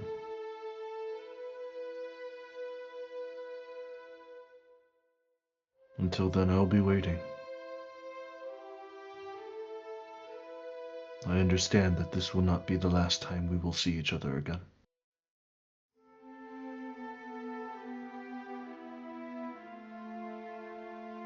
Isaiah will hold out her hand for him. You see, he finally looks up. He then takes your hand. What do you do with it? This is the equivalent of forgiving a Nazi, I hope you know. You're all over here yelling at me, don't kill him, you know. You shouldn't. Yeah, you should not. You shouldn't. Not. I'm not saying you should kill the Nazi on sight. Do you think they did that to old people in Germany? No. Oh. They did not kill Nazis on sight in Germany. There are plenty of old dudes in Germany that are still alive and were Nazis. They I don't know. You should probably tell that to the Allies. They still go on trial even to this day. They are That is also trying true. a lot of old people still. That is also true. There's a few people who are like nearing 100. It's like, bro, like they're about that are to die going in a on year. trial for Nazi crimes. Yeah. Yeah. So they don't immediately just kill them. Even after the war ended, they didn't just immediately kill all of the Nazis. No, That they is let them also true. return home. There were also a lot who were immediately forgiven of all their crimes with Operation Paperclip. USSR in particular. Yeah. Look at our NASA engineers. Yep, NASA engineers. NASA Sorry, engineers, the USSR. I had candy in my mouth. Sorry. Oh, you're Candy? fine. I want my candy. my mom is demanding me to get what's it called? She's demanding me to get strawberry bonbons, and which are the old lady strawberry candies, and like sour licorice strips. Oh. She's wanting me to go to the store here in a bit and get water and candy for her. And you know what? I'm like, okay. Okay, mother, I'll do as you say. It's the dollar store. As you Take more than 15 minutes. As you take his hand, and he starts to stand up. We'll be timing you.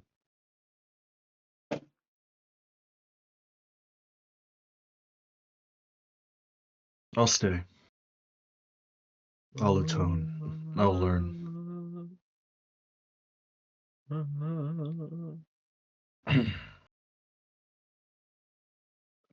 You can leave first thing in the morning. You know the path back. And if you do end up making those pirates leave, I recommend trying to tend to the grass and the water and the trees that are currently there. It seems like it's barely a seed that's grown out of the ground that's trying to retake what's once was. So, if you do learn their ways, well, a nice way to respect them would to make their home look green again. And the bigger thing is with his atonement and his process of doing so. This could be a part of that. After all, because of this part of the astral sea, he should have a very, very long time to do it. Isn't that right? Not only that, but if the dragon accepts his atonement,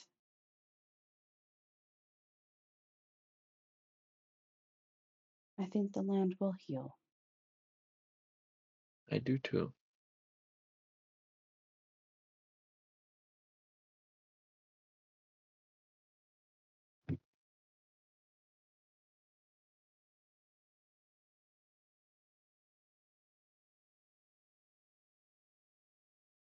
Chakna speaks up now. I hope the Spirit Warden can forgive you as much as we have already forgiven you. If you do atone and the Spirit Warden forgives you in entirety, we may call upon you again. There's something growing, something brewing in the astral sea. And if you're still alive, if you're still able, we might need you to call upon a great battle that if you were to die on that battlefield, I would forgive you in all your sins.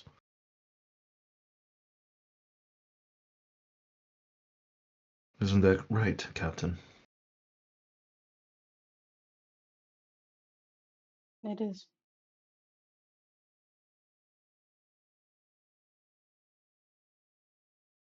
You see the Gith just bows his head. I accept your terms. If I do survive, if you were to heed and call my name in the cosmos, collect me and I will do as much as I can to help you in your quest. He then turns around and heads over to his bedding. But for now, rest. And if you wish to leave first thing in the morning, I will not stop you. He then takes whatever makeshift blanket he has and he covers himself up and he turns his back towards you and he faces the wall.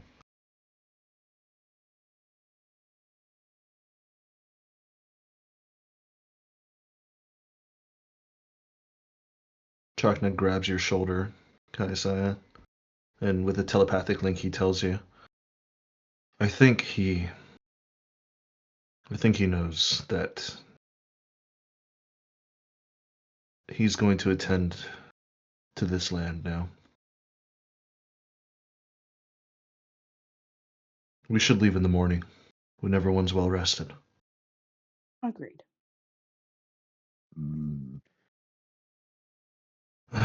All right, everyone.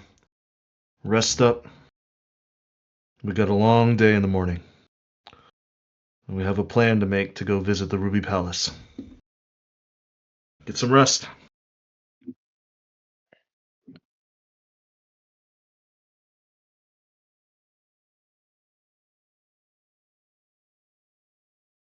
Is there anything else you guys like to do before the night is over?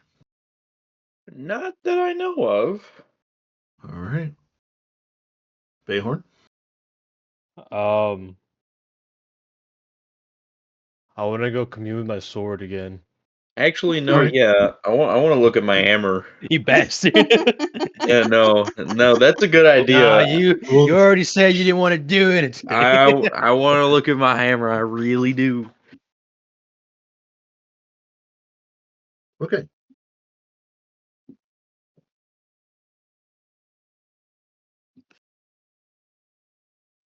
So to start, we'll start with Bayhorn's lightning serpent. Do you want to roll insight or religion on it?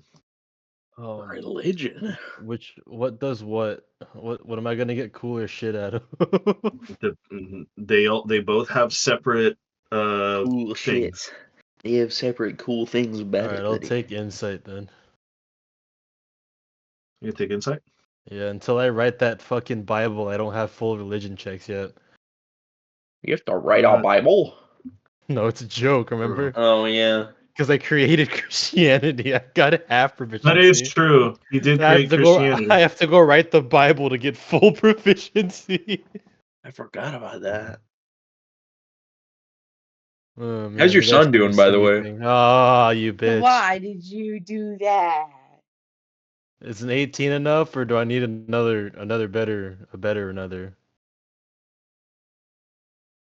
It's up to you. Do you lock in that final answer? That depends. Can I soul rebarbs myself? You can. I'm gonna soul rebarb myself and hope I don't have a worse roll.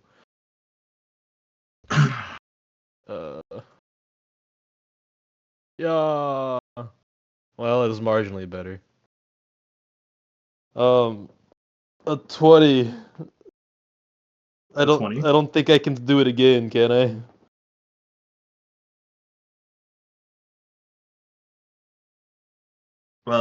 No. Generally just the one.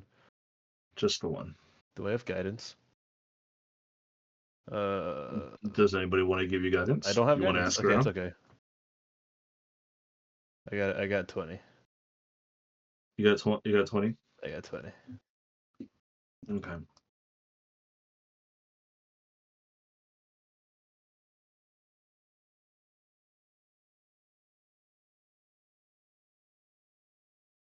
Let's see. With a 20. So is it 20 what? Insight or religion, you said? Insight. Insight? Yeah. Okay. Insight.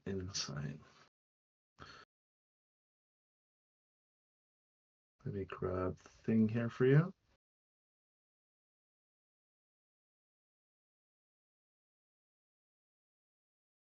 So, with an insight of that funny number right there, the 20. It's almost a funny number. It wasn't It's quite. almost a funny number. You look at your lightning serpent, your katana. You see that the serpentine patterns are not only are they moving, you see a very slight faint glow just for a moment, and then you blink your eyes and then it goes away.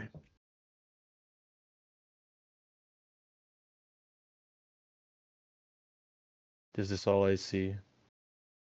You also start to see that the blade is starting to get longer again in its katana form.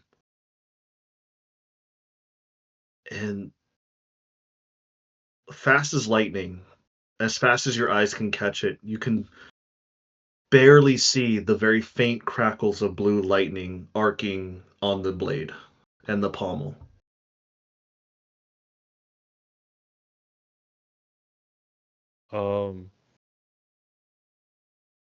It's gonna be sound weird. Can I try and connect with it by casting Shocking Grasp on my hand and grabbing the hilt?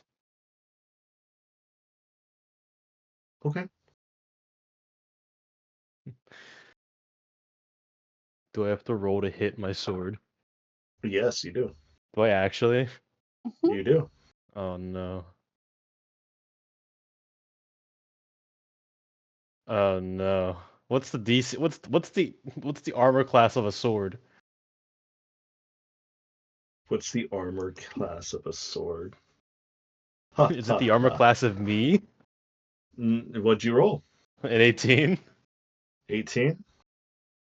I rolled my armor class.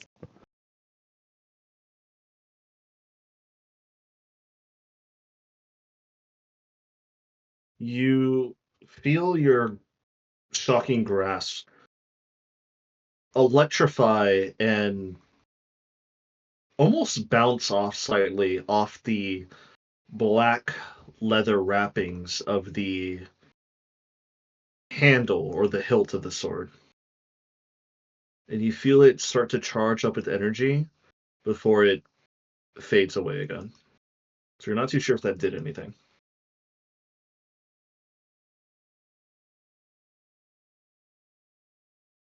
Damn.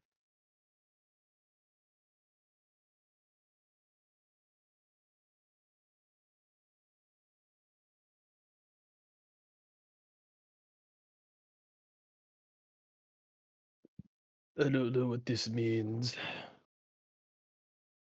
but it must mean something.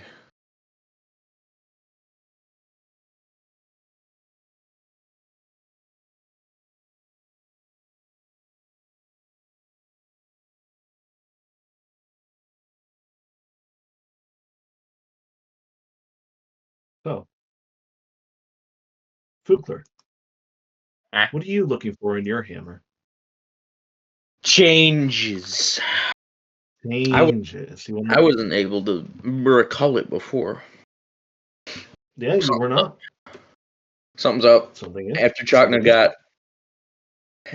is. got a hold of it, he did something I wouldn't be able to do. I'm gonna look for any physical changes, and I'm gonna use detect magic to try and see any magical changes. I'm gonna give it a once over, and if all that fails, I'm gonna choose between religion and insight. Religion and insight. Okay. So I've done detect magic. Is anything different about it? Detect magic? I mean, it's still glowing in that very interesting mix of holy and void energy.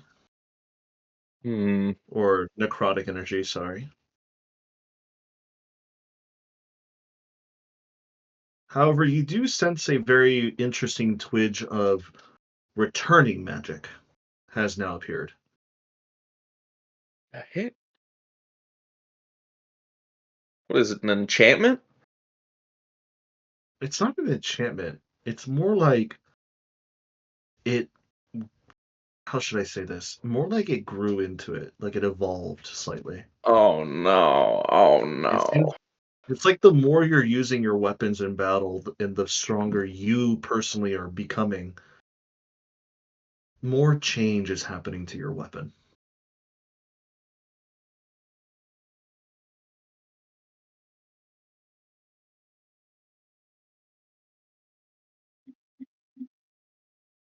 So it's not exalted. I would know that. I would notice the phylactery, or not phylactery, the filigree changes and stuff like that. You would, yes. Yeah. Yeah.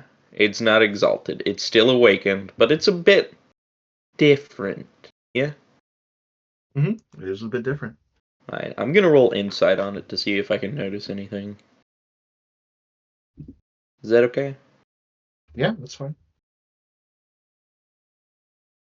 So I rolled a 14. I don't think I'm gonna notice anything. You don't notice anything. Yeah, didn't think so.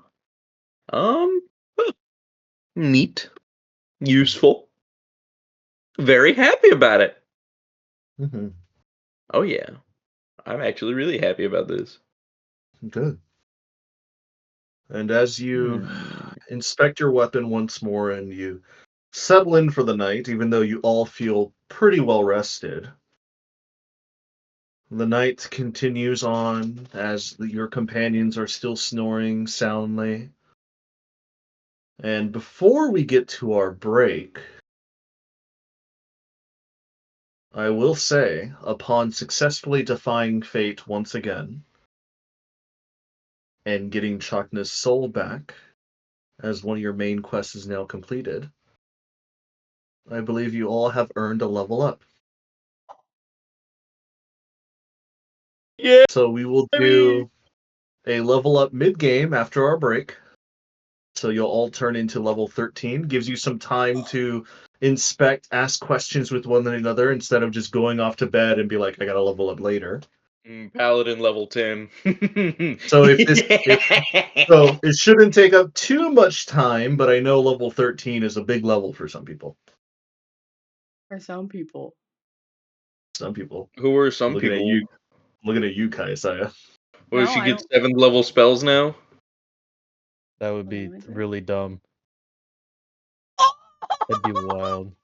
She gets 7 level spells now. You're not getting my scroll. You're not getting my nuke scroll.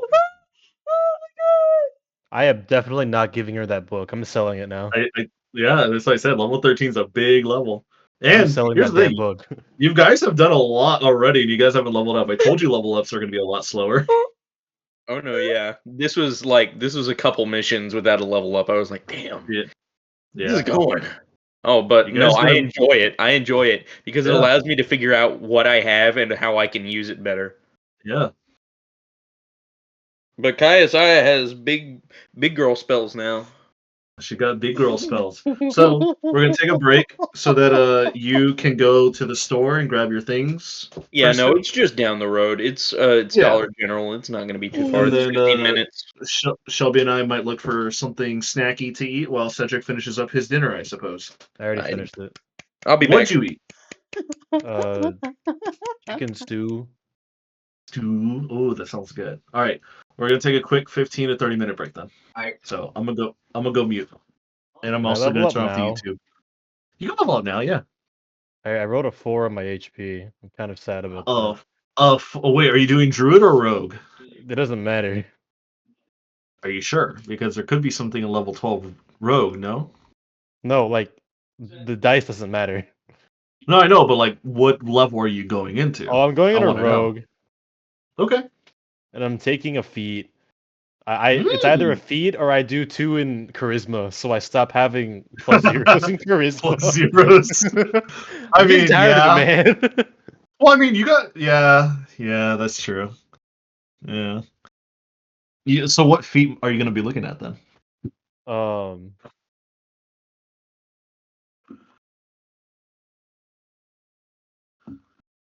I'm thinking I'm gonna take the skilled feat. The skilled feat. Yeah. The skilled feat. Okay, fair enough. I have to pull up my character sheet again though, because I don't remember what all things I said I wanted to level up. Because remember I had a few things that I wanted to level up on my my what's it called? Yeah. Now things are going to get a little bit harder due to the fact that Shelby's got 7 level spells now. Man, this sucks for me. It's only I'm already one dying level so many spell. times. You're Only not one level dying. You're just getting fucked up. Fucking a maimed. Lot. Maimed. Yeah. Also, Shelby, you say it's only 1. I only have first level spells. You're I don't want to hear Oh it. man, spellcaster. Shelby, you can do Magnificent Mansion now. I have a fucking ship. I know, but now this is like you can have a Magnificent Mansion in your ship or anywhere else when you're traveling. You know what I mean? I have a fucking ship. All right, let's see. Oh, calm down. All right, well, All right. I'm gonna take a. I think I know what I'm gonna use for my skills. I'm gonna take a step back. I'm gonna go chill for a little bit. So I'm gonna go on mute and exit the YouTube. I'm picking my skills right now. Good. All right, I'm gonna mute. Really I'll see quick you in question, like though. 15. What? Do B team level up? No, they do not. Oh. Remember what I told you. You gotta work with them now. They didn't help a whole lot. Well, they did actually help quite a lot. Well, I mean, like, that big fight was probably like a massive jump in our level up progress. They weren't there for that. But they've been helping in a lot of other places. I don't know. That's up to God. We'll figure it out. But anyways, I'm gonna go mute. I'm gonna look for some Bye. snacks or something. Be right back. Same. Rested and waking up through the night. The rest of the night goes with little to no issue. Some people wake up in the middle of the night and do their business or just can't fall asleep correctly knowing that there's potential danger out in the wasteland / the village of Quidmaris. But eventually the daylight breaks through. Or not really much of a daylight, it's more of like just the knowing that it's daytime. As there's this heavy, kind of like a sunset fog light that kind of like permeates all of Quidmaris due to the fact that the Spirit Warden is still recharging its energies and trying to rebuild the village one bit at a time. So, you guys wake up.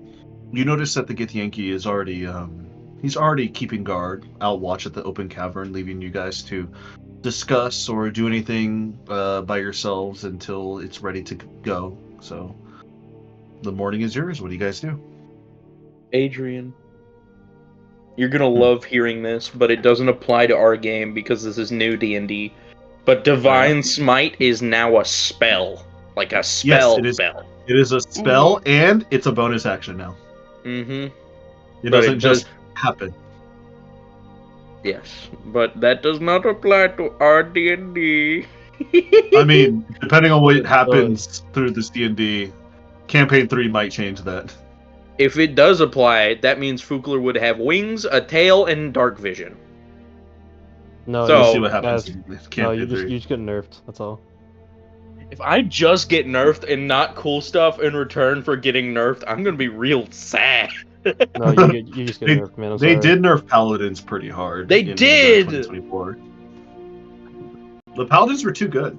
Paladins are very good in old 2014. Paladins are broken.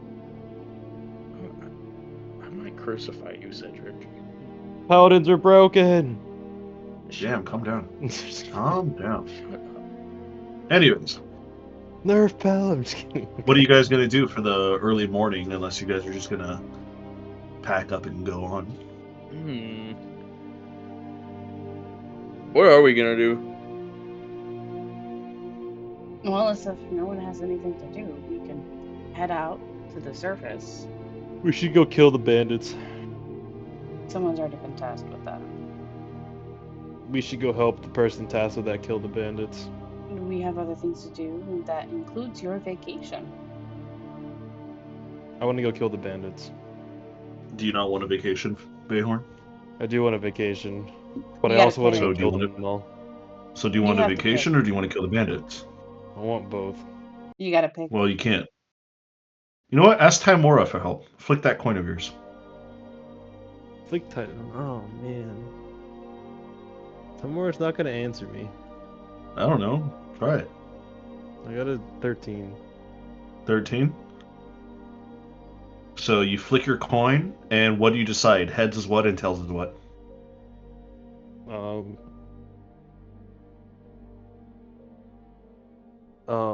Heads is a vacation, I think. Okay. As you flick your coin, are you going to catch it or are you going to let it fall and spin around? I will let it fall and spin around for dramatic effect. For dramatic effect, you flick it up, you hear the tinging noises of it, and you hear it clank to the ground. And as it's clanking, it does that thing where it clanks, it like bounces off the floor multiple times, and you don't know exactly where it's going to land. And eventually it starts to slow down, and you start to see it spin and spin. And then eventually you start to see the tail symbol start to visualize before it finally spins and hits a pebble, and then you see it flick over to the head size and it lands on heads. Timora wants me to go kill bandits. Bayhorn, we just heard you say out loud that heads was a vacation. Fuck, I forgot. I guess I know what his type of vacation is now. Apparently. Apparently killing is a vacation to him. Is that I don't true, know how I feel Bayhorn? about that. You know, I think that's compared Zorzor to speaking, not being Bayhorn. killed, it's a pretty good alternative. But by attacking these bandits, our chances of death are very high. They have 2 skitters. You just have to kill them better. We just killed like Actually, 4 Chocnos. How do we kill skitters? It's not all that possible with immense like spells or anything. It's just consistent hitting and hitting in the right place.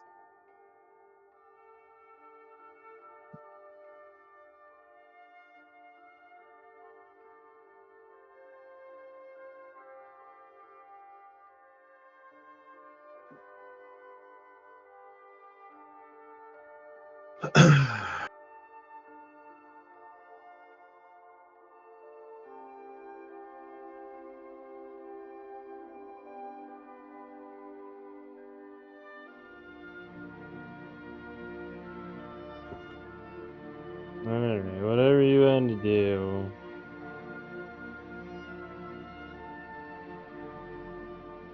What are we doing? We're gonna start heading out to the surface to go hit the Ruby Palace. We're gonna attack the Ruby Palace? No, we're Oh. gonna go to the Ruby Palace. While there, we all can have a day off.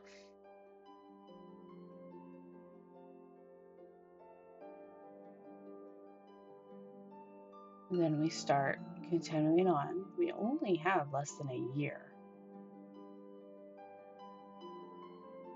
And in that, basically, probably, I would estimate 8 months. We need to find allies and learn about our enemy and find ways to stop said enemy.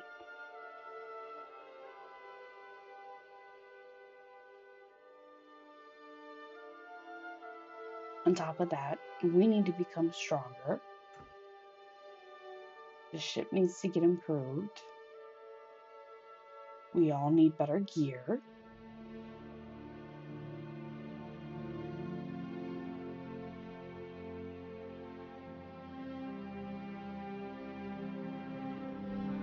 lots to do.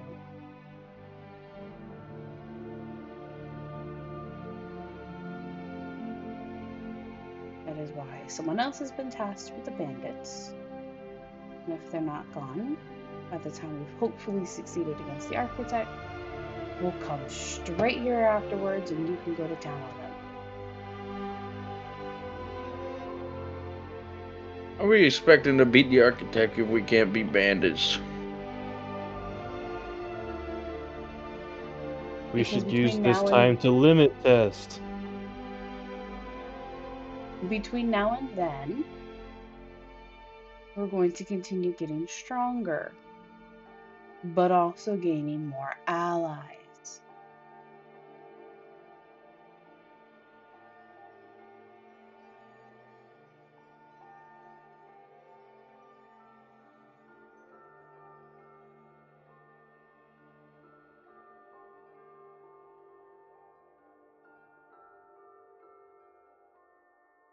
Besides, if I remember right, the Ruby Palace has a lovely mud bath designed specifically for Dragonborns.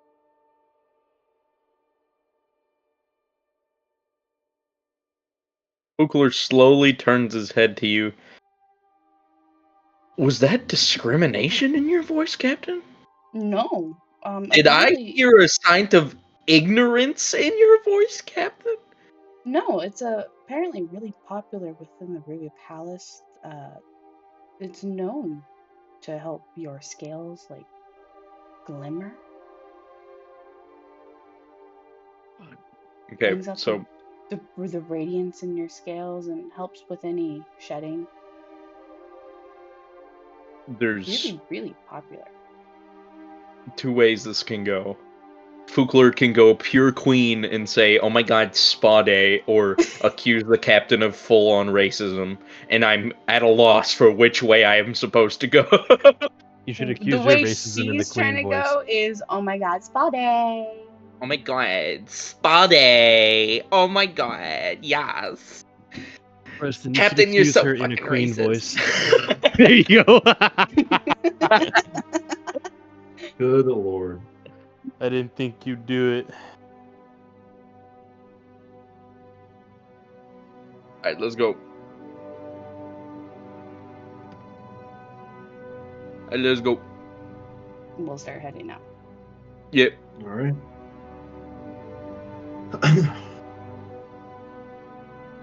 As you start heading out, you pass by the Githyanki. Kind of gives a small look at all of you. Do you need a guide to make your way back to the surface?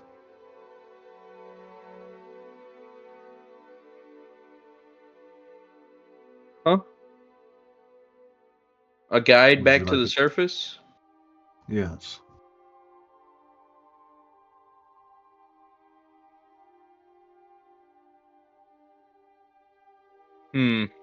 If you would like to guide us back, you may. I agree.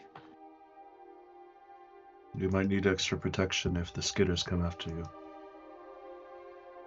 And I know my way around these desert walls and these cavernous wastes a little bit better than you do now. Let us be off. And he leads you forward. Who wants to take point and who wants to keep an eye out for any followers or stragglers around? I'll take point. You take point? Okay. You'll take Yes. point with him. Do you want to keep an eye out or do you want somebody else to keep an eye out?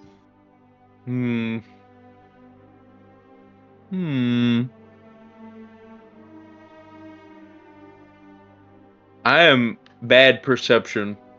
Cedric, Oh. percept me. I'll You also want me to help. Cedric, percept for you? percept me. Huh? Would you like me to perceive you? Yes. Alright, it's dark in here, isn't it? Use your Not really. advantage, megantage, Or you perceptive you, depth. you said It's not not really. dark? No, not that dark. Oh. They lying. Alright, well I rolled an 8, so 21. I 21. rolled a 20.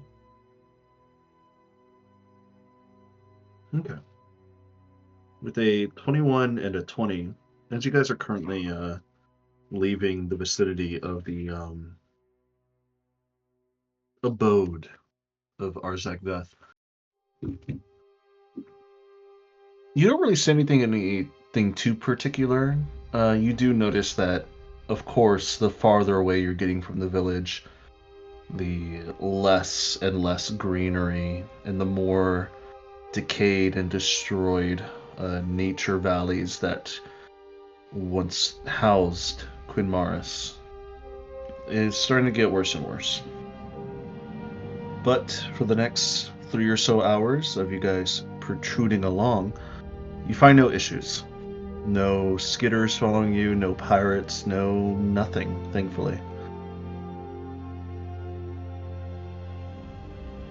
After the 3 or so hours, you see Arzakveth bring up his arm in an closed fist as a signifier to stop.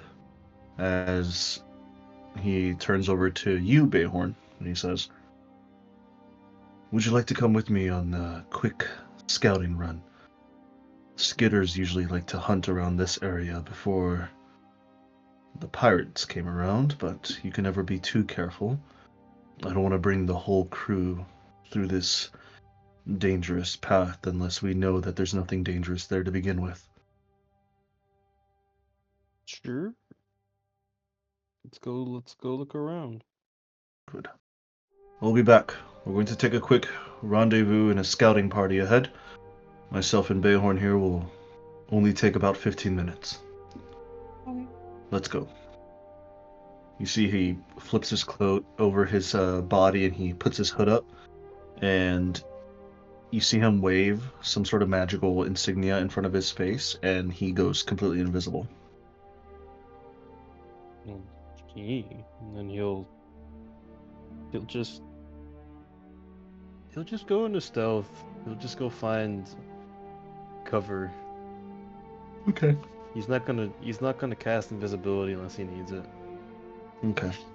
As you go into stealth and you follow along the only path that's really available to you, you do see that Arzak Veth is actually leaving you somewhat of a footprint trail. He's not covering his foot tracks. He's like, even though yes, he's invisible, he is hitting the dirt hard enough that you can see his footprints. So he gives you like a trace to follow. But after about 15 or so minutes, you see that the footprints stop, and you feel a tap on your shoulder. Do you hear that, boy?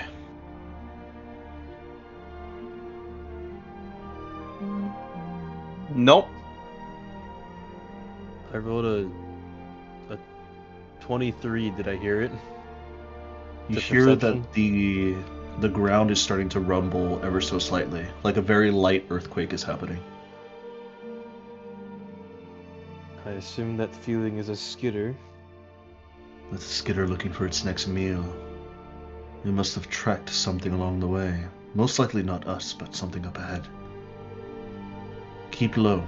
Try not to step too heavily on your feet. Let's go. And about another 5 minutes up ahead in a walk, you see the spot that you fought the undead dryads at, where it almost took the life of Finnegan and Fiabella the day before. As you're currently overlooking this whole entire area, you see what looks to be a small figure, humanoid in nature, probably about 4 to 5 feet tall, very big hunchback with a backpack on their back, and you see them skirting around the ground underneath the big tree trunk where you fought the dryad at. Oh.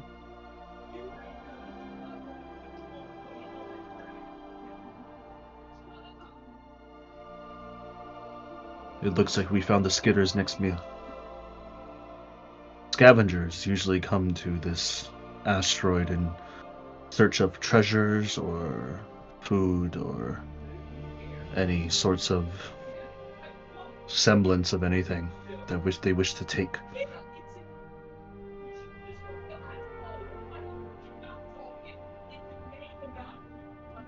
Like I Yeah. can hear people in Preston's mic. Okay, Yeah, so no, what they're is that? arguing about something stupid downstairs. Fair enough. Arzakvath continues. Usually the scavengers normally don't make it halfway to the village.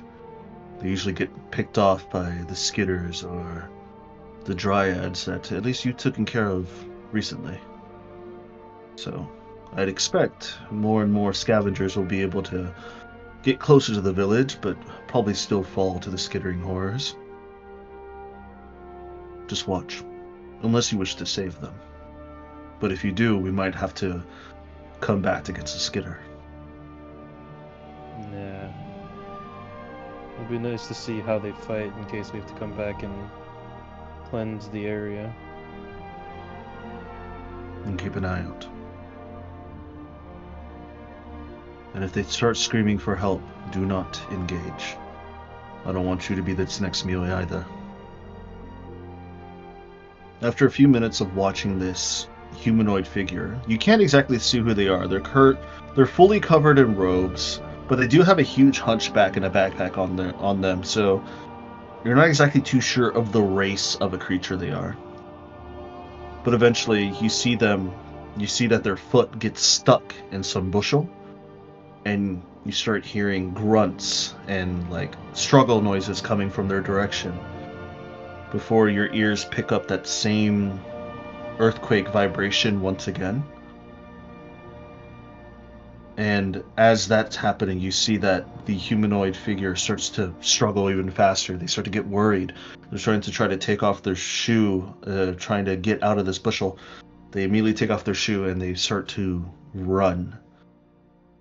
But sadly, as they start to run, you start to see like the dirt and the sand underneath them starts to shift before suddenly 2 to 7 different claws start to come out and start piercing the body of this humanoid figure as you start hearing screeches and squelches of blood starting to thicken and curl up at the throat and start to overflow the mouth of this humanoid creature that now it seems like it's the next dinner as they start to be dragged down into the sand as more and more squelches of screams from afar you can hear before they are fully covered in sand and dirt, and you no longer see or hear them. Nothing is left behind by them. Just a small little puddle of red ichor where they once last stood. And you no longer hear the earthquake sound after a few minutes.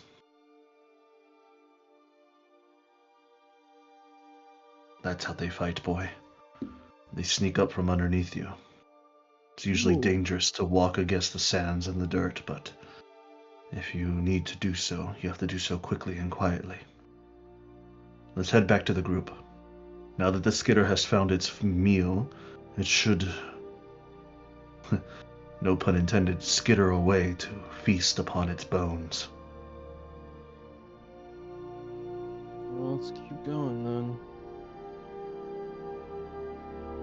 As he leads you back to the main crew, Kaisai and Fukler, is there anything you're doing until they come back, or are you just waiting? No, we're just waiting silently. Okay. Eventually, after about 30 to almost 45 minutes of waiting, finally you start to hear footsteps, and you see turning uninvisible and taking off his hood is Arzak Veth, and just behind him, about 30 or so feet, is Bayhorn coming out of stealth. There should be no skitters up ahead. We saw it claim a victim. Sadly, we could not save them. It was a scavenger. Scavengers usually come by every once in a while, but they usually do not make it far, especially this far out. But the skitter should be on its way to its resting place, and will be having its dinner soon, so the quicker we move, the better. Less of a chance to encounter the second or potentially third one around these hunting grounds.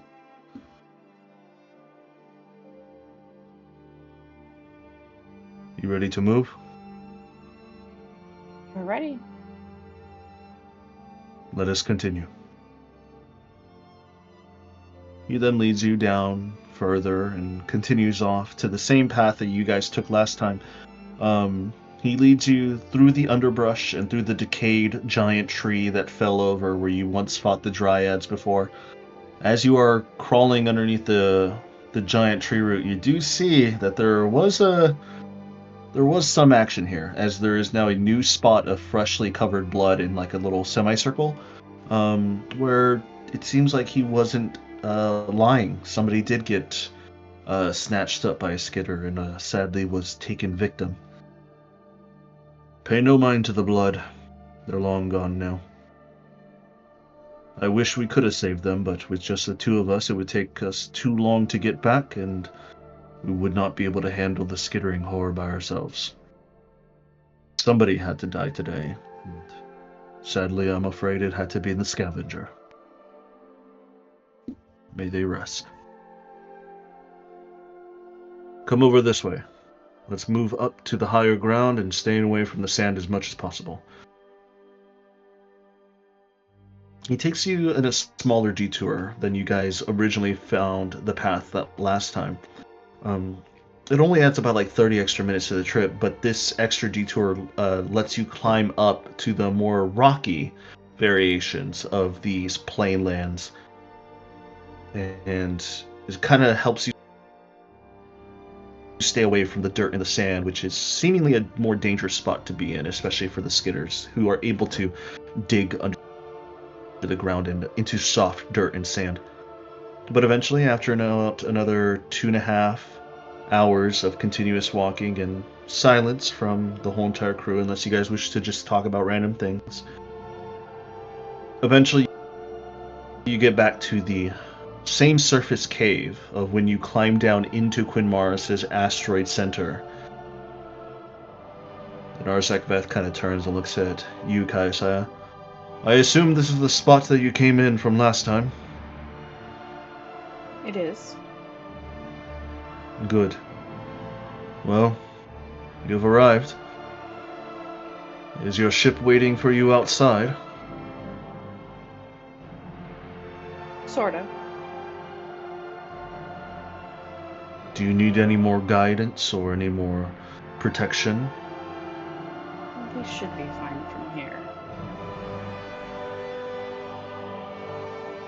Then I guess this is goodbye for now. May your journeys be swift. May your battles be victorious. And may your bellies never go empty.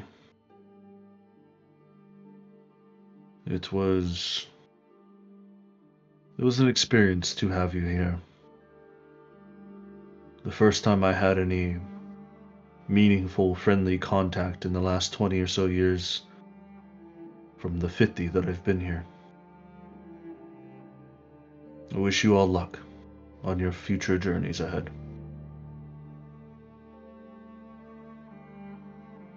Thank you. If you need me, you know where I am.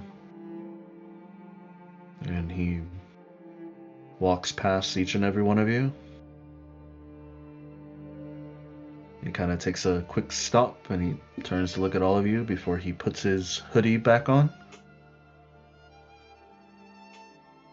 And you see him whisper something, but you don't exactly hear what he says. And as he says whatever he says under his breath, he disappears with greater invisibility. Can I try and listen to what he said? Roll a perception check.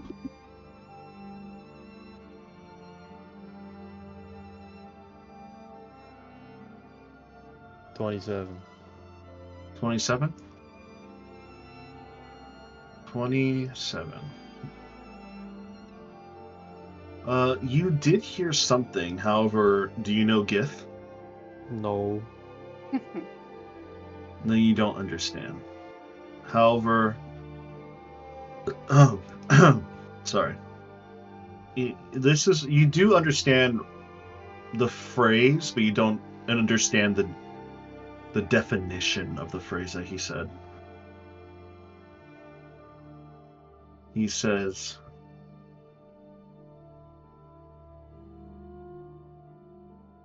Sivan Haka Kasarit. And then Yeah, I after don't know that, what that means. And then after that, he says, Chirathin Kanzaran. So he said 2 separate phrases, but you do not understand what they said. Dude speaking in tongues.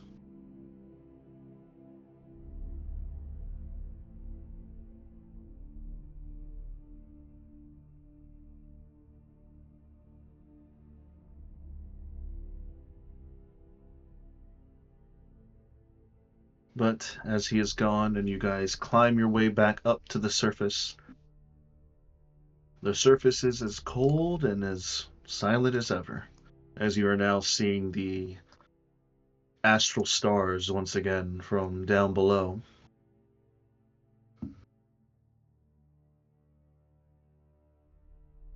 So, Kai-san, do you wish to pull out the ship? I do. Pull out the ship, and you see that the ship immediately flies out of the bottle and it solidifies out in front of you, waiting to be boarded.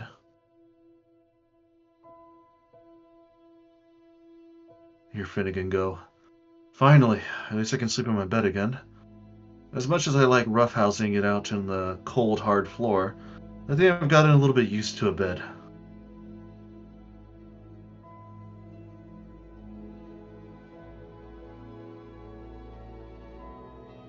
I think most of everyone is in the same boat. Oh yeah.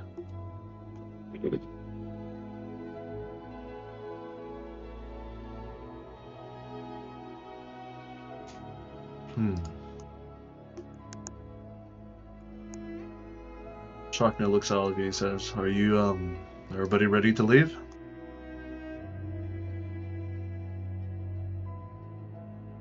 I'm ready.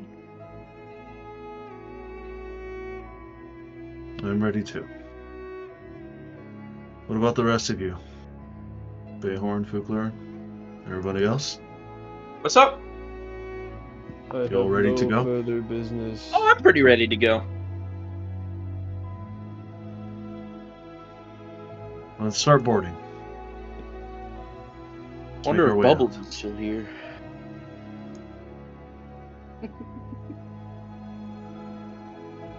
Bubbles. Bubbles.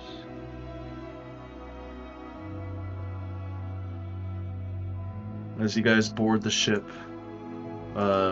immediately the ground floor, as you guys walk through the door of the entryway, you see there's a small layer of water. Oh no.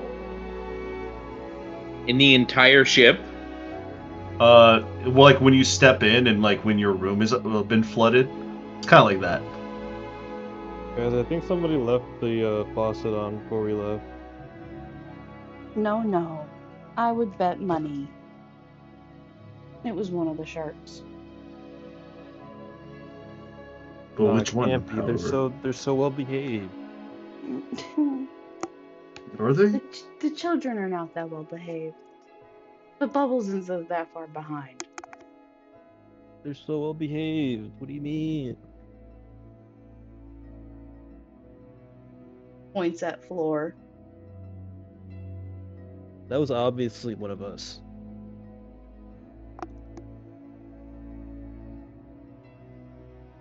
Was it?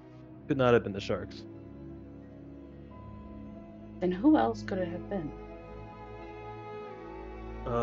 What if one of the few gods that we have renting out space on our ship? What if they did it, huh? Can we charge them rent? Didn't they pay One the of rent? them Can we is... charge who rent? The gods. No! Oh, That's the opposite of what you usually do. well, I don't know, man. Now, Bayhorn, if you really want to charge the gods rent, become a warlock. But I can't offer my soul to them if I don't have my soul. You have parts of a soul. You can They don't say, want I owe that. you. Yeah, they do. No, they don't. Yeah, they do. No, they don't. Yes, they do. No, they don't. I think you're severely underestimating what they'll do to get a soul for personal use, and not just usher it to an afterlife. Well, yeah, they would get a soul, not part of a soul.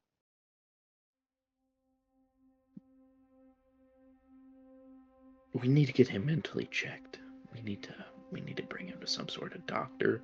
He's beyond my help. I don't know what to do with him, Captain. Why don't you give him your soul? Captain, did you hear me? I heard you. Yeah, no, I don't exactly know what to do with him. He's a little special at this point. He got hit by chalk down the head a couple many times, more than I'd need. He really did. Yeah. There's definitely some brain damage in there now. Yeah, no, he's a little scatterbrained right now. Look, he even asked me why I don't give my soul. He knows I don't have it on me. Vecna has it. The idiot. I can hear you, by the way. What's he saying? I can't even hear him. I don't want to understand him right now. Look, the point is, I think he's a little far gone. Maybe we should just drop him off on some planet somewhere. That's absolutely wild. I rolled a 25 to attack. Just hit me. You just hit me. Yeah. What type of attack are you gonna hit me with? It's an unarmed strike. If I used anything else, I would have actually hit you.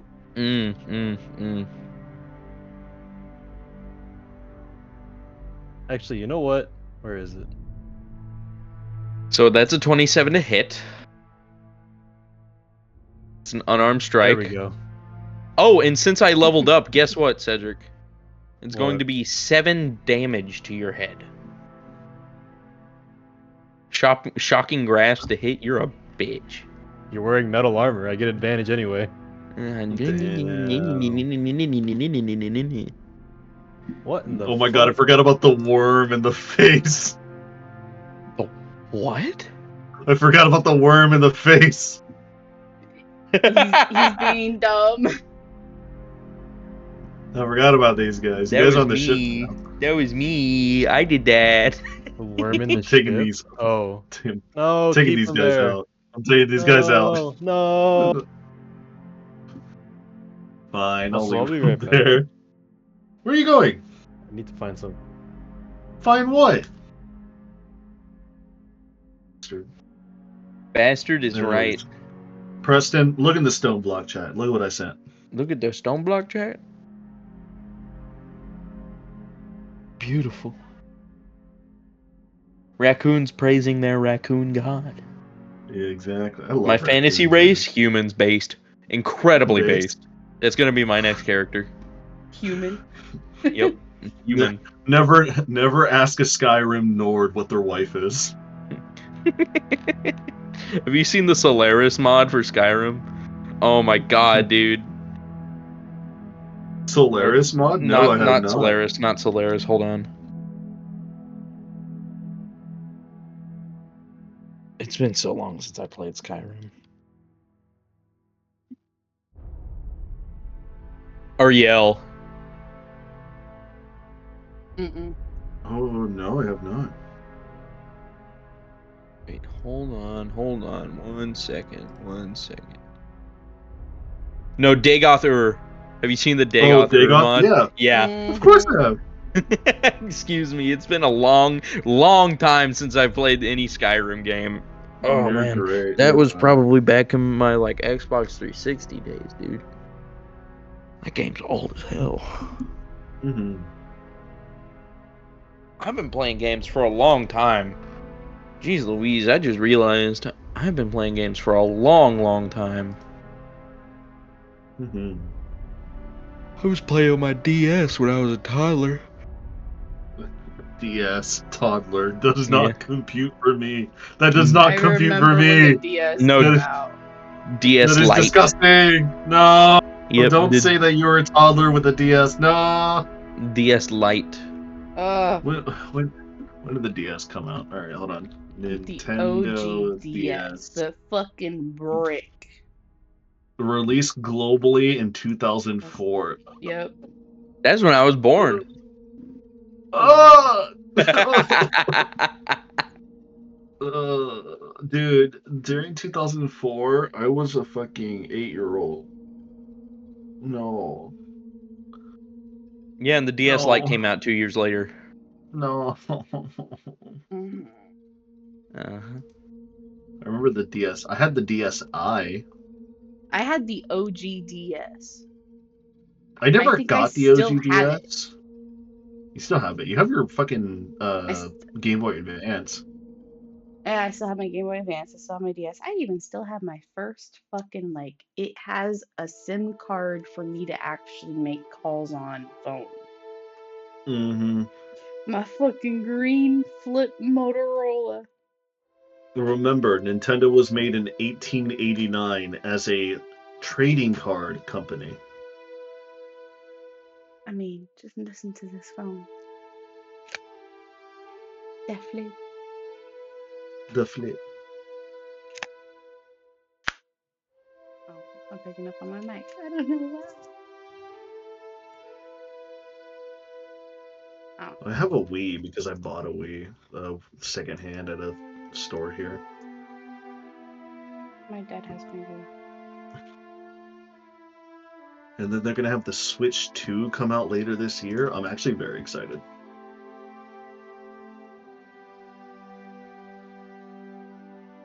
Waiting for Bayhorn because he left us because he hates us all. What, did he go to the bathroom? I don't know where he went. He's apparently looking around for something. For shame.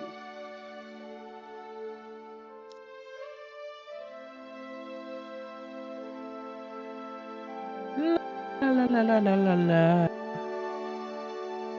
La la la la la. Alright, I'm back. He's Welcome back. back. Holy shit. What'd you you think look I for? wasn't gonna be back? No. Who knows? What'd you get? What'd you grab? I went out to the garage to go get something from the freezer. Oh, what'd you get? I got a bag of frozen peas Why? to eat. Did you hit? Oh, to eat? To eat? Why frozen? Well, I'm gonna boil a pot of water, put them in there, let them boil, and eat them. You are Oh, strange. What? You know what those peas I- are called?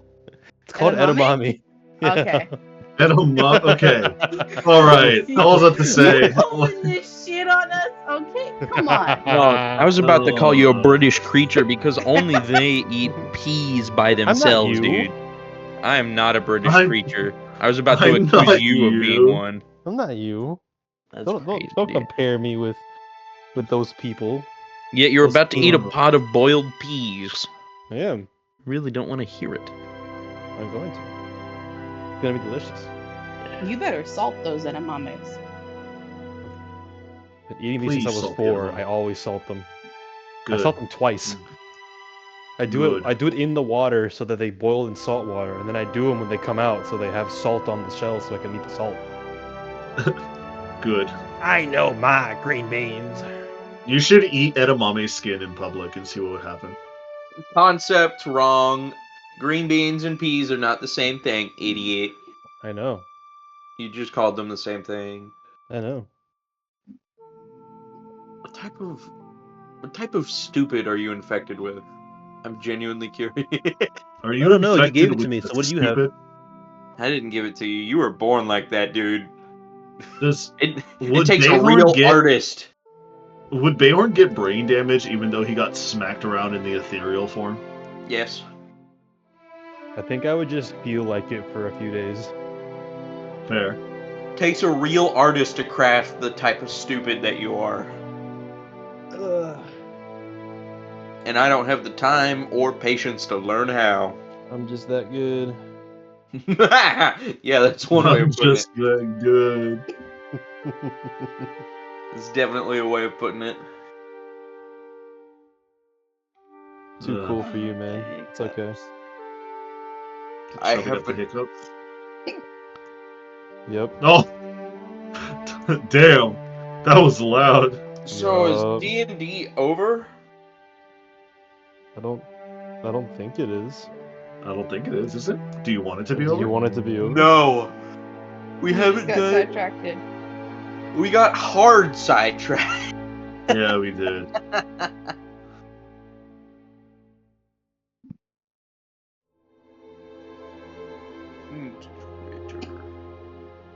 All right.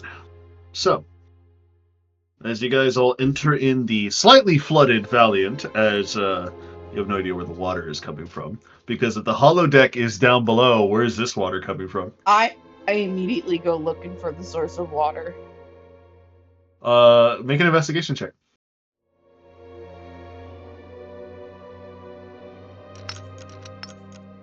$28. 28. As you follow the flow of rushing water, you eventually come to one of the side replicators that is like kind of just hanging out in one of the hallways, and you see it's just a stream of water coming from the replicator. I turn it off. You turn it off, and you turn it off, but there's still a lot of water. Finnegan, can you please assist with this? Yes, Captain, I can help. You got the hiccups. Yes. Sorry to hear about that. Typically some hot tea, or I hear laying on your back and upside down kind of helps. I don't know if that's a myth or not. Also being scared. You want me to spook you? Good luck. Boo. Hiccup. Alright. That didn't work. Okay. Alright, let me help out with whatever happened here. I assume I know what happened. I assume Bubbles or one of his kids did this. And you see him, he's pointing his staff down. He's like trying to suck up the water like a vacuum cleaner. So, as they're taking care of the water business, what are you two going to do, Bayhorn and Fukler? We're going back down to the forge. You go back down to the forge? So as you head back down to the forge, as soon as you open up the elevator door, more rushing water comes in. However, this time it goes up to your ankle. The elevator was flooded, or just... No, as soon as you Had open the water. elevator door, the water comes in from that floor. It'll probably be fine, right? As Bayhorn steps in. As you step in and like, you have to kind of wade through the water a little bit to get to the forge.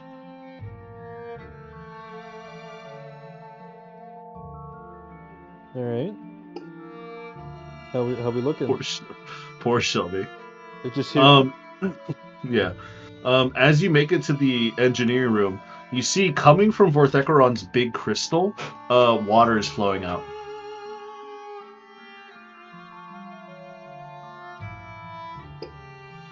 From his big ass crystal?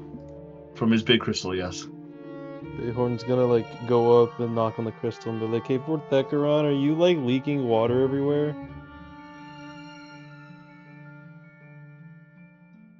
You don't hear a response. Vorthecaron. Nothing. You home?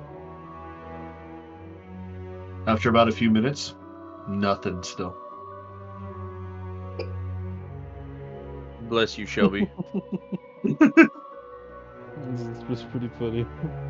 Seems like he's not available at the moment. Hey, She well, muted. She took away the hiccups. This is unfair. This is unconstitutional. unfair. This is against the law. Unconstitutional hiccup removal. This is I'm sacrilege. calling the cops. This is Sad. bullshit. I I'm calling the know. cops. Took away the hiccups. Now I'm sad. Why are you sad at that? Because it's funny to hear the hiccups. Oh my god. It's pretty funny.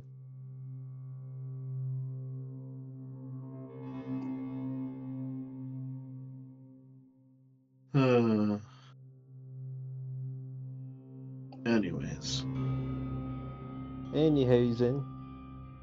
Anyhow, as you are currently trying to knock on the door of Vorthecaron's chamber slash his crystal, nothing happens. Nobody's coming out to say hello. You don't get any reaction. It's a little bit odd. Is there any other water like coming out from anywhere else? No, it's mainly just from his crystal.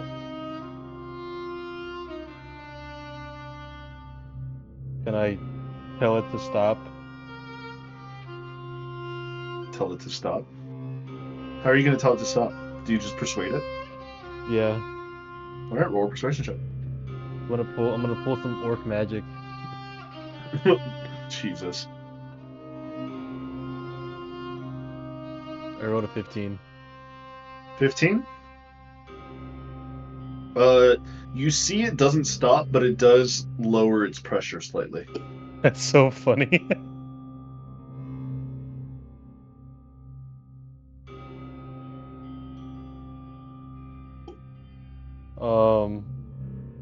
Hiccup. Hiccup. Hiccup.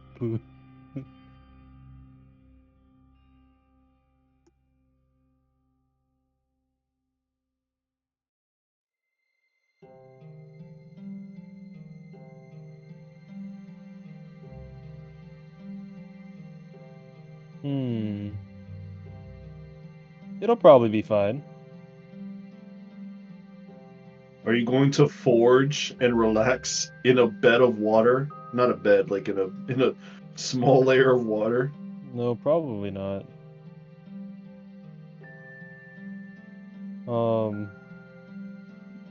It really is just from the egg. Yes, the there's egg no slash other crystal. discernible place it's coming out of. If you want to look around, roll an investigation check. Alright, fine. With my fancy +8 to investigation, I'm gonna get a 26. Okay.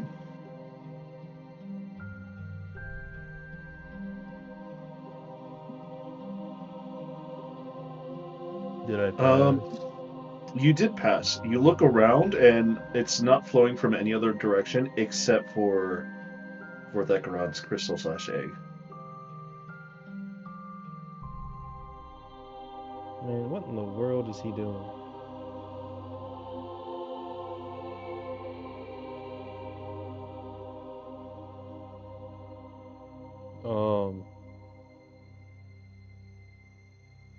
I guess he's going to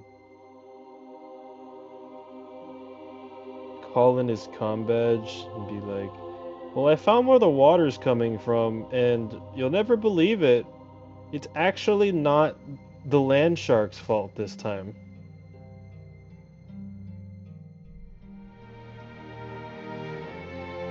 Whose is it? Fort Thekaron's. What do you mean? Oh, he's got water leaking out of his shell.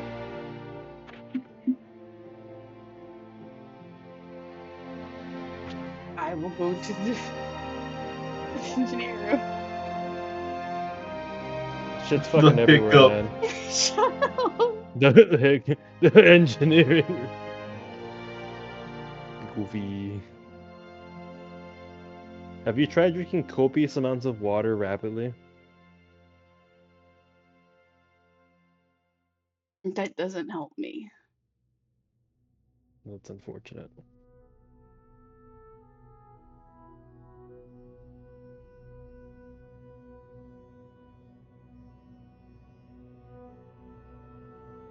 Oh, let me go look at the water. I just remembered. Oh my.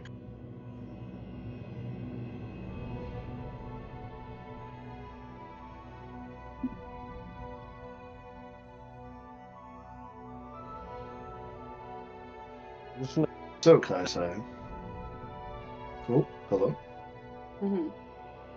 What was that? Wow. Oh, there he is. So, Kai-san, as you make your way down to the engineer room, you do notice it's a lot worse than it is up above. And... Hello? What happened? What did I miss? Nothing. I was just explaining to her about the copious amounts of water that is happening in the Valiant. Oh, yeah. But as you know, you see all the water is starting to flow up more and more the farther down you get to the engineering room. But as soon as you open up the door, as you're now wading through water, for Bayhorn, he's at ankle height. For you, it's a little bit like above your calves height because he's taller than you are. Short. short. Sure. But you do see that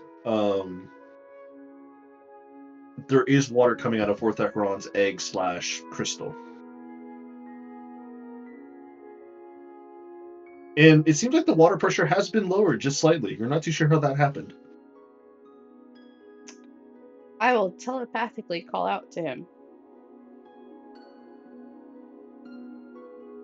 As you telepathically try to link to the crystal and call out to him, you don't get anything.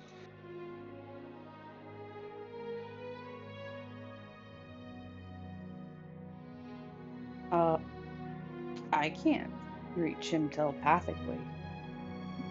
No, he's gone. Oh man, this whole adventure's getting me so tired. I'll tap my back. Well, Fugler, can you please come and check the egg and whatnot? Your ward is missing. My what? Your ward, the thing you're supposed to protect, the creation dragon. Okay, what's the problem? Well, You water's said- coming out of this crystal, and he ain't here. Oh, God damn it. Okay, I'll be downstairs in a second. Have you tried casting mending on the crystal? I'll go do that. Yeah. Try and fix it first before I need to come down there. Fugler's making his way down there, though. I will go up to the crystal, and where the water's coming out of, I'll cast mending. Mending. Mending. You know you can make Mending. infinite diamond with mending, right? Did you know that? I know that you can repair your armor and your tools with mending. Very useful. If you cut a diamond in half, or you cut a diamond into 2/3, you can regrow the diamond from the 2/3 part. So you can just keep making diamond pieces. Oh, that's a very huge trick that will be banned in my campaign. Huh? no. Damn it! Damn it! Damn it! Why'd you say something? You should have Infinite money DM'd it to glitch. me. Infinite money glitch. Infinite money glitch. You do mend the crystal. However, there wasn't really like cracks to begin with. You do see that as your mending spell flourishes into it, the water pressure does stop. And there's no more water flowing out anymore. But that doesn't help with all the water that's currently on the floor. Not it. Do you know what type of dragon is in that asteroid? A green. A green dragon? You never hear those anymore. I was surprised it wasn't a creation dragon in its early stages. But if it's just a green dragon, I guess I can understand why there's so much life around there. Or was. Alright. Now that I'm here, as Fugler makes his way in, you said he wasn't anywhere to be found? He's not responding to Bayhorn verbally or me telepathically.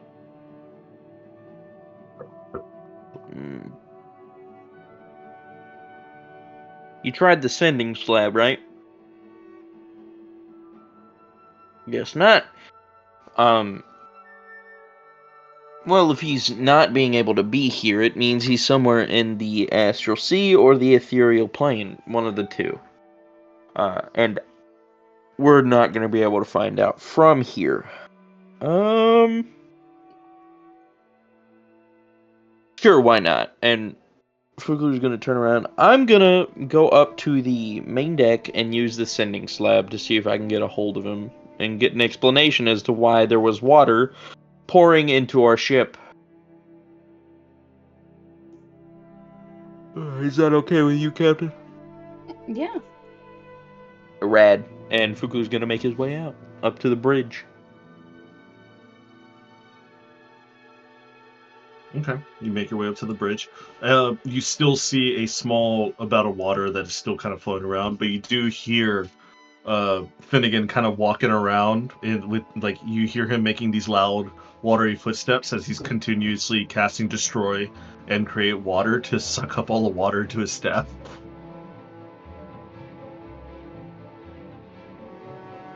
Kind of takes a look at you. He says, "Hey, she's got me on vacuum duty." Well, don't try too much to. Well, not too much. Don't try too hard to keep the place clean. I'm surprised the creation dragon isn't taking responsibility for his actions here. Then again, he is a dragon, so what was I expecting? I don't know if it is him that has caused this. It was a big old crack in the crystalline that did it.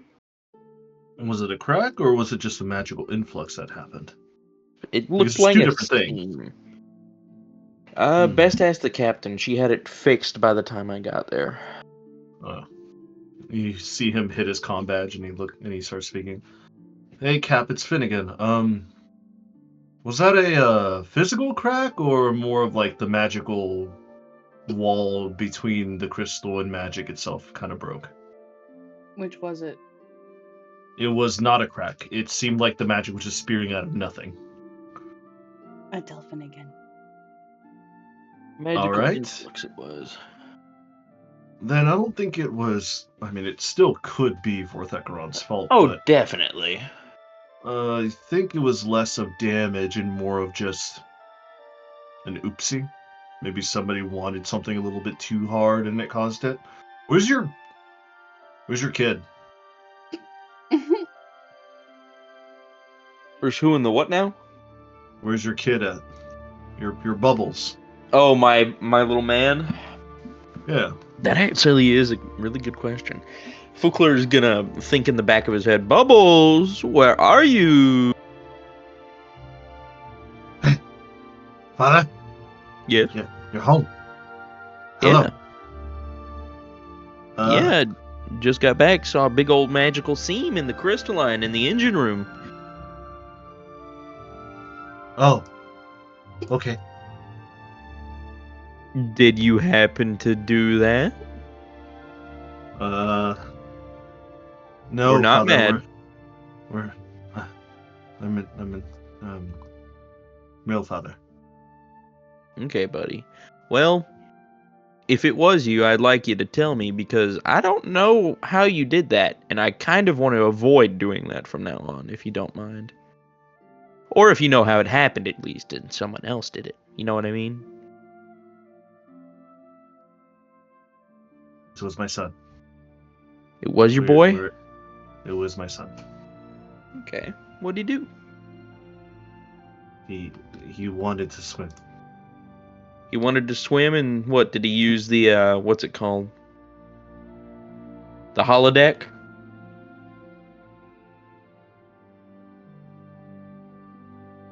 No, Father. He just wanted to swim, and it happened. Fey magic. Gotcha. Well, we'll try to fix that up. Don't worry about it. It's nobody's fault. This seems like it was an accident. At least, that's what Finnegan tells me.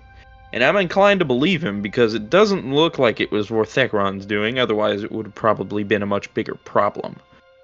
So if it happens again, just tell us and we'll fix it right up, okay? Okay, Father. Alrighty, buddy. Where are you guys, by the way? Are you in the secret room again?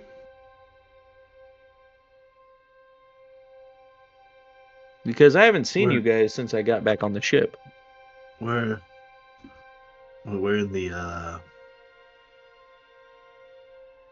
we're in the mess hall. Oh, the mess hall. Got you, buddy. I'll cook dinner here in a little bit. How about that? Okay, Father. Alrighty, buddy. And Fukler, again, is going to make his way to the bridge because Vorthecaron not responding is a bit weird, especially after us getting Chukna's soul back. So, just gonna check up on him, make sure it isn't his fault. You know what I mean? Okay. Yeah, I know what yeah, you mean. Yeah. yeah.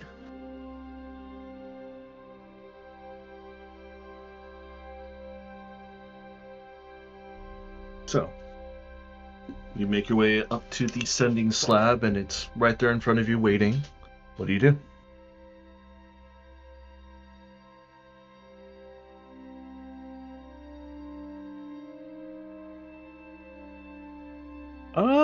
I'm gonna think about Vorthecaron really, really hard and say, "Hey, it wasn't you that caused the magical seam to rip in the engine room, was it? We just got back to the ship, and it was kind of pouring water out. I'm inclined to believe it might have been Bubbles and his little entourage, but I'm not sure. That, and we can't really get a hold of you in the engine room." And that's what he's gonna send. Do I need to Okay. roll? You do need to roll a d100.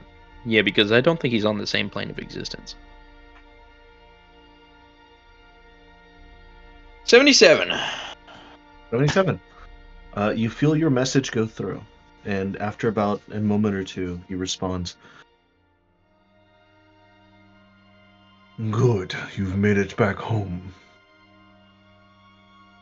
I'm elated to hear that your trip down below to that rock was successful. I am currently not available to be on the ship for quite some time. My energy still should flow through it. I have some business to take care of in an alternate plane of existence. I will return within a few days' time. That water situation you had was most likely due to the fact that we have 4 small land sharks that like to swim." I figured as much. But good luck on your business and whatnot. There'll be food waiting here for you once you get back. And I will have a gift when I come back. Whoa. Alrighty. I'll be expecting. And Fukler will cut communications. Okay. And he's going to make his way down to the mess hall and start cooking something up. All right. What are you going to cook? I have no idea. I'm going to look in Needle's book again. Okay.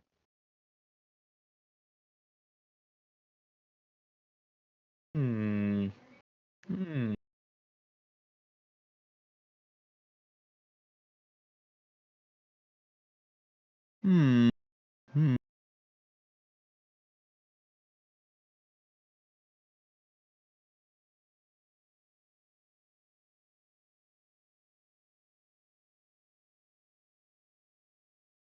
Oh, by the way, as soon as you enter into the mess hall, you see that Bubbles, his wife, and his 2 kids are currently devouring what seems to be a 10-foot cake.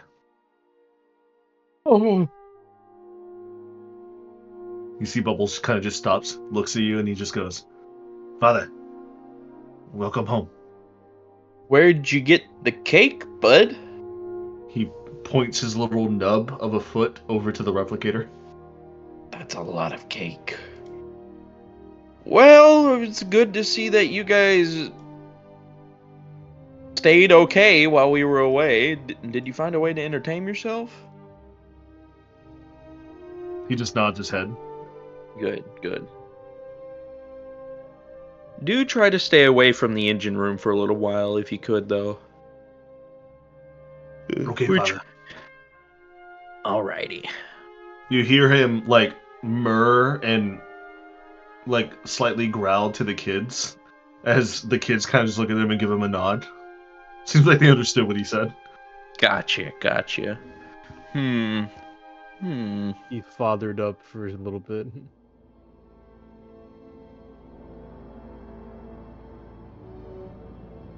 Also, they all look like that while they're eating their cake. Okay. Oh my god. Crash puppies. They are What? trash puppies. Chinese, I'm Chinese. What? What did you I was say? about to say, Cedric, I'm stealing your Chinese culture. I misspoke my What words. did you just say? Did I just hear you say something racist? No. Oh my god, I'm canceling you. No. You're getting cancel cultured. Cedric, Go I'm on. stealing your Chinese culture. No, I'm no, make- no. I know exactly what you said. You and it can't wasn't stop me. that. I'm making teriyaki bowls tonight. And teriyaki chicken bowls with rice tonight. Enjoy the racism taste in there Oh my then. gosh. The racism taste in there is crazy. And vegan egg rolls for Kayasai and Chakna. They ain't gonna be real good, but they're definitely gonna be passing for egg rolls. Vegan Or not egg vegan. rolls are Not vegan egg rolls, Yeah. vegetarian egg rolls. Excuse me.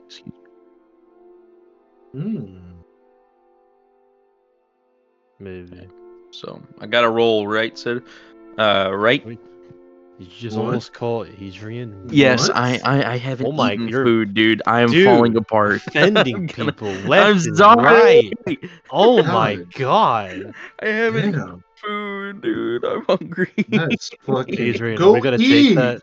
No, I'm gonna roll for both foods real quick, Okay. and then I'm gonna say the food is done, and then I'm gonna go downstairs and get some of my food with my headphones on. How about that?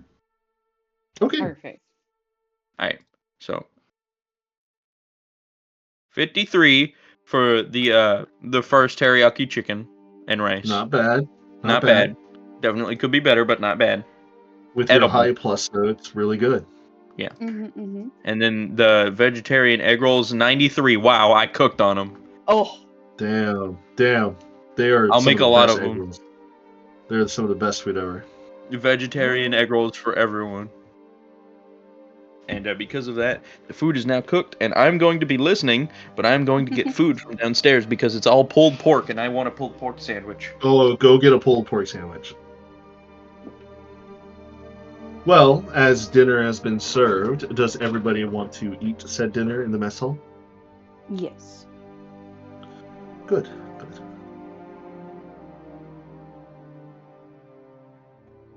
The food is immaculate. Immaculate. Immaculate. Delicious. Delicious dayo. Delicioso dayo. They have been paired with the perfect dipping sauce. They really have. Ketchup? Did you just say ketchup? You finally caught on. Did you just say ketchup? No. Oh No, my no, god, no. that was so funny. No. All right, Cedric, I have to ask you a question real quick. Would you What? rather sleep for 2 hours every day, all day, or would you only sleep for 7 hours? Wait, 2 hours a day? Or 7 hours Yeah. period?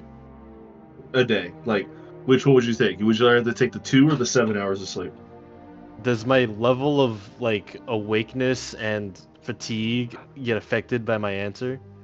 What, have you never had a 2-hour nap? Dude, those 2-hour sleeps are godlike. You feel like a god afterwards. Oh, you meant I can sleep for 2 hours whenever I want? Yes. Oh, I thought you meant I only get to sleep 2 hours a day. No. Like your brain just shuts off for 2 straight hours and then you're up again. But you're perfectly fine.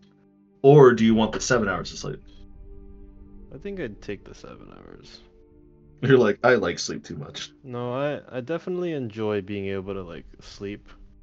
If you asked Zach that question, he would just choose none because he believes that sleep is useless. Mm-hmm. He's fucking weird. Fair enough. Zach is one of those creatures, man. I'm telling you. I love my sleep too much. I can't not have my sleep.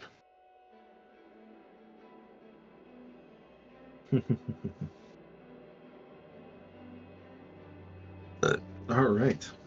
Excuse you, friend. I apologize. As you all partake in your dinners. By the way, Kaisai, have you taken off from the asteroid, or are you guys just chilling on the surface? Orbiting. Orbiting? Okay, that's fair enough. Just wanted to know exactly what you guys were at / doing / going anywhere. Does that mean we can fire upon the village and destroy all the pirates? No, You'd have to because make we a would have to shoot a very large hole through the surface. surface of I've this pressed the big asteroid. red button. What You happens? can't just shoot a hole through the surface of Mars. Fucking watch me! Man, nobody got that joke. Preston would get that joke. Preston probably would get that joke. I just wanted to join and put my own bit on it. Fair enough. I'm well aware that I didn't pass the vibe check. You did not pass the vibe check. I apologize. That's okay. But as you guys are enjoying your dinner, it's really good, especially after the last day and a half where you've been just feeding yourselves off of dry goods and dried meats and nuts and whatever have you. Good berries. Good berries, Yes. exactly, yeah. Yes. Yes. But dinner goes off without any hitch. Finnegan is still hard at work, vacuuming up all the water. Thankfully, he's done with the upper half of the ship now. We He's turned just got to work Finnegan to the into a bottom. fucking janitor. You kind of have, because he's the only one that's really good with water magic. I I can mean, the prestigitate all of it situation, away. as sad as it is, he's the best one for the job. You saying He that you is don't the have best. a mop and a bucket on this ship? She really doesn't. No, That's a safety hazard. I'm calling OSHA on you. I'm sorry, there's no OSHA in space. It's just called SOSHA, duh. There's It's no space government in OSHA. space. Yeah, there is. Mm-mm. Yeah, huh? Mm-mm. What, have you not heard of the Space Geneva Convention? Obviously, dude. Come on. Kind of wild. In any case, Anyhow, as you guys finish up your dinners and you are all settling into another peaceful night, hopefully. Kaisai, what are you doing right now after you've had your nice dinner with everybody? Looking for the Ruby Palace on the astral map. Okay. As you look at the astral map for the Ruby Palace, you know that the Ruby Palace typically doesn't stay anywhere in one place for too long. It does like to roam, unlike the Radiant Citadel, where the Radiant Citadel is typically stabilized into one general location in the Astral Sea. The Ruby Palace definitely traverses. That is also another reason why it's a very tourist hotspot, due to the fact that it's hard to get to and it's expensive to enter, due to the fact that it is a place of luxury. As you're looking at the Astral Sea map, it looks like it's probably about 2 weeks away from your current location. That's if it doesn't move.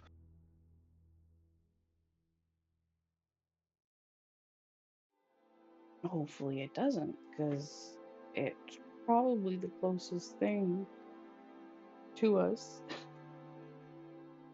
You do know that you are particularly close to one of those what did I call it last time? The gate areas. Mm-hmm. Do I I know have it of a right here. gate that can get me closer to the Ruby Palace?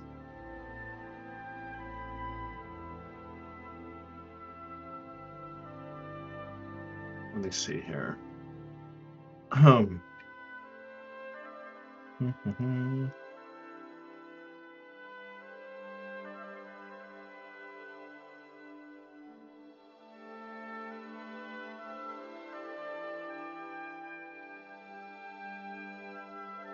Wait 1 second here.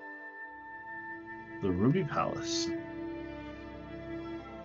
It is wandering the astral plane. Let me see exactly in my notes where I have it potentially located nearby. Oh, fuck. You know what I just realized? Hmm. I have to go upgrade all my other characters now. Yes, you do, my friend. Yes, you do. Okay, let me go do that really fast. Particularly because I have to use one of them soon.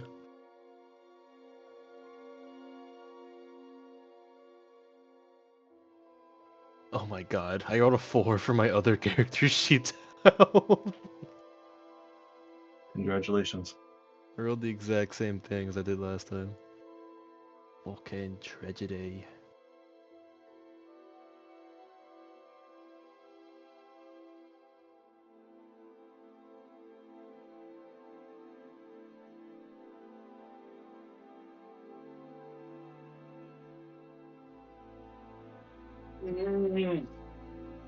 What the fuck? I got the Doom reference, Adrian. You got the what reference? Doom. You can't blow a hole in the center of Mars. Yeah. I Dr. knew he'd get Samuel Hayden. I knew he'd Now get that he it. says Alright. that, I understand the reference now, but I'm too late, so. Dr. Samuel Hayden. The mind of our generation got turned Mars base into zombies.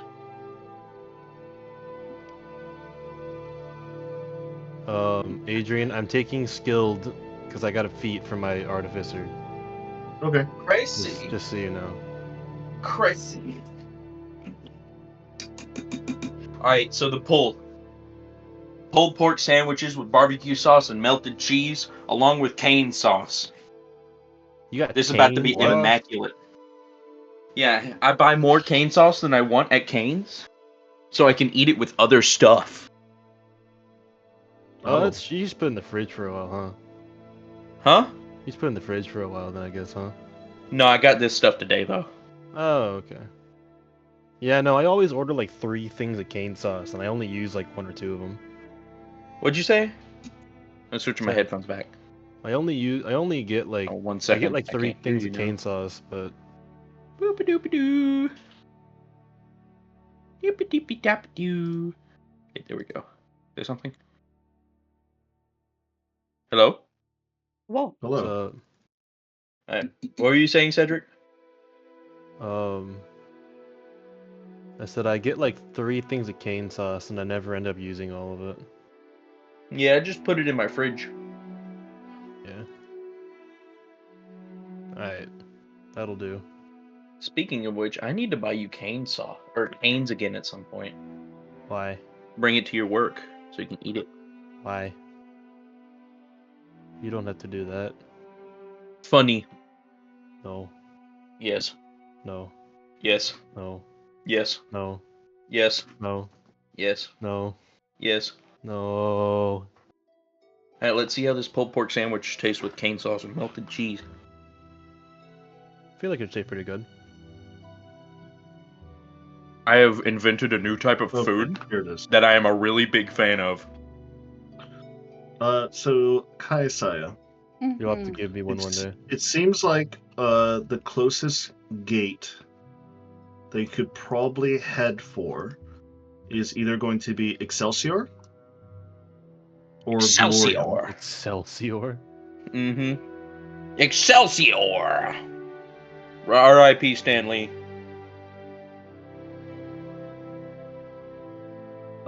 You know that Glorium is the it's the giants and humanoids like land area. Lots of cold, lots of mountainsides, ice dragons, ice deities, ice spirits. Lots of warriors and barbarians train there. It sounds like my perfect city. You also know that Excelsior, since it's also close by, getting to Excelsior or to Glorium would take you less than 3 days. It'd be the fastest way to get to civilization, especially from your current point in the edge of the Astral Sea. Excelsior, you've never been, as well as Glorium. You've never been there either.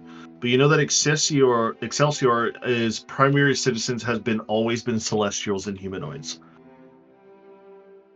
You know that Excelsior is very, I guess you could say, Restricted. it's very divine. It's restrictive, it's divine. They uphold good and law there, almost to a worshipping degree. Would they be Devout racist to me? worshippers? Probably not. You're not exactly too sure. You know that paragons of justice typically convene there. You have heard of a high chancellor there. His name is Foro, who was appointed there about 100 or so years ago. He is a human archmage that managed to master cleric spells. That's metal as hell. So it is an archmage wizard, which is a very powerful and very knowledgeable wizard who knows how to cast cleric spells. They are the high chancellor that looks over the gate town of Excelsior. So what is he, a white wizard? Kind of, if you think about it like that. Because he has cleric spells and stuff, right? Mm-hmm. Yeah. So you could either head up the high regal city of Excelsior, or you can go to Glorium, the rugged, rough winter terrain, but very welcoming Goliath people of Golrum. Goliath people? You trying to look for a Goliath girlfriend? No. I have to look for a Goliath teammate. I thought he liked the that's a short yes. blonde woman. In real life, yes. But Fuku likes the apparently- big ladies. No, I don't know what you're talking about. Apparently he does. Damn, Shut it your does. mouth. Shut up. Shut up. That's why he'll Secretly wants never a go magic after item that has a Pyra. larger Yeah, larger that's right. juice. He'll never go after Pyra because she's too small. Pyra is Wow. literally a child at this point. She's too short. How tall is Queen Aqua? Queen Aqua's about 7 feet tall. She's like 7'7". Isn't Pyra Aqua's kid? Yes. Yes. She'll get there. Expect Pyra's growth. technically quarter crystalline, so she won't be she's that tall. No. She's quarter human. She's 3/4 Quarter human. crystalline. Oh, she'll get there. Expect growth in this weather forecast.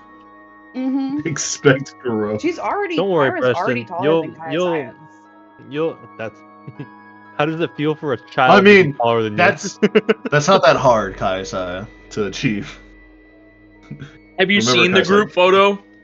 You're short. Your husband dwarfs you. Yes. I'm gonna make any Warforged they have a minimum of like 1 inch taller than Kaiasaya. That's sad and tragic. Including But also, Rigby? Including Rigby. Oh, that's crazy. Especially Oh, Rigby's a barbarian. He has to be big. Oh, I thought Mordecai was the barbarian. Actually, which one is Rigby? Let me see. Rigby's the raccoon. That's short and Oh, brown. I have Rigby named as the barbarian.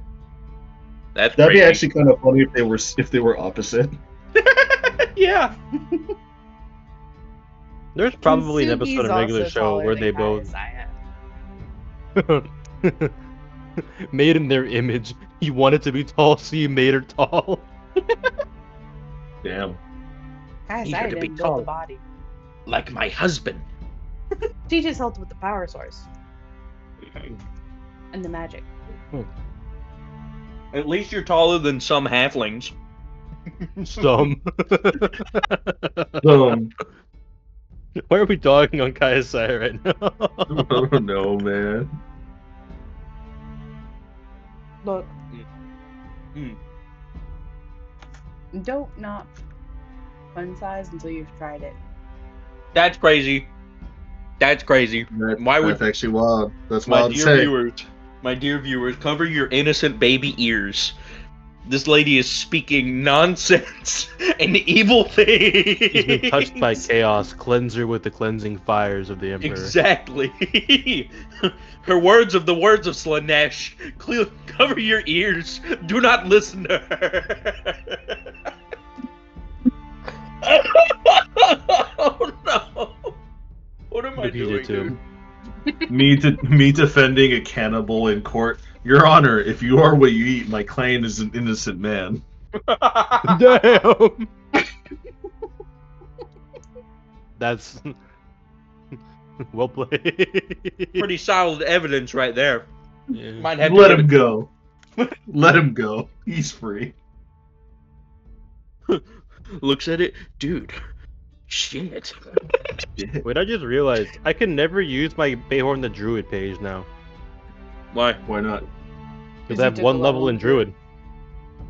Oh. Yeah. Yeah. Big oof. Perhaps you should have stayed single class. You want +10 to stealth?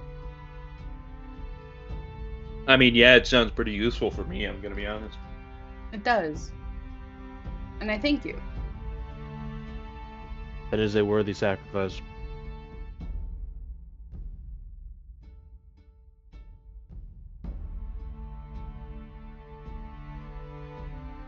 Alright. I'm actually gonna just reuse this sheet then, actually. So, Kaisai, now that you have your options, what would you like to do? Would you like to risk traveling to one of the city gate towns, or would you like to make the longer trek to the Red Palace or the Ruby Palace by itself? Longer. Why would you want longer? More time Either to way, work on it. Either way, we're gonna make our way to it. Make And you can just spend your time on the ship working on stuff. I know. That's what he wants. Yeah, I want more time. That's literally what I want. But you're on. Remember, you are on a time limit. Adrian, Yes. how far are we into the year? What the fuck? Oh, excuse me. You're only about like 2.5 weeks into the supposed like Last year that year you've been of told. civilization. Yeah, supposedly you've been told that you have about a year left. Okay. Wait, it was a new year recently? When did that happen? No. I mean, yes. I mean, Here's the thing, man. In terms of like timelines in a D&D campaign versus out of D&D campaign, it's wild. It's weird. Like, legitimately, like Critical Role's about to end their campaign, and supposedly their crew has only been around and they know each other for only about 3 to 4 months in game, and they've been playing for 3 years. Sounds about right. Timelines in D&D are very finicky. I'll have to agree. to disagree. Not to disagree, to agree. Call me a fat ass, but I just destroyed 3 pulled pork sandwiches with melted cheese and a cane saw. Wait, are you already done? Yes, I just finished. Oh my god. Bro! That shit was miraculous. Gonna be honest, that was really good. I was hungry all day, but I can think now, thank God. Are you okay? I was so hungry. Hey, Adrian. Yeah. Dude reminds me of the shock you're please, feeling right can now? I have some more? Yeah. That's what I have every day looking at you eating. I mean, that's normal. I normally eat like that. You should see my little brother. He puts his arm around his food like he's a Marine and then just shovels it into his mouth. Like, he's crazy. Like, he sits at like, whenever we sit at the dining room table, he sits there for like 5 minutes and isn't done. Kinda insane. But, I do eat things as well. Like I said, whenever I was like stuttering over my words earlier, and I wasn't able to like respond to you guys quickly, and I mixed my words up with the accidental racism towards Cedric. No, not accidental. It was accidental. I was insanely hungry. My stomach had been growling at me all day, and I was like, man, I need something, because I had only had one biscuit with a little gravy on it in the morning, and up until that point, I hadn't eaten anything. But now I'm good. I'm good. I could go for like another 5 hours at this point. But you guys could not. You guys need to go get some sleep. Nah, 5 hours. So, let's decide where we're going. The land of the Goliaths. I have a bias, so I'm not going to speak on that one. Yes, the man wishes to find a woman. He is Pyra. Nah, he wants a Goliath woman. The search wants, for like, a tall live muscle one. mummies is out of the question. Anyways, It's out of the question, so you're not looking for that? I will do it on my own time. Right now, I have to save the world. He the does universe. I have want it. to. You have to save the universe.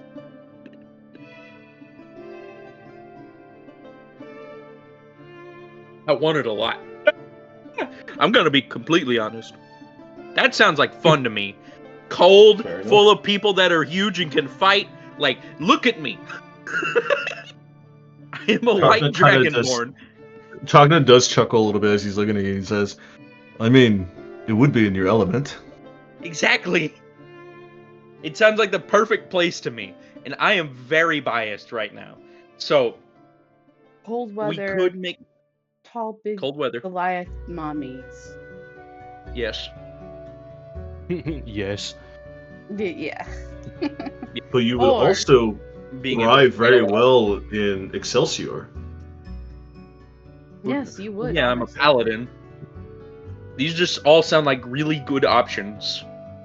And I There'd kind of be want to many there who would probably recognize that you've read the Book of Exalted Deeds and be highly jealous. Just be happy we're not going to Plaguemore. Plaguemort. That sounds like a place with a lot of sickness and unhappiness. You are correct. It is an autocratic cesspool. Oh. Hmm. Both should go literally cause a- and we should go cause a revolt. figuratively. Rotting shacks, bad infrastructure, derelict streets, poison for water. It Can we is. go cause a revolt? Sounds kind of fun. It's also demon infested too. The humans there are not actually humanoid. They're all disguised as demons. We could go cause a One Piece there. Somebody feeds us food, and all of a sudden we overthrow the government in return. Doesn't sound like a bad idea, but we'll put that on the to-do list. Huh? And I'm mad at the government. My tummy hurts. Ba-da-bum, ba-da-bum, and I'm mad at the government. Gotta do that. Jeez.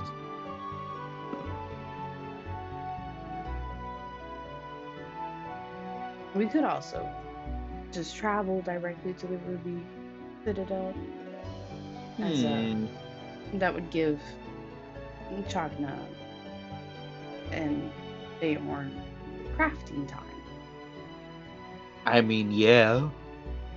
Well, what do we prioritize? Do we prioritize getting to the Ruby Palace quickly, or crafting time, I guess?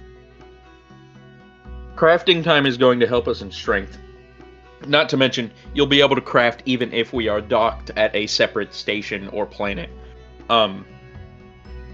Notably, you'll be able to have crafting time for yourselves in any way, any of these decisions. Like I'm saying. How so? Yeah, you'll be able to shop for stuff sooner so you can continue your crafts if we stop somewhere sooner. Does that make sense? That makes sense, however.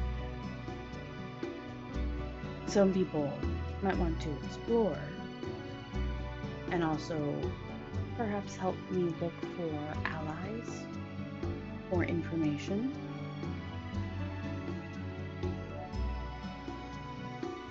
We also have a lot of supplies on the ship.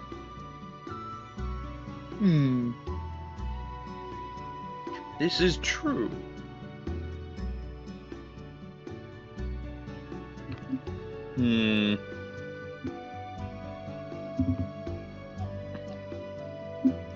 Alright, outside of D&D, we're not going to be able to make this decision, are we? Up to you guys. I'm thinking. Because there's benefits to both.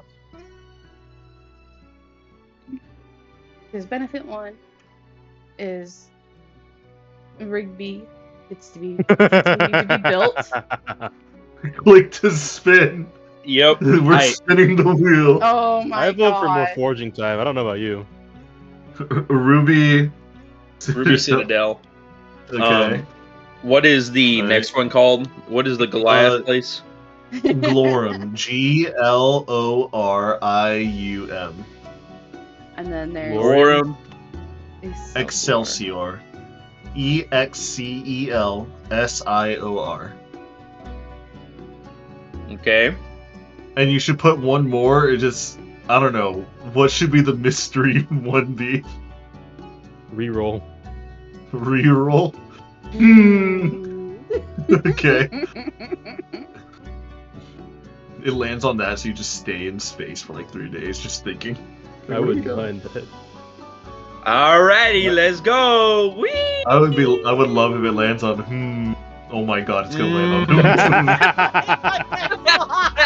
Alright, convene in 3 days. I'll see you guys later. Alright, convene in 3 days. I'll see you guys later. Have a good night, everybody. Oh my He laughed. Oh my god. I'm back. He's Alright, back. take out the home. Take out the home. Yeah, Alright, now... Alright, so, legitimately, are you guys going to just spin the wheel for this, or are you gonna figure this out? Actually, not. Spin the fucking wheel. I don't Alright, have we're a spinning the preference. wheel. I really do, but I'm not going to state my preference. We know Because your preference. already You want coded Dommy it. Mommy. Yes, You want big Dommy mom- Wommy Goliath women. Which big is muscle why mommy. I'm adding that onto the spin list, but also Excelsior would be really interesting because we could get a potential ally there from the Wizard of Clerics. And so on That and being so the case, should I edit the odds or should I keep them all a third? This is up to you.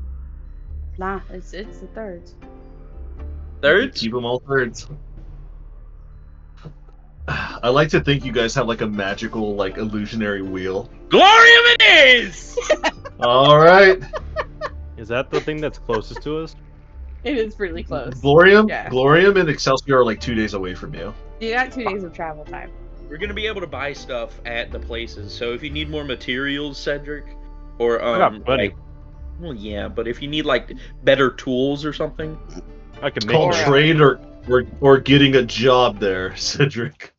What you mean? Or stealing. you two both find a Dommy Mommy. I have He a already has soul a day. wife. He already has a soul day. He has a The wife. soul day looks offended. The soul day just like offended. There was indignantly a like, I time- have a soul day. What are you talking about? I appreciate you said that. Connects The with your last soul day and tells her, you know, this could be a place where you can try and get Ahorn to remarry you. I don't think he's ready for that just yet. What were you gonna say about the last something? She's probably Oh. making a dig at me for Glenn. No, I'm saying that the last woman you had in bed crushed the bed with you in the middle of it. Oh, does that spark any memories? I'm rolling a history check. Yeah, roll a history check. I rolled a 26. You rolled do an have 18. you have a flash of a memory pass by you when she says that there was a time before you and Isolde were official, and during one of your many excursions into Baldur's Gate, you did hook up with the Goliath woman one time, and it was the painful experience. Death by Snoo Snoo. Got his pelvis crushed. Unfortunate. My many condolences. You have nails in your pelvis to put it back together. Ahorn visibly shudders at the remembrance of it, giving Isolde the signal that he does indeed remember this. He just gives you a shrug and eye roll and looks over at Kaisaya. I can imagine Bayhorn being like, stop. I remember.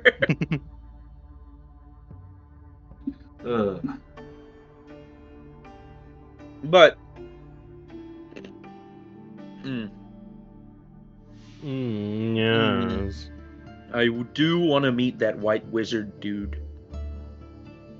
I thought you were gonna say that white Goliath lady. I was like, oh shit, he really White wants to. Goliath lady doesn't sound too bad. Now finding a respectable one. I don't know if we should be saying the term white wizards in our day and age of 2025. I'm a white mage. Have you seen that? Have you White- heard that rendition? White mage is better. No. Grand Wizard. What are you talking about?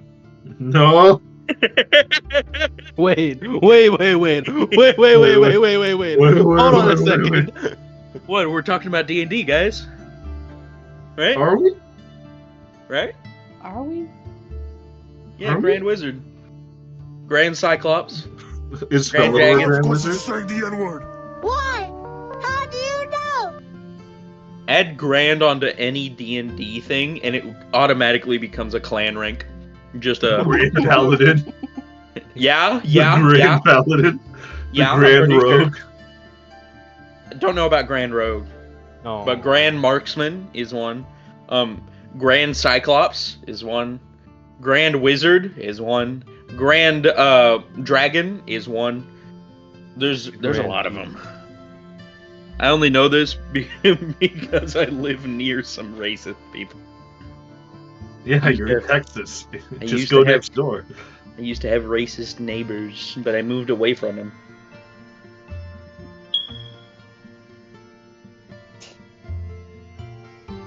The mythical ceiling bird. The Mickle. I want to hear none of that. I heard that for 2 weeks straight in my house.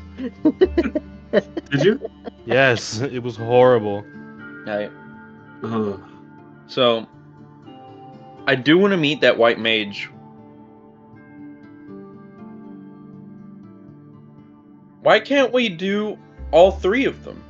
We'll probably eventually do all three, but where are we gonna go first?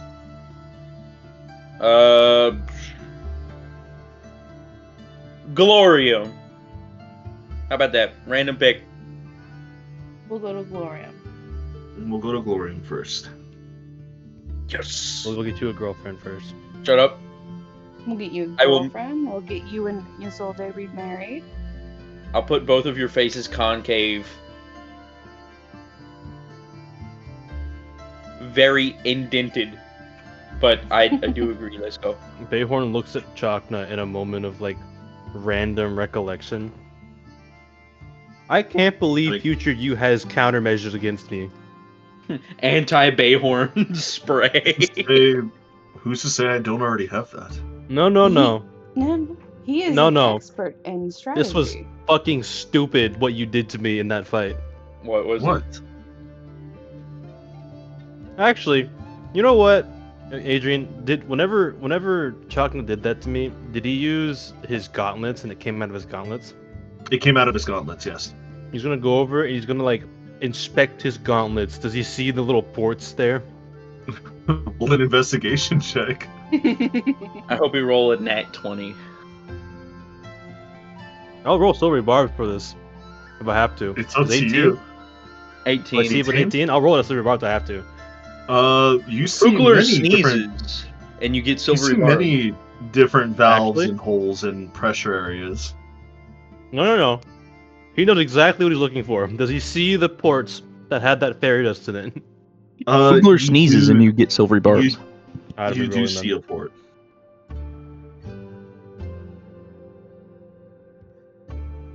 I wrote a natural 20. You have to tell me no. There is a Hold on, port hold that on. you see. Hold on. Kayasaya, Huh? coughs.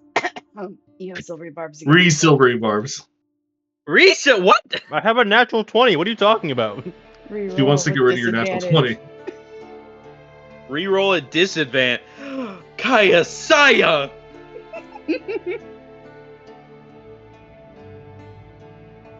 You're a bad person. Damn. I hope you roll I- 2 natural 20s. I have to help. I hope you. That would be fucking funny as Does hell. that mean that I just have to? Well, does that mean that it's just a straight roll? No, Mhm. you already rolled. Oh, you What's want me it to called? re-roll it again? Yeah, roll at Yes. disadvantage. Disadvantage instead. Bayhorn has sudden blindness. Oh fuck! I can't believe you done Rolled a this. 14, and now I'm gonna silvery barbs myself. Persona! Damn. Persona. No, I was so close. What'd you roll? 22. 22? I still say you see it. You do see like Yeah. a small little port opening of where it came from. Oh no, you bastard! You've already made it. He just gives you a shrug. He's an expert strategist. He's I can't believe incredibly you. gifted in that. Of course, he's gonna have countermeasures. All right.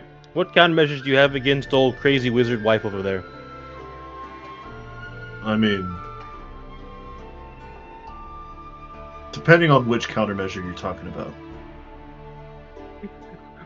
You need to be more specific in your questions.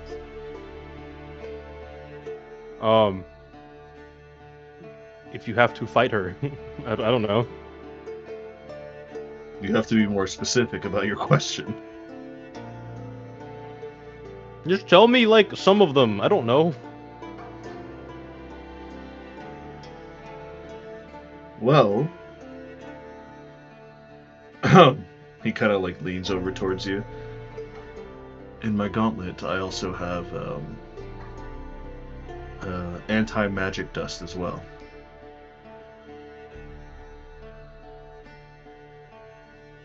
You need to help me make one of those. What, the gauntlet? All of it. I actually had an idea, but I don't know if it'll work to the extent of yours. But in terms of what I have in mind, it might work amazingly. We could set you up if you'd like. Do you want your own gauntlets? I was thinking something more lightweight than like the big ol' like gauntlets. Something more so I can still wield a sword effectively. Something more like wraps, like leather wraps. We could put magical enchantments on the leather. I wanted it to make it to where if I ever got disarmed, I'd still be able to pack a punch. Because my fight with you Pack a punch? learned me something. That costs 5,000 points. Shut the fuck up. Pack a punch. But Bayhorn's gonna say, like, my fight with you has made me learn something. Fists also need to be viable. I'm thinking if I can make some leather wraps that are reinforced with Sable Theorem, maybe I can make some wraps that make me a little more dangerous in hand-to-hand combat. Because Sable Theorem's pretty light, and I'm pretty sure even if it's thin sheets, it'll still be pretty effective. I think that's a wonderful idea, Bayhorn. It would be a little bit difficult to get the Sable Theorem in there. We could probably grind it into dust. Why not just make leather gloves and put the Sable Theorem around your knuckles?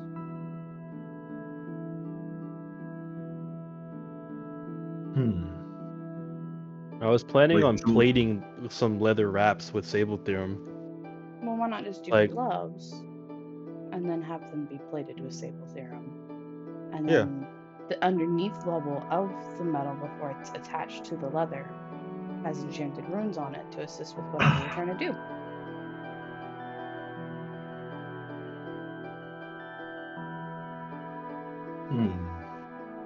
That sounds about what I wanted to do, yeah. You just need to hammer out the Sable Theorem incredibly thin, probably. Or I need to find some more mithril. Or that. Mithril would also be kind of nice to have. I don't really feel like scrapping my chest plate since it's the only one I have. I think Excelsior might have mithril.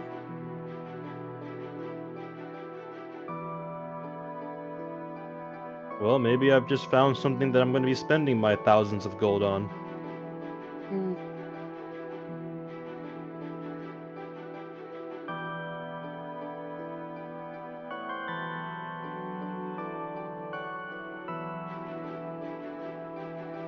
Well, in any case,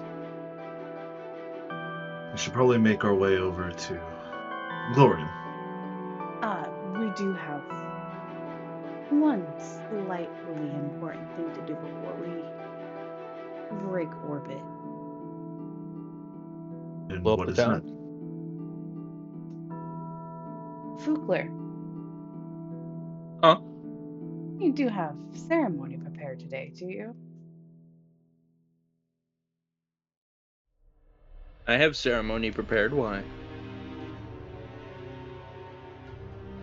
I'm gonna need you to be using that spell.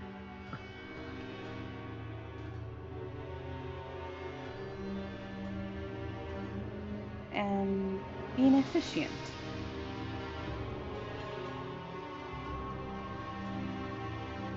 Why? Chakna's soul has been restored. Okay. You want to marry your husband again? Yes. You want to All right, marry? Chakna, pull out the ring. You got to propose to her. Let me get the book. I don't have a ring prepared for this. He didn't have a ring in the first place. Go take one of Bayhorn's. He has a lot he's stolen. Neither of our Bayhorn will flick societies. Chakna like a random ring he's pickpocketed. It's a size 13 just for you. Wait, Little hold do on. all of you know, he's pickpocketed rings for every single one of the crew. Wait, do you realize how long the wedding's gonna take? What do you mean? Well, there's steps involved, especially for my culture and my people. That's why Okay. I have to get the book. Yeah, and what's your point? It takes about 48 hours and a grueling hunt between the husband and wife.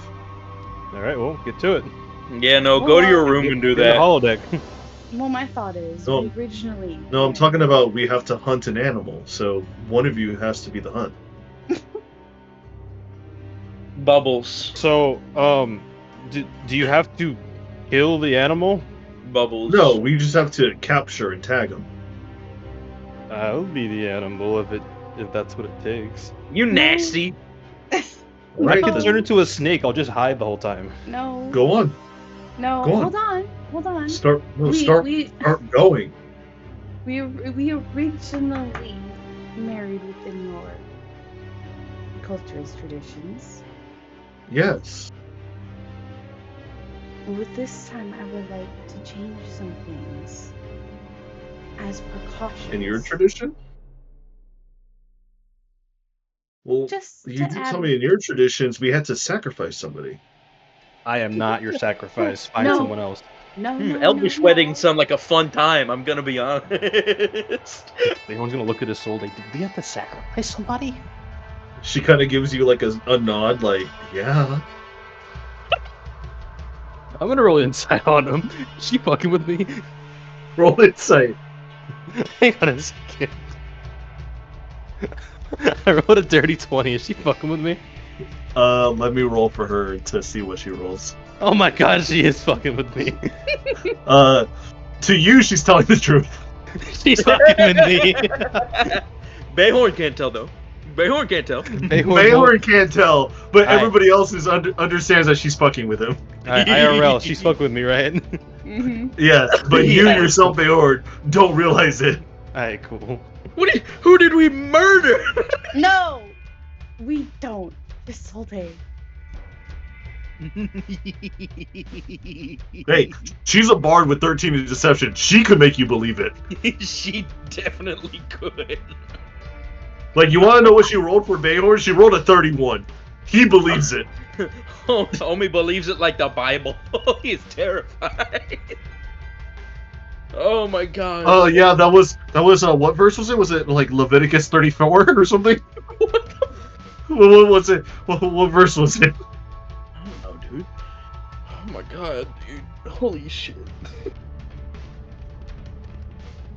But anyways, Bayhorn, you believe it, but everyone else knows that she's fucking with you.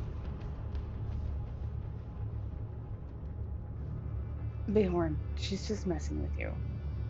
But no, what I am talking about, on Quidmars, they do the hunt, and there's a whole slew of things. But with Quadradom, what is done You fight is to death. the linking of bloodlines,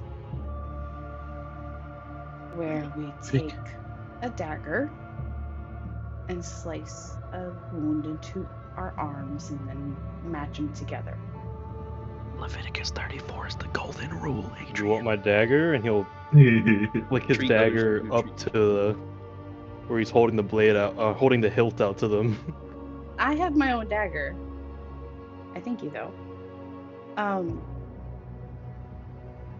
A key thing to know with Quadradom is the deeper the cut and the longer the cut, the more truer the marriage is of actual love and not a political stance. AKA stating it's a marriage of love and not this, Political gain. yeah, arrangement.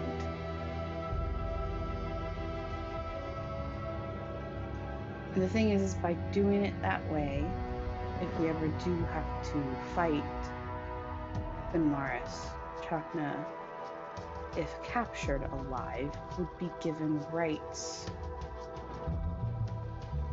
just about equal to a native Finmar. Didn't you guys get banished though?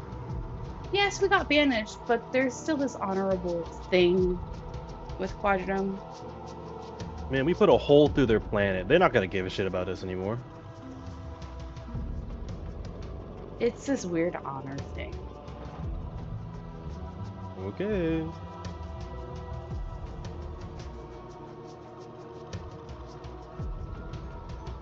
But also, perhaps we can manipulate the fates themselves and link our souls together. So if and when we die, we go to the same place. That sounds like a dangerous prospect. We fought her twice and won. What's a third time? I don't think we won necessarily. I think it's more if she was just testing us.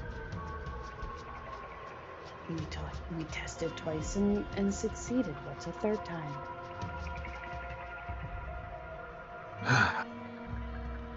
Why not?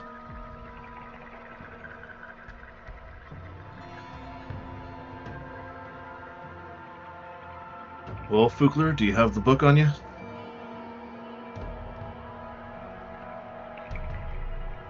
I have a couple different books that I might be able to pull wedding ceremonies from. I have the OG book from Strixhaven that is basically a how-to guide for paladins and whatnot, including the ceremony spell. I have the Book of Exalted Deeds, which might make your ceremony even more holy. Or I have the How to Marry for Dummies. Choose your choose your selection. It is all up to you. You are the one that has the power to do so. How about a Fugler traditional? One that has Fugler ever married somebody? No, but he is a paladin who has read the Book of Exalted Deeds, destroyed 3 of Vecna's phylacteries, and is the true paladin of Yatolt. Why not have something come from his heart? Alright, where are we doing this? On the bridge, right? On the bridge, okay. And you never thought, huh?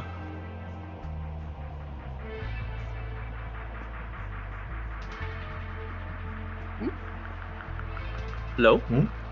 Hello? Oh, I asked, you never thought, huh? I never thought I'd be getting married by a paladin of death. Well, call it insurance that you'll be able to find each other even after you die. So, See, let's that's do the this. poetic gift of this. Help make sure we can continue Find on each other after- even in death. Exactly. You were separated for so long, and yet here you are, gathered together. Touching. Sweet as pineapple. Oh my goodness.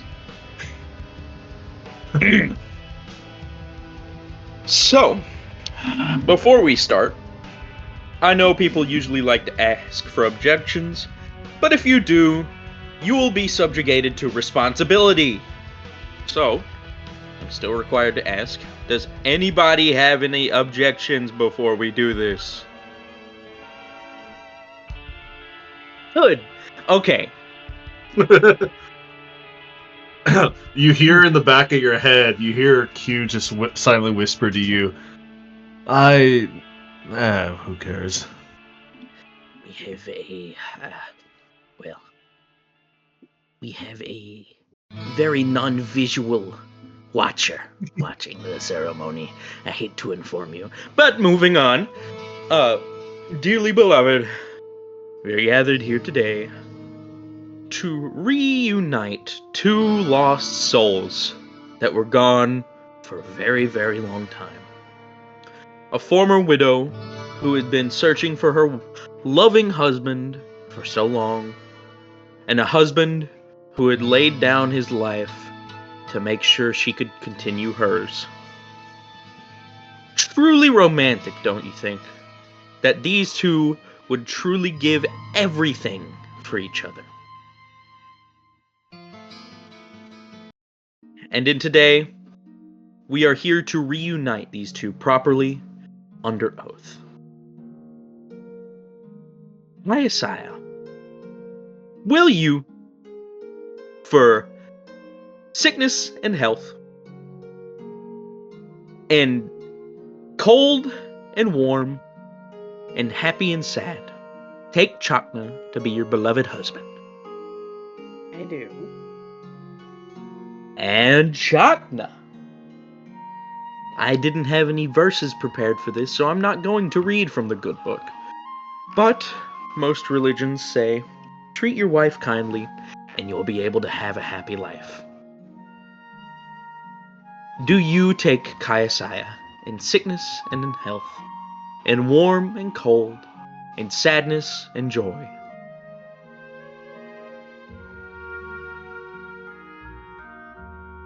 I do. Now that is wonderful.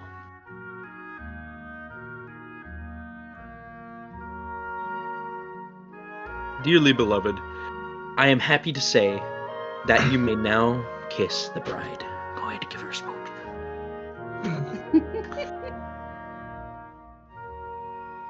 Do you have the ceremonial tools, or are we gonna continue on with Ceremonial Fukler's tools? special? Ceremonial tools? What? Kayasaya pulls out her dagger. I Oh, have the tool. well.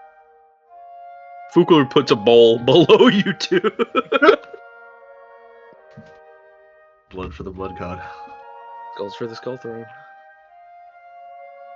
Cuts arm. Cuts on. Edgelords. Edge lords. Star, space, cuts arm, star, space, star. God, it's like I'm 13 again. Anyways. Oh my god. Are you gonna cut down the arm from your wrist down to go ahead and attach your arm to Chakna so you can have a little blood merge and you could forever tie your bloodline together? Yeah. Kind of how it is. Yeah. It's kind of how it works. And also keep him safe if he ever gets captured by the elves of Audrey. He does the same cutting pattern as well as you, to match, almost in like a mirrored way of how you cut yours. He kind of mirrors it, and he tries to match the lines together, so when you do embrace, it would and should match. But he also finally cuts his arm as well.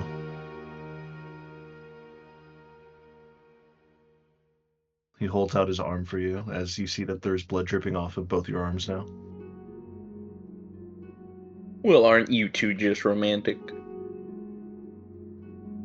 But I hate to apologize to the now bride and groom, now husband and wife. But if I had more time, I would have set something up in the holodeck and gathered a couple more verses from the good book of deeds and the good book of marriage and all that good stuff. May ye told to guide you in your afterlife and bring you together even then.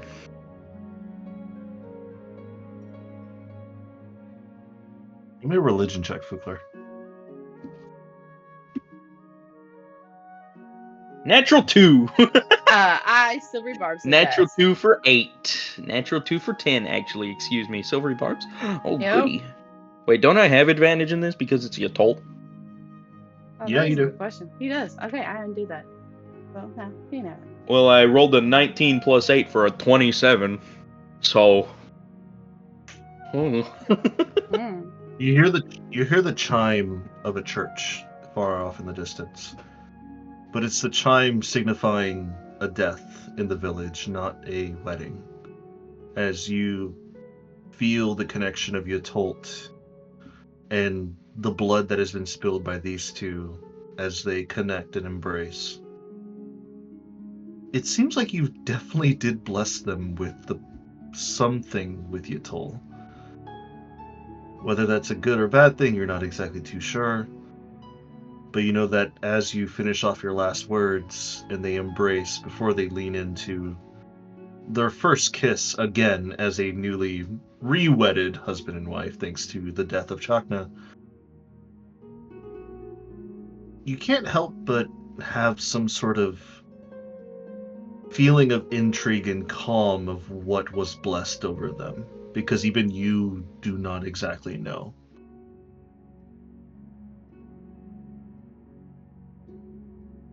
Well, whatever the case, it seems like we had more than one silent watcher. Seems like Yatolt's been watching too. May you two forever be in harmony. And as Chakna looks over at you, Kaisaya, with the blood still running down his arms, he shifts over to not try to knock the bowl over and leans you in closer to his chest, and he gives you a hug before he eventually looks down for you and gives you a big ol' smooch on the lips. Kiss, kiss, kiss. Before he casts little fireworks with prestigitates and. Congratulations, you guys have a +2 AC for the next 7 days while within 30 feet of each other. You see Isolde, Finnegan, Fiabella, all of the B team, Glenn included, are starting to clap, and they all start to say congratulations to you. Evangelion up in here. Yeah, I was about to say, it's that one Evangelion movie. Congratulations. Evangelion 2.0.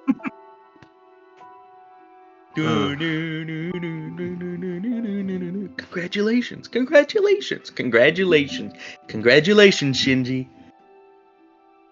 God, no. But you are now freshly re-wedded, and with everybody clapping and these prestidigitations, fireworks and lights, and your new set found path as you are now going to head your way over to the gate town known as Glorum, this majestic and wonderful battle town that is filled with Goliath, men, women, and children ready to do battle at any moment's notice as they continuously train for a battle or war that may never come. That's what we'll call today's episode. Aw, I was about to fucking ask questions, man. What are we gonna ask? We can continue just for a moment. Hookler, Huh. you said someone else was watching? More than one someone else. Who? You needn't worry about it. Nobody that would interfere. Because if they did, they know you wouldn't be happy about it. But I'm guessing you can at least guess one of them. I can guess one of them. I'm actually quite shocked they didn't even just pop up. But who's the others? Well, one other one. It was 2 uninvited guests, but I'm saying they're welcome anyways. I'm pretty sure Q was one because he was trying, but he very littly tried. I'm sure he could have convinced me and mind controlled me if he tried hard enough, but he was about to object when I asked for objections. And 2, it seems Yatolt was watching you as well. She was actually watching? Seems so. You've received a mysterious blessing other than the wedding blessing. Even I don't know what it was. So maybe you two really are tied to the afterlife together. You'll find each other in other lives even after this one. Well, Gives a bit of hope, doesn't it? Blessing? I really hope she wouldn't give you a blessing that would cause you to die. That wouldn't be cash money. But we can't really find out, can we? Can I we? don't think she would do that either. Well, I might have to pray on it for a little bit, but I wouldn't be too worried about it. Usually if she's going to bless somebody at a wedding, it's going to be a good blessing for somebody to have a long and prosperous life. Don't you think? This was not a curse. I would have told you if it was. This was a blessing. Something to benefit you. Isn't that right, Adrian? That is correct. As far as you can feel and tell with your religion check, it was a blessing, not a curse. Yeah, it's not However, hostile. However, you still don't know what blessing it was. Might have to ask. All in all, I don't know what she blessed you with, but she did bless you nonetheless. Would like to know what it was. Well, maybe you can ask her. Have you ever tried praying to Yatol? He's looking at Kaisaya with a fucking smug ass grin. You see Chakna also kind of just gives you a smirk, and he just says out loud, "Kaisaya praying to anything besides coffee in the morning? Never heard of it." Okay, you don't need to call me out on that. But if that's what it will take to get my question answered, I'll pray. Wow, you're one of the... Wow. What? I never thought I would convince Kaisai to follow my religion. You know, maybe miracles do happen, Chakna. I'm willing to believe it. Especially because, thanks to you and Bayhorn and the rest of the crew here, I can solemnly say that miracles do happen. So I thank you.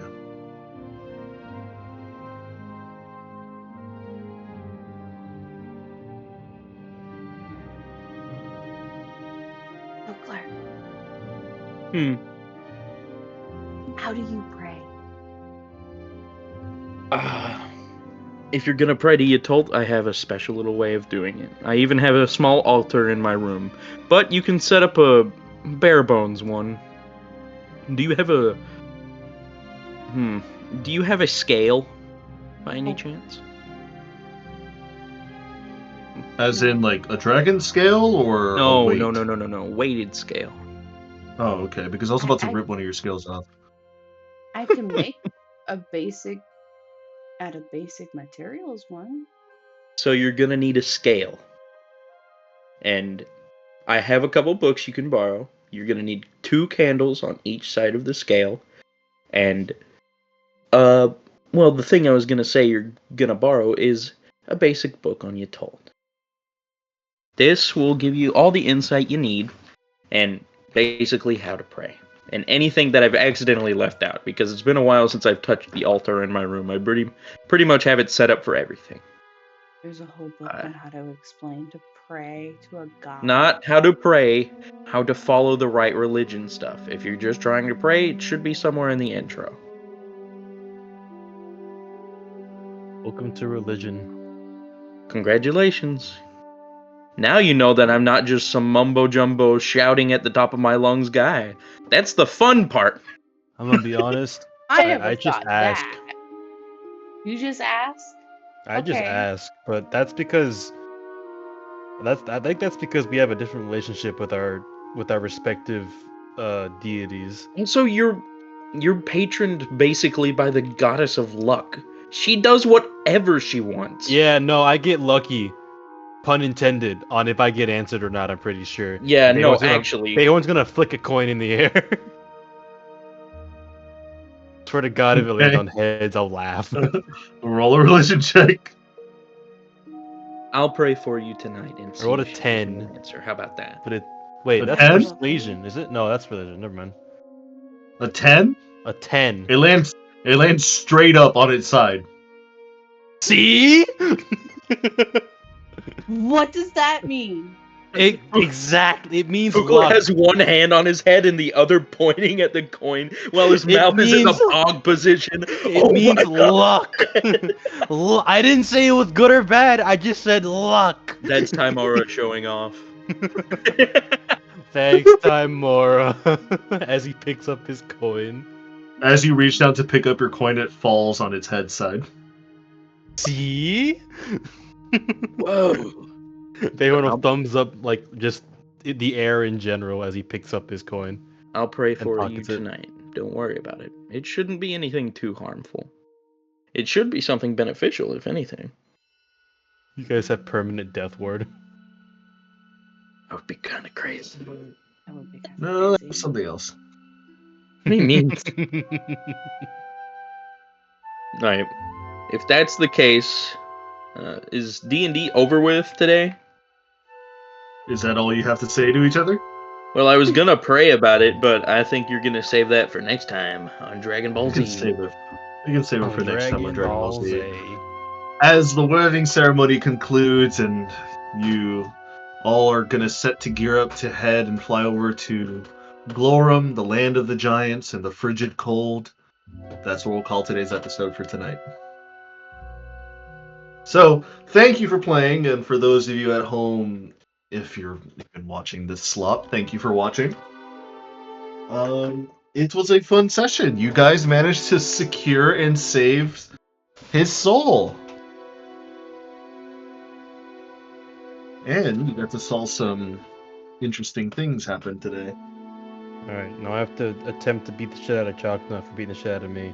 So Good that I luck could with inevitably lose. Good luck with that. That's why I said So- inevitably lose. It is 4 a.m, gentlemen, so I thank you for playing. I hop appreciate on you me. guys. Hell no. What Hell do you mean? no. No. Pop open a ghost, we're going. We're going. man. I've Come already on, had get a the fuck on. ghost. Get the I've already fuck had a on. ghost. I'm done. No, I've already had a ghost. We're doing this, man. I'm done. No. No way. No mames. No mames. No more. No mames way. Oh, did I tell you guys I got a new phone? No. You got a new phone? Yeah, I did get Dude's a on new phone. dude's on a lucky streak right now, man. What Not like kind a of lucky, but phone a good did streak. you get, I man? got a 16. A He got the 16? brand new one. Yeah, the brand new Oh. iPhone. Oh no, that's free. wild. For free? Adrian, Wait, for free? Yes, I did get it for free. I traded in I'm my actually- old phone. That's actually very cool. That's actually The awesome. 16's the newest one? 16 is the Yeah. newest one right now. He went Okay, up I don't know 6 about versions. Apple, so. Yeah, I did he go up went. 6 versions. Damn, you went from an 11 to a 10 to He a went 16? from Went an from XR. an XR. Yeah. Oh my God! You needed an upgrade. Holy Oh yeah, shit, no, I needed an upgrade. Even I had dude! a I'm more actually advanced no, phone dude. than him. I'm actually happy for you because I'm not gonna lie. As much as I hate Apple and I diss it all the time, I can't lie. Their new phones, every time they come out, are like actually really good quality for what they are, at least. They're okay. But still, jumping from an XR to a 16, it's like going from a RTX like 1080 to like a 4090. Oh yeah, no, it's an It's astounding wild. jump. Yeah, Dude, like he has a I bet. fucking zoom feature Yeah, on the side dude. of his phone. It's I was about crazy. to say like I bet the YouTube videos go wild on that screen, and I bet like all your games run flawlessly now, don't they? Do you even play I mean, games like- on your phone? Now he can. I feel like he Oh, yeah. couldn't with the XR. Dude could play Me Resident loading up Evil on his Balatro. phone. Yeah, he can play Resident Evil 4, I think. I can play Tacticus. Yeah. I'm already too far ahead. I can't stop. Can't stop. Won't stop. I wanna play Balatro again, but Dude, it's literally, 4 in the morning and I'm I'm tired. like level 30 something in Tacticus already. You're actually insane.